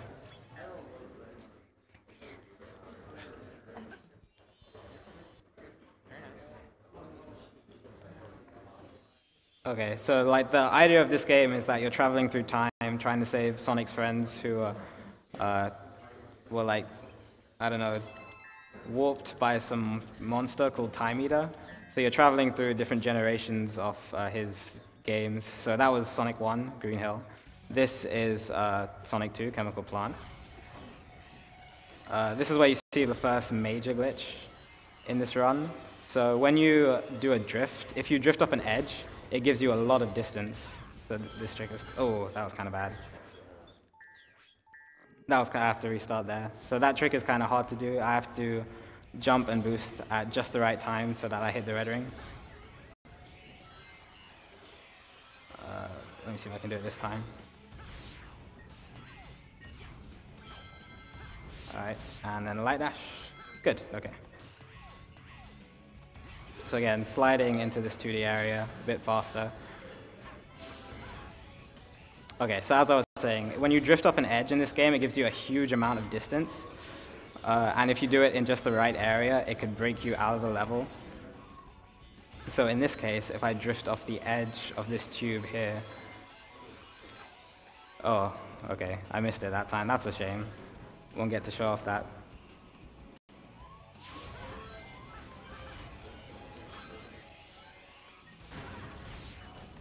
Okay. So there'll be other cases where I drift off edges, and it'll send me far and skip a bunch of the level. Okay.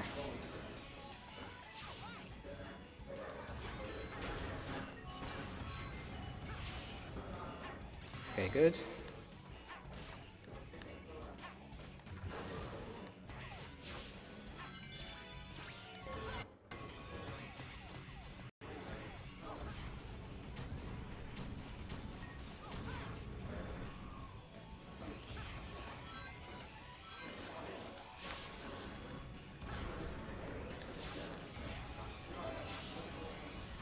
All right, not too bad.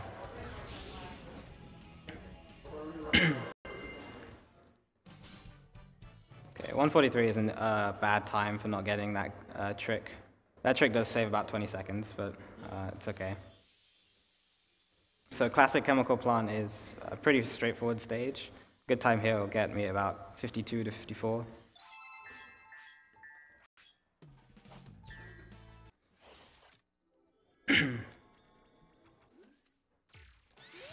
Okay.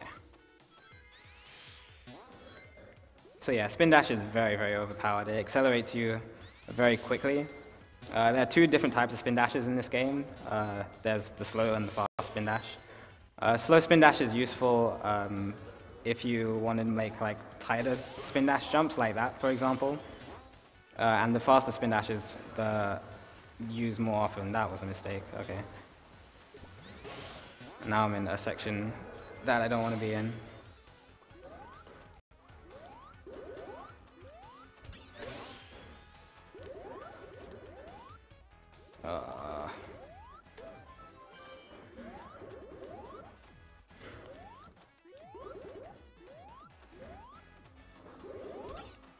That was slow.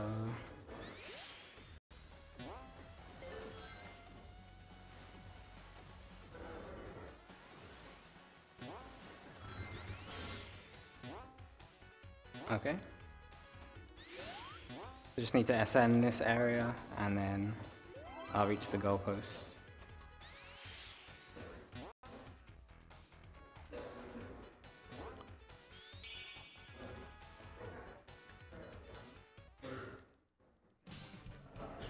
What kind of categories are in this game? Okay, so this is the any percent category, so I don't have to worry about getting any red rings or completing all the challenges, which you'll see in a minute.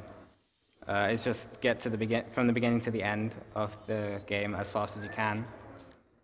There's also a 100% category, so there's an in-game percent counter that counts all your collectibles, the red rings, all the challenges that you've done.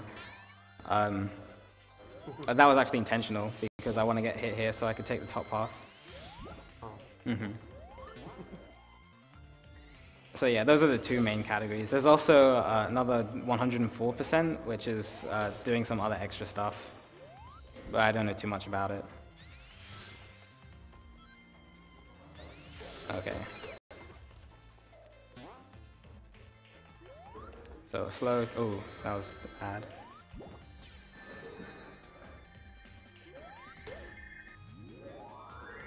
Okay, so this is where you see spin dash jumping is very, very useful in this area.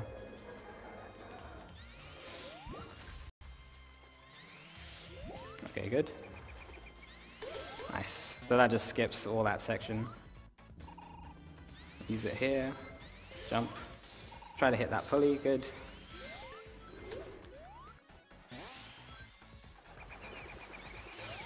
Oh, that was bad.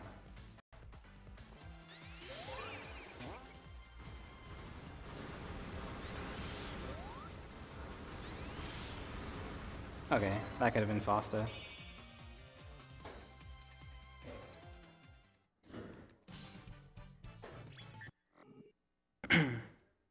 Okay, so Modern Sky Sanctuary is a much harder stage than the previous two. It also requires a lot of boost management. Very easy to just have no boost in certain areas, and that's going to cost you a lot of time.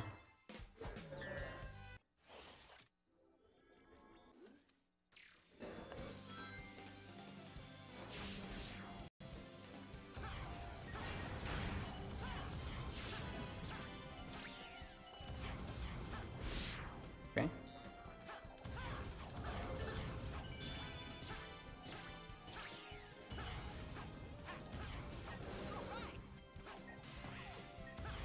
Alright, so now I have no boost, but I have to be very careful, because it's very easy to just miss that ramp if I'm not careful.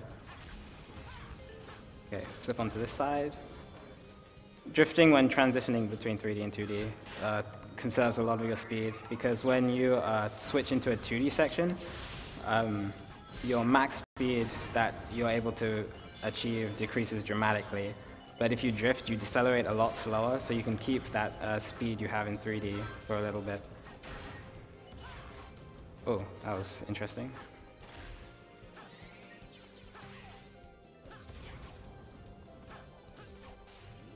Okay.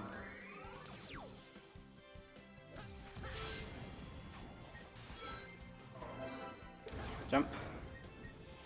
Okay, so in order to transition into a 2D section, there are these things called 2D triggers, and you can skip them so that you'll actually be in 3D while in a 2D section, which allows you to just go around certain obstacles like that you're not normally supposed to go around. You'll see another case of it in one of the challenges that I'm going to do in a bit. Okay, good.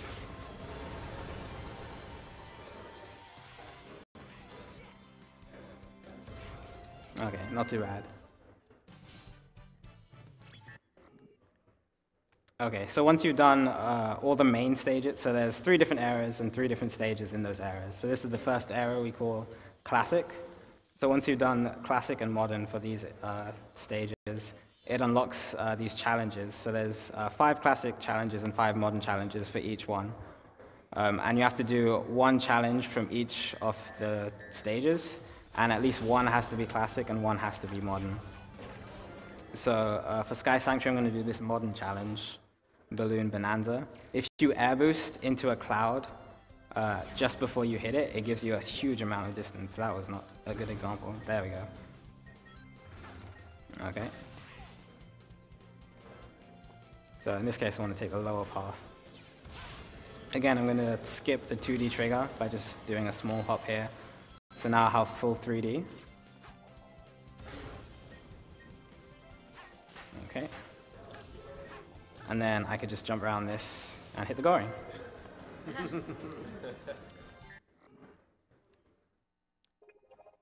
Alright, so that's Sky Sanctuary challenge done. Have to grab the key as well in order to unlock the boss and proceed. Okay, next challenge is the Aqua Shield challenge. Those of you who played Sonic 3 will know what the Aqua Shield is. allows you to bounce. So there's, just like in Sonic Adventure 2, there are platform cycles in this game as well. In this case, the platforms are the spike walls right at the end of the stage, and depending on how fast I do the level as a whole, determines which cycle I'll make. So a good cycle will get me a 36 here.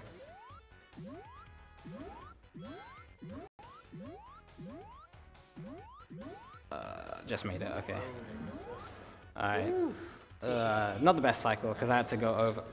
If I went a bit faster, I could have spin dash jumped under those last spike walls, but I still got a decent cycle here. Alright, so Metal Sonic is the first boss fight. Requires 4 hits. The first hit, I'm going to do a spin dash, and if I do it at just the right time, he's actually going to run into me. That time I missed it, so I have to restart. Oh, damn it.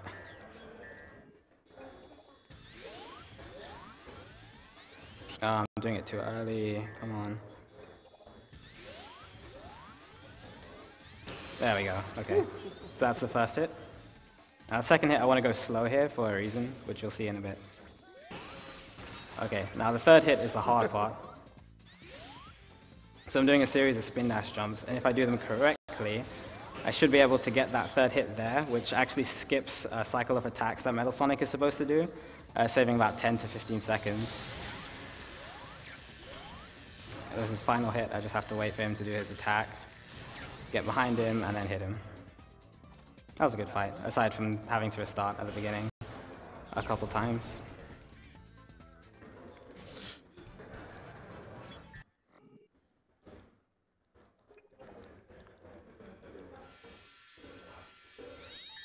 Okay. Can we get a quick roll call from the couch, since we got a few new faces there? So this is the Green Hill Challenge, another classic one. There are these stopwatches which give me extra time, but I don't have to worry about them since I'm just going as fast as I can in terms of real time.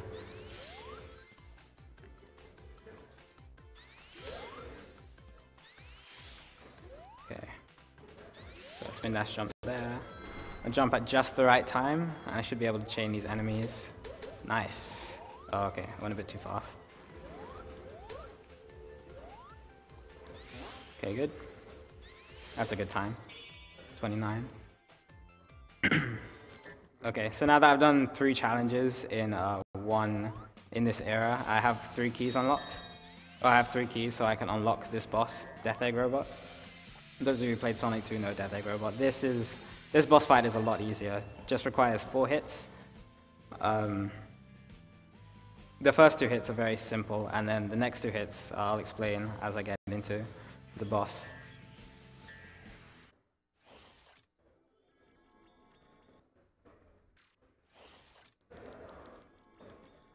Okay, so for the first hit, I just want to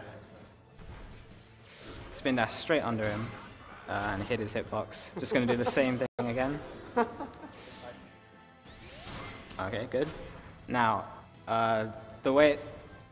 what's supposed to happen is Eggman is supposed to stomp you to land on the platforms around you, but if he stomps directly in front of you, it actually makes his hitbox vulnerable again, so you don't even have to go on those platforms at all. You could just hit him once and just do it one more time.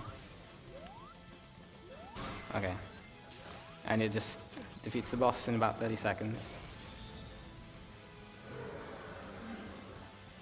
So could we get a quick roll call from the couch, please? Oh yeah, I'm Talon2461. I'm GC Forever 4001. Oh shit, how you do? And I'm Raw Master 2. Thank you, guys. I applaud the effort. Okay. Just let me know all the just Okay, so now we go into what we call the Dreamcast era, even though Sonic Heroes wasn't on the Dreamcast. So this is Speed Highway from Sonic Adventure 1. The classic level in this one is very closed. Oh, that was a mistake. Is very closed off compared to the other classic levels that we've done. So a lot more platforming occurs. good. So this is one of the cases where the lower path is actually slightly faster than going up the clock tower, if done well. Oh, that was bad. I have to wait for the platform.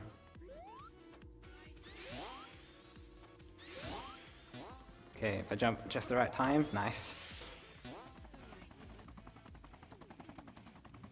Take the helicopter to the next part of the level.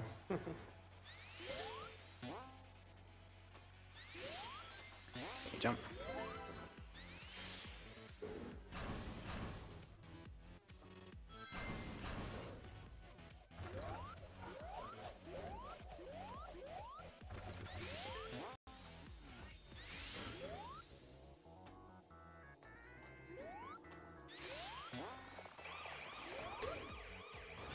Okay, good. Oh, I did not want to do a slow spin dash there.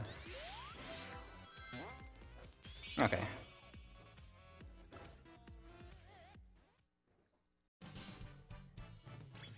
Alright, so now the next level is actually the hardest level, I'd say. It's a pretty cool trick. I'll see if I can get it first try.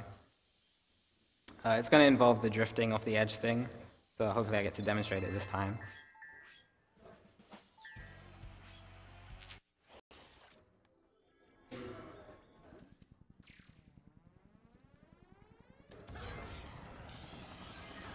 Okay.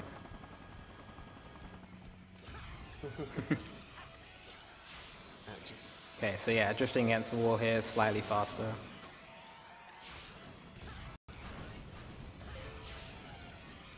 Good. Okay, nice. Alright, so here, the trick I want to do is coming up in a bit. So drifting off the edge gives you a huge amount of distance, but in this case the edge is completely vertical, so drifting off it is going to give me a huge amount of height. That's going to launch me upwards, and the shape of the hitbox of the building has a small ramp on it. And if I drift and boost at just the right time on that ramp, oh, that was bad. That was a bad launch. I could actually drift up the building. See how this goes. Ah, bad drift again. Yeah, it's better. Nope. Ah, that's a shame. Okay. That was close.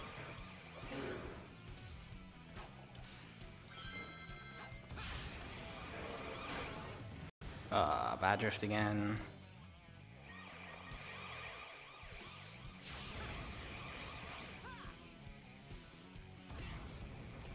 Oh, come on. I'll give this one more try, and then I'll have to continue.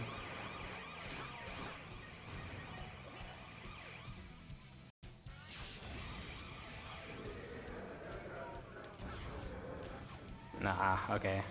Damn it. That sucks. We don't need it. Come on, do it anyway.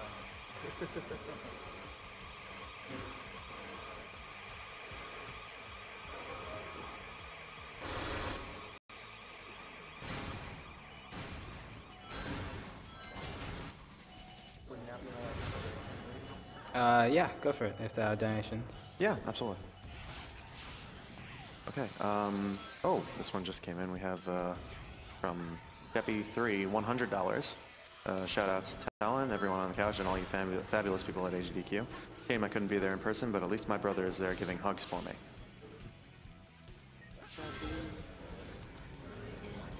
We have $25 from Halo Wildcat 22. Watching this whole event during class, just trying not to get caught. Even if you read this, I probably won't even hear it, so do me a favor and just have everyone wave, and I will assume it's for me. So go ahead and wave, guys. Say hi to Halo Wildcat there.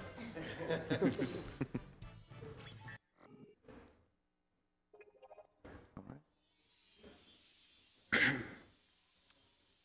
Let's see. Okay, next stage is City Escape from Sonic Adventure 2, which is what we just did.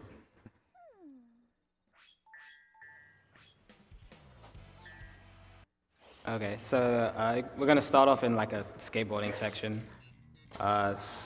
Very different from the skateboarding section in Sonic Adventure 2. Actually, hitting the cars is better because they give you a bit of boost and they don't decelerate you at all. So it's just like complete car rampage going down here, and then drifting around corners for tighter turns. All the insurance.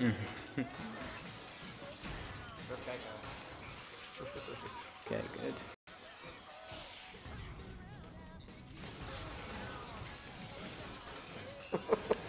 So silly.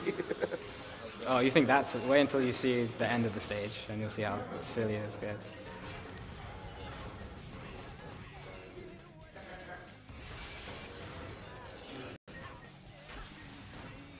Okay, good.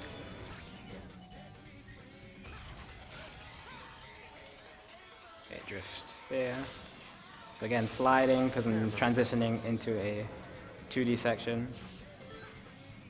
Bit of platforming here.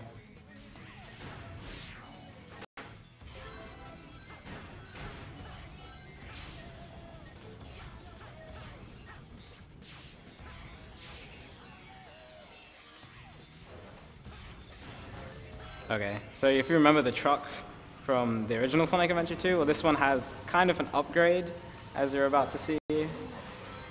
What? Just They're done with you. They want you to get Yeah. They're not looking to capture you. They just want you to get Yeah. They just really don't like hedgehogs. So when you really need to take Someone's military got a raise.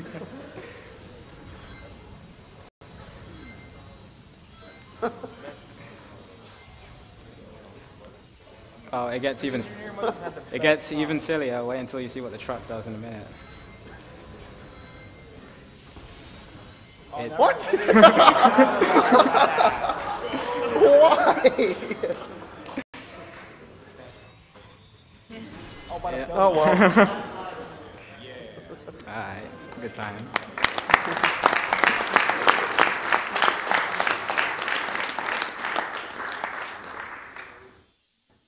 Okay.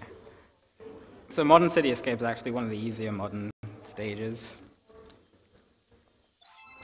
Not a lot of hard tricks in that one. Classic, on the other hand, can be kind of picky since it's very closed off. Oh, that was a mistake.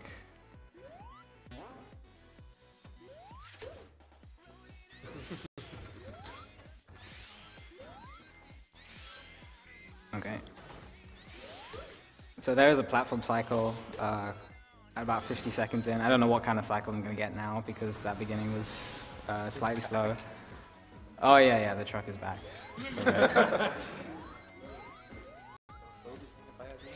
Mm-hmm.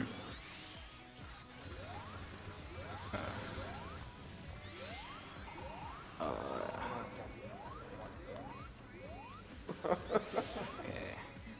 Good. Alright, so this is the platform cycle. That's fine. So 2D skateboard. It's actually slower to use the skateboard, so I'm just gonna run straight into the wall, so I can lose it. And then just spin dash off these ramps. Land here. Good. Jump. That was good. Sorry, Tony Hawk.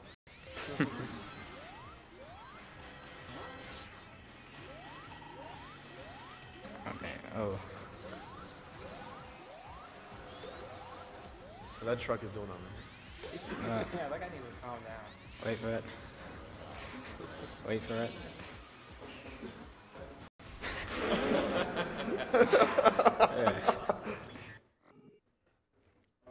Okay. So Seaside Hill from Sonic Heroes now.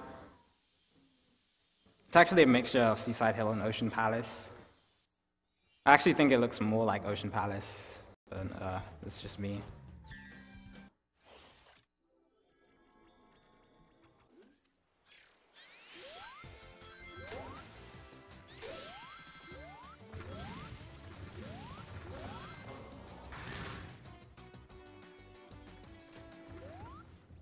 Okay, so the underwater physics make you a lot slower. They also make you jump higher as well. Platform cycle here. So, ooh, okay. So on spin dash jump into the can. Ooh, that was bad. I have to wait for the platform again. That's better, okay. Hit the cannon. here, spin dash jump. Okay, invincibility here is pretty useful. Because I don't have to worry about this enemy and the spikes.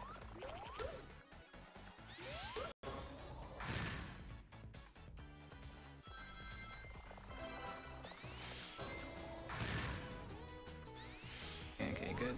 Small underwater section.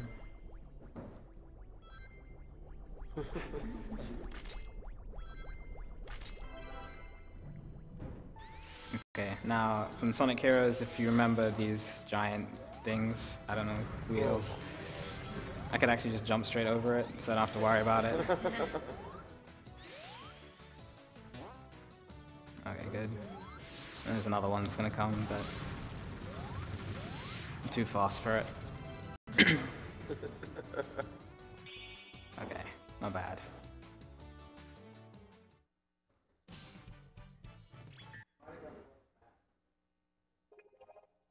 Alright, now modern Seaside Hill is kind of tricky. In Unleashed, when you boosted on water, if you drifted at the same time, you actually didn't lose any boost. In this game, if you boost on water for about 2 or 3 seconds, it drains all of your boost meter. So, although I am going to be drifting on water, I am going to be boosting on water for a little bit, but I can't do it for too long, otherwise I'll lose all my boost, as you'll see.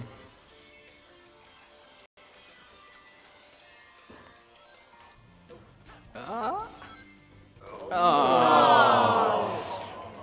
Damn it.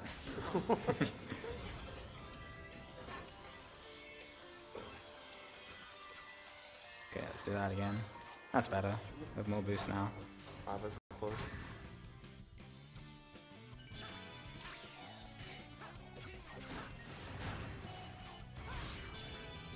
Okay.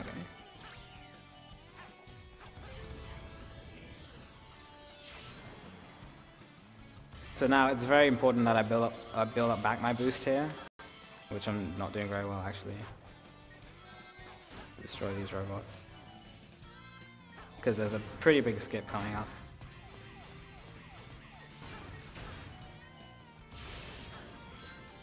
Alright, so this trick is pretty sink or swim. If I get it, it's going to save a bunch of time. If I miss it, then it's going to lose a lot of time.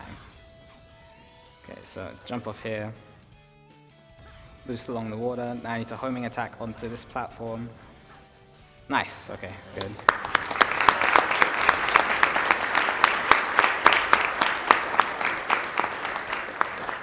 Alright, so that skips that section.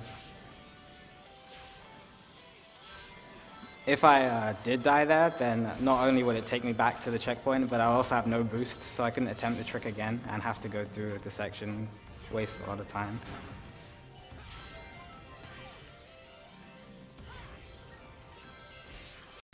Okay, good.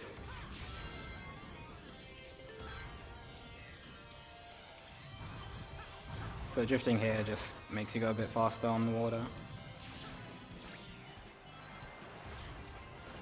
Okay.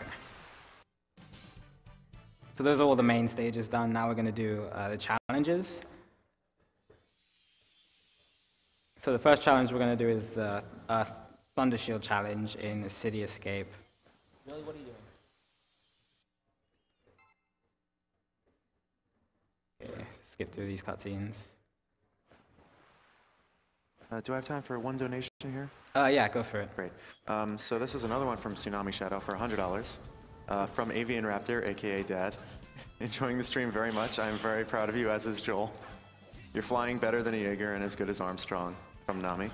Shout out to everyone fighting cancer from all over the world, and I will personally buy a new controller and microphone for Talon if everyone on stream hums, sings, whistles, or beatboxes the Planet Wisp classic theme while playing it. The what? The what? For Planet Well, Wisp that's your Classic. dad. You need to tell me what that is. I have no idea. Planet Wisp Classic. He would like everyone to, in some way, sing the theme for that. Planet Wisp Classic? Yeah. Wait. Wisp Classic? Did you say Planet Wisp Classic? Yes, Planet Wisp Classic. No one. I barely know the theme. Well, good luck. Good luck with the rest of the marathon. P.S. Talon, please answer your phone. He's a little busy. Yeah, he's a little busy right now. Maybe later. International charges are bad. Okay, so anyway. Sorry, I thought you might enjoy that one. So I do this Thunder Shield challenge. Even it is one of the fastest to do, but it's not the fastest. But it's important because I unlock the Thunder Shield once I'm finished with it. And that's going to be useful for the later stages, the later classic stages, because having the Thunder Shield, which allows me to double jump or jump in midair,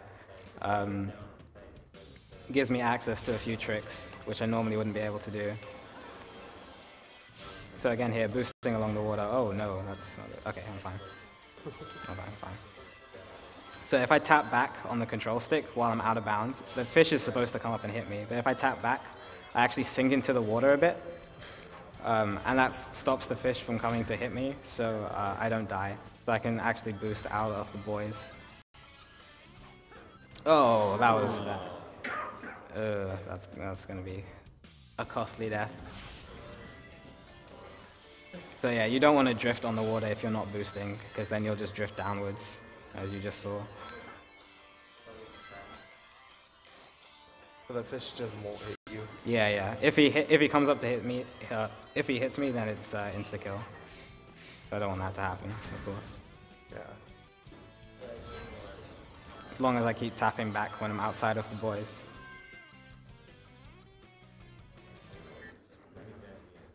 Okay. Oh, you were right there. Yeah. Strats. Alright, so now time for the shadow fight. Not as exciting as the Sonic Adventure 2 shadow fight, since it's pretty much just boost. There is a trick called M speed, but I'm not very confident with it, so I'm not gonna do it. But the strat I'm gonna use should get me a minute 3 or so. It's about 10 seconds slower than the M speed strat.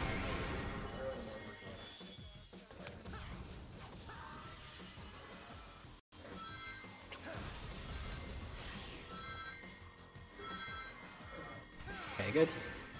Okay, hitting shadow there is actually very useful because after this, after I hit him with these meteorites, I'm going to end up boosting into him.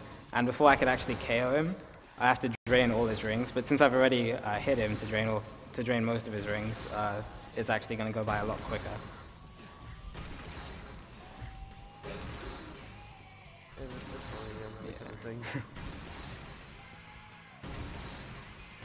Okay, nice. Yeah, it's very dramatic. Oh. Maria.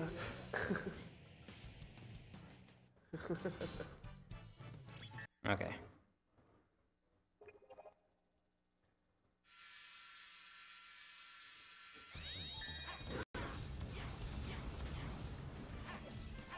Ooh, okay. Alright. So this challenge, hopefully I can do this. It's pretty cool. So it involves me jumping out of the 2D plane by drifting back up the building. So okay, you'll see what I mean if I can do it. Okay, so now I'm boosting back up the building, and if I jump, I actually jump out of the 2D plane I'm supposed to be in. So now I can just bypass the whole stage.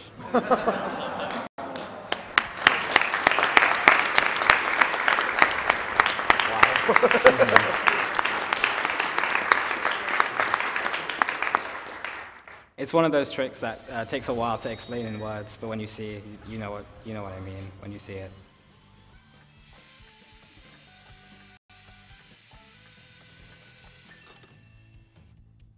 Okay, so I have all 3 keys, so I'm gonna go fight the boss of this era, which is Perfect Chaos from Sonic Adventure. Oops. Accidental pause. Yeah, no supersonic, but this fight is pretty straightforward, just some platforming. Oops. Yeah, I meant to hit those rings. Okay, so pausing here, although it's probably, you probably might think it's slower, it actually cuts some of the cutscene and it makes Sonic travel faster, which does save time real time. So that's why I paused there.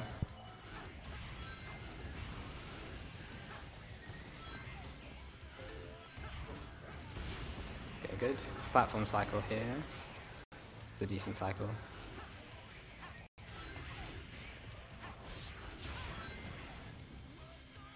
Okay, second hit. So another pause. Cut some of the cutscene and make Sonic travel faster to the destination. Simple boost. I want to make sure I have enough boost for the last section. Ooh, that was close. Okay, running kind of low. Nah, that should be enough boost for this final part. So Perfect Chaos is going to raise a bunch of platforms. If I fall off, it's going to kill me. Hopefully I don't.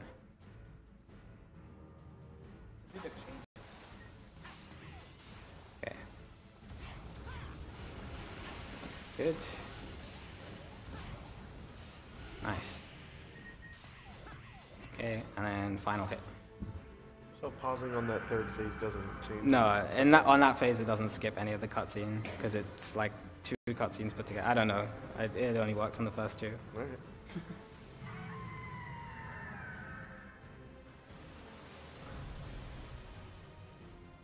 Okay. So that's the Dreamcast era done. So before I go into the modern era, I'm actually going to go to the skills shop and purchase the Thunder Shield. And then I need to equip it. So in this game, you have certain skills that you can equip to yourself, which you can buy from Armor Chow's shop. In this case, the Thunder Shield is the only really useful one that's worth buying. Then I want to equip it. I'm also going to equip Power Break at one time because it does make some things easier. So Power Break, it makes it easier to stop as classic Sonic, instant stop essentially. So now that I've equipped that, I can continue. Crisis City Modern from Sonic 06.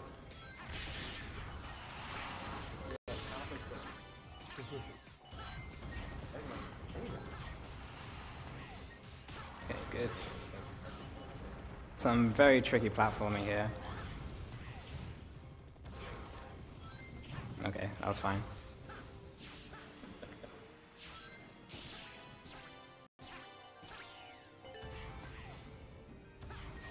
Okay, good. Jump.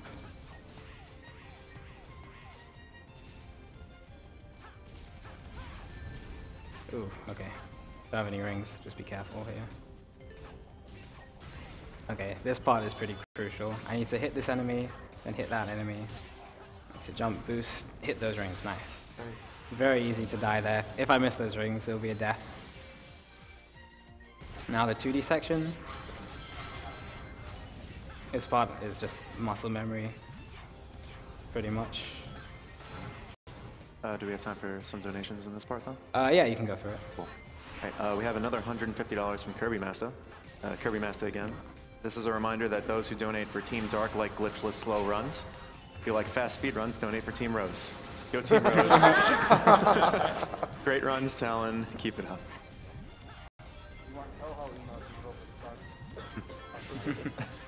We have 50 from Dozing Zeus. Lost my grandma to cancer. Love what you're doing. Keep it up. We will.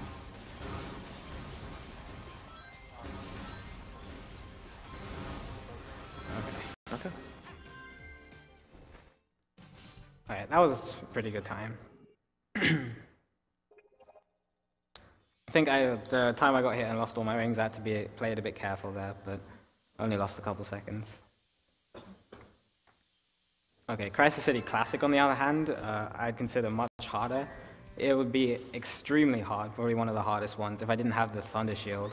So the Thunder Shield allows me to jump in midair, which makes it opens up new tricks and also makes some tricks a lot easier. Okay. So for example, this one, having a safety Thunder Shield, having Thunder Shield allows me to just skip that 2D section and jump straight onto that platform. Okay, good.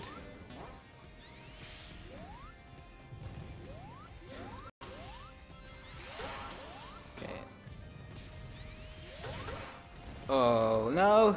That was unlucky. That's going to push me back all the way here. Ouch. If you lose it, okay. Yeah, what happened was there's supposed to be 3 enemies in like a row. Oh, that's not good. There's supposed to be 3 enemies in a row there, but I only hit 2, so I didn't get onto the top path, and it just shot me off.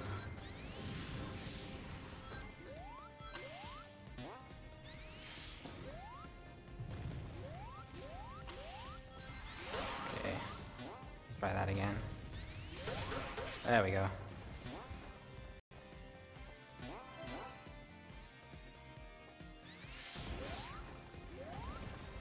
Oh, I lost my Thunder Shield. That's going to be kind of annoying because the last section has a bunch of tornadoes which kind of suck you in. And it's if you get sucked in, it's an instant death. And having the Thunder Shield is just very, very helpful to avoid getting sucked in.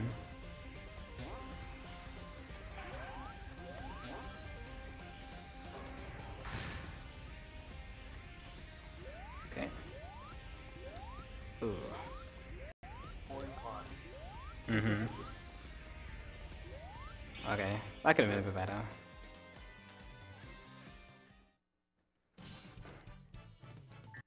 Alright, so now time for my least favorite stage, Rooftop Run Classic. This stage was not made for speedrunning. Lots of very, very easy ways to get hit. The Thunder Shield makes it a lot more bearable, but because there's so many ways to get hit, it's very easy to lose it. Time, this is one of the stages that varies a lot, so a good time here would be like a 151, but times can go as high as like 220, even without deaths. Okay, this jump. So I'm going to jump into this 2D plane, hopefully, nice. Skips a little bit. I need to avoid these axes in this area, and the robots. Okay, good.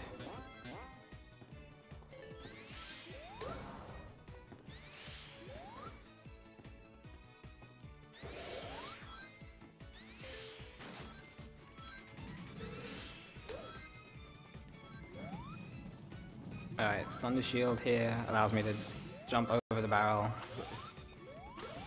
Wait for the barrel here. Hit the switch, wait. Hit the spring. Okay, that's good. That's the hardest part of the stage done. If I have Thunder Shield here, it makes the rest pretty straightforward. Although I can lose it in this next section.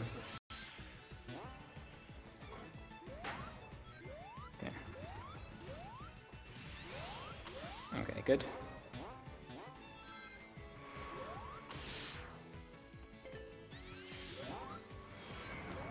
Okay, so this is just the clock tower ascent.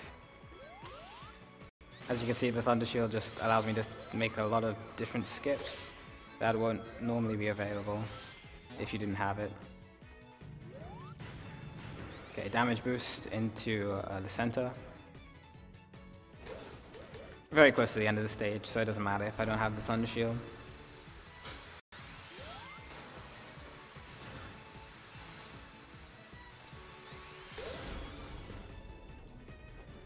Okay, oh, that was a slow spin dash. That's okay. 155. It's not a bad time.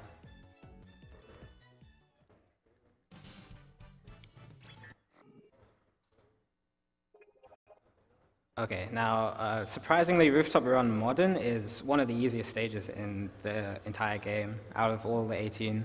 So just completely backwards from the other one. Yeah, it is. No hard tricks, very straightforward to do. Also a lot of fun to do as well. So yeah, and drifting against this wall, hit this rail and then hit the rainbow ring. Just to take the top path here. Drifting off the edge, gives me a bit of distance. Again, drifting off the edge there. Kind of low on boost. Okay, that should be fine.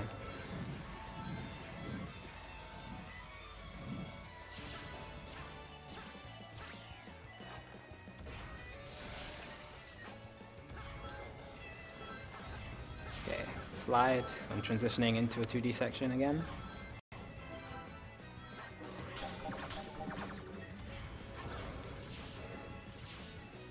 This is straightforward boost. Avoid the lasers.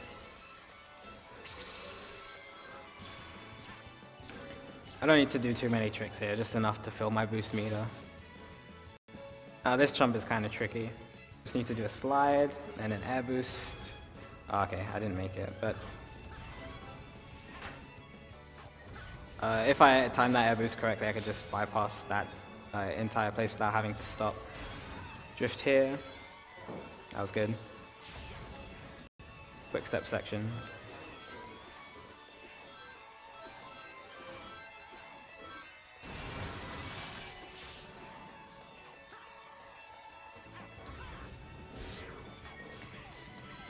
Okay. And then just the final quick step section to end. It's sort of auto-scrollerish, but I still have to make sure that I don't get hit by anything. Boosting into enemies gets rid of the chases. And if I get rid of all the chases before the end, then he won't fire his laser, and he'll just spew out rings. And so I don't have to worry about getting hit by it.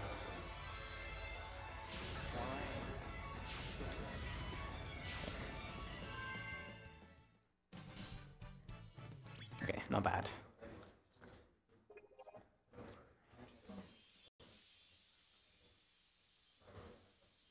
Okay, so now into Planet Wisp. Planet Wisp Modern is one of the hardest stages, but it's also one of my favorite. Has a really cool trick in it. Hopefully I could do this one.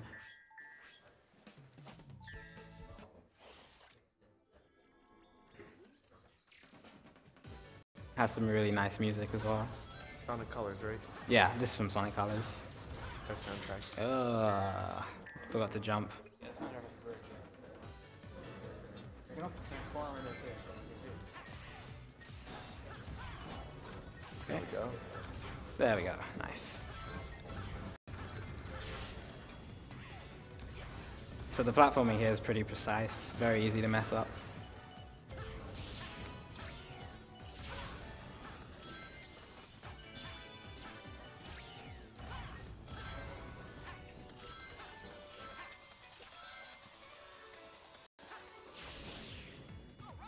Okay. Mini 2D section. Okay, so if you have played Sonic Colors, you'll know that there's these little creatures called wisps. For Modern, they have the rocket wisp, which is going to basically give me a rocket, send me vertically upwards. But if I just delay here long enough, I could actually pick up a spare rocket. And although I use it here, I'm going to get another spare rocket if I collect that one. Nice. Now, as long as I don't fall, I'll have a spare rocket at the end of this section.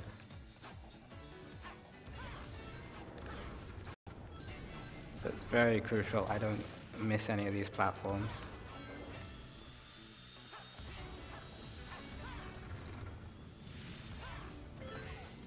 Okay, so now I have a spare rocket in this section, and if I jump over this trick ramp and boost at the correct time and use my rocket here, then I can just skip this entire 2D section.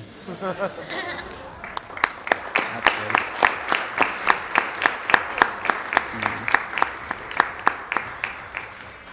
So you'll also notice that the stage isn't completely loaded. So there's like some missing background and stuff. But yeah, this is the end of the 2D section, just getting up to the top. That trick saves just under a minute, I believe. Very useful.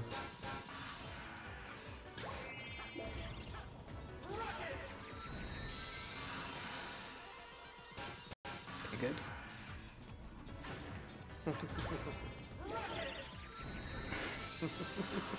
Very nice. That's a good time. 2:19, good. Alright, so Planet Wisp Modern has a very cool trick, but Planet Wisp Classic has two even better tricks.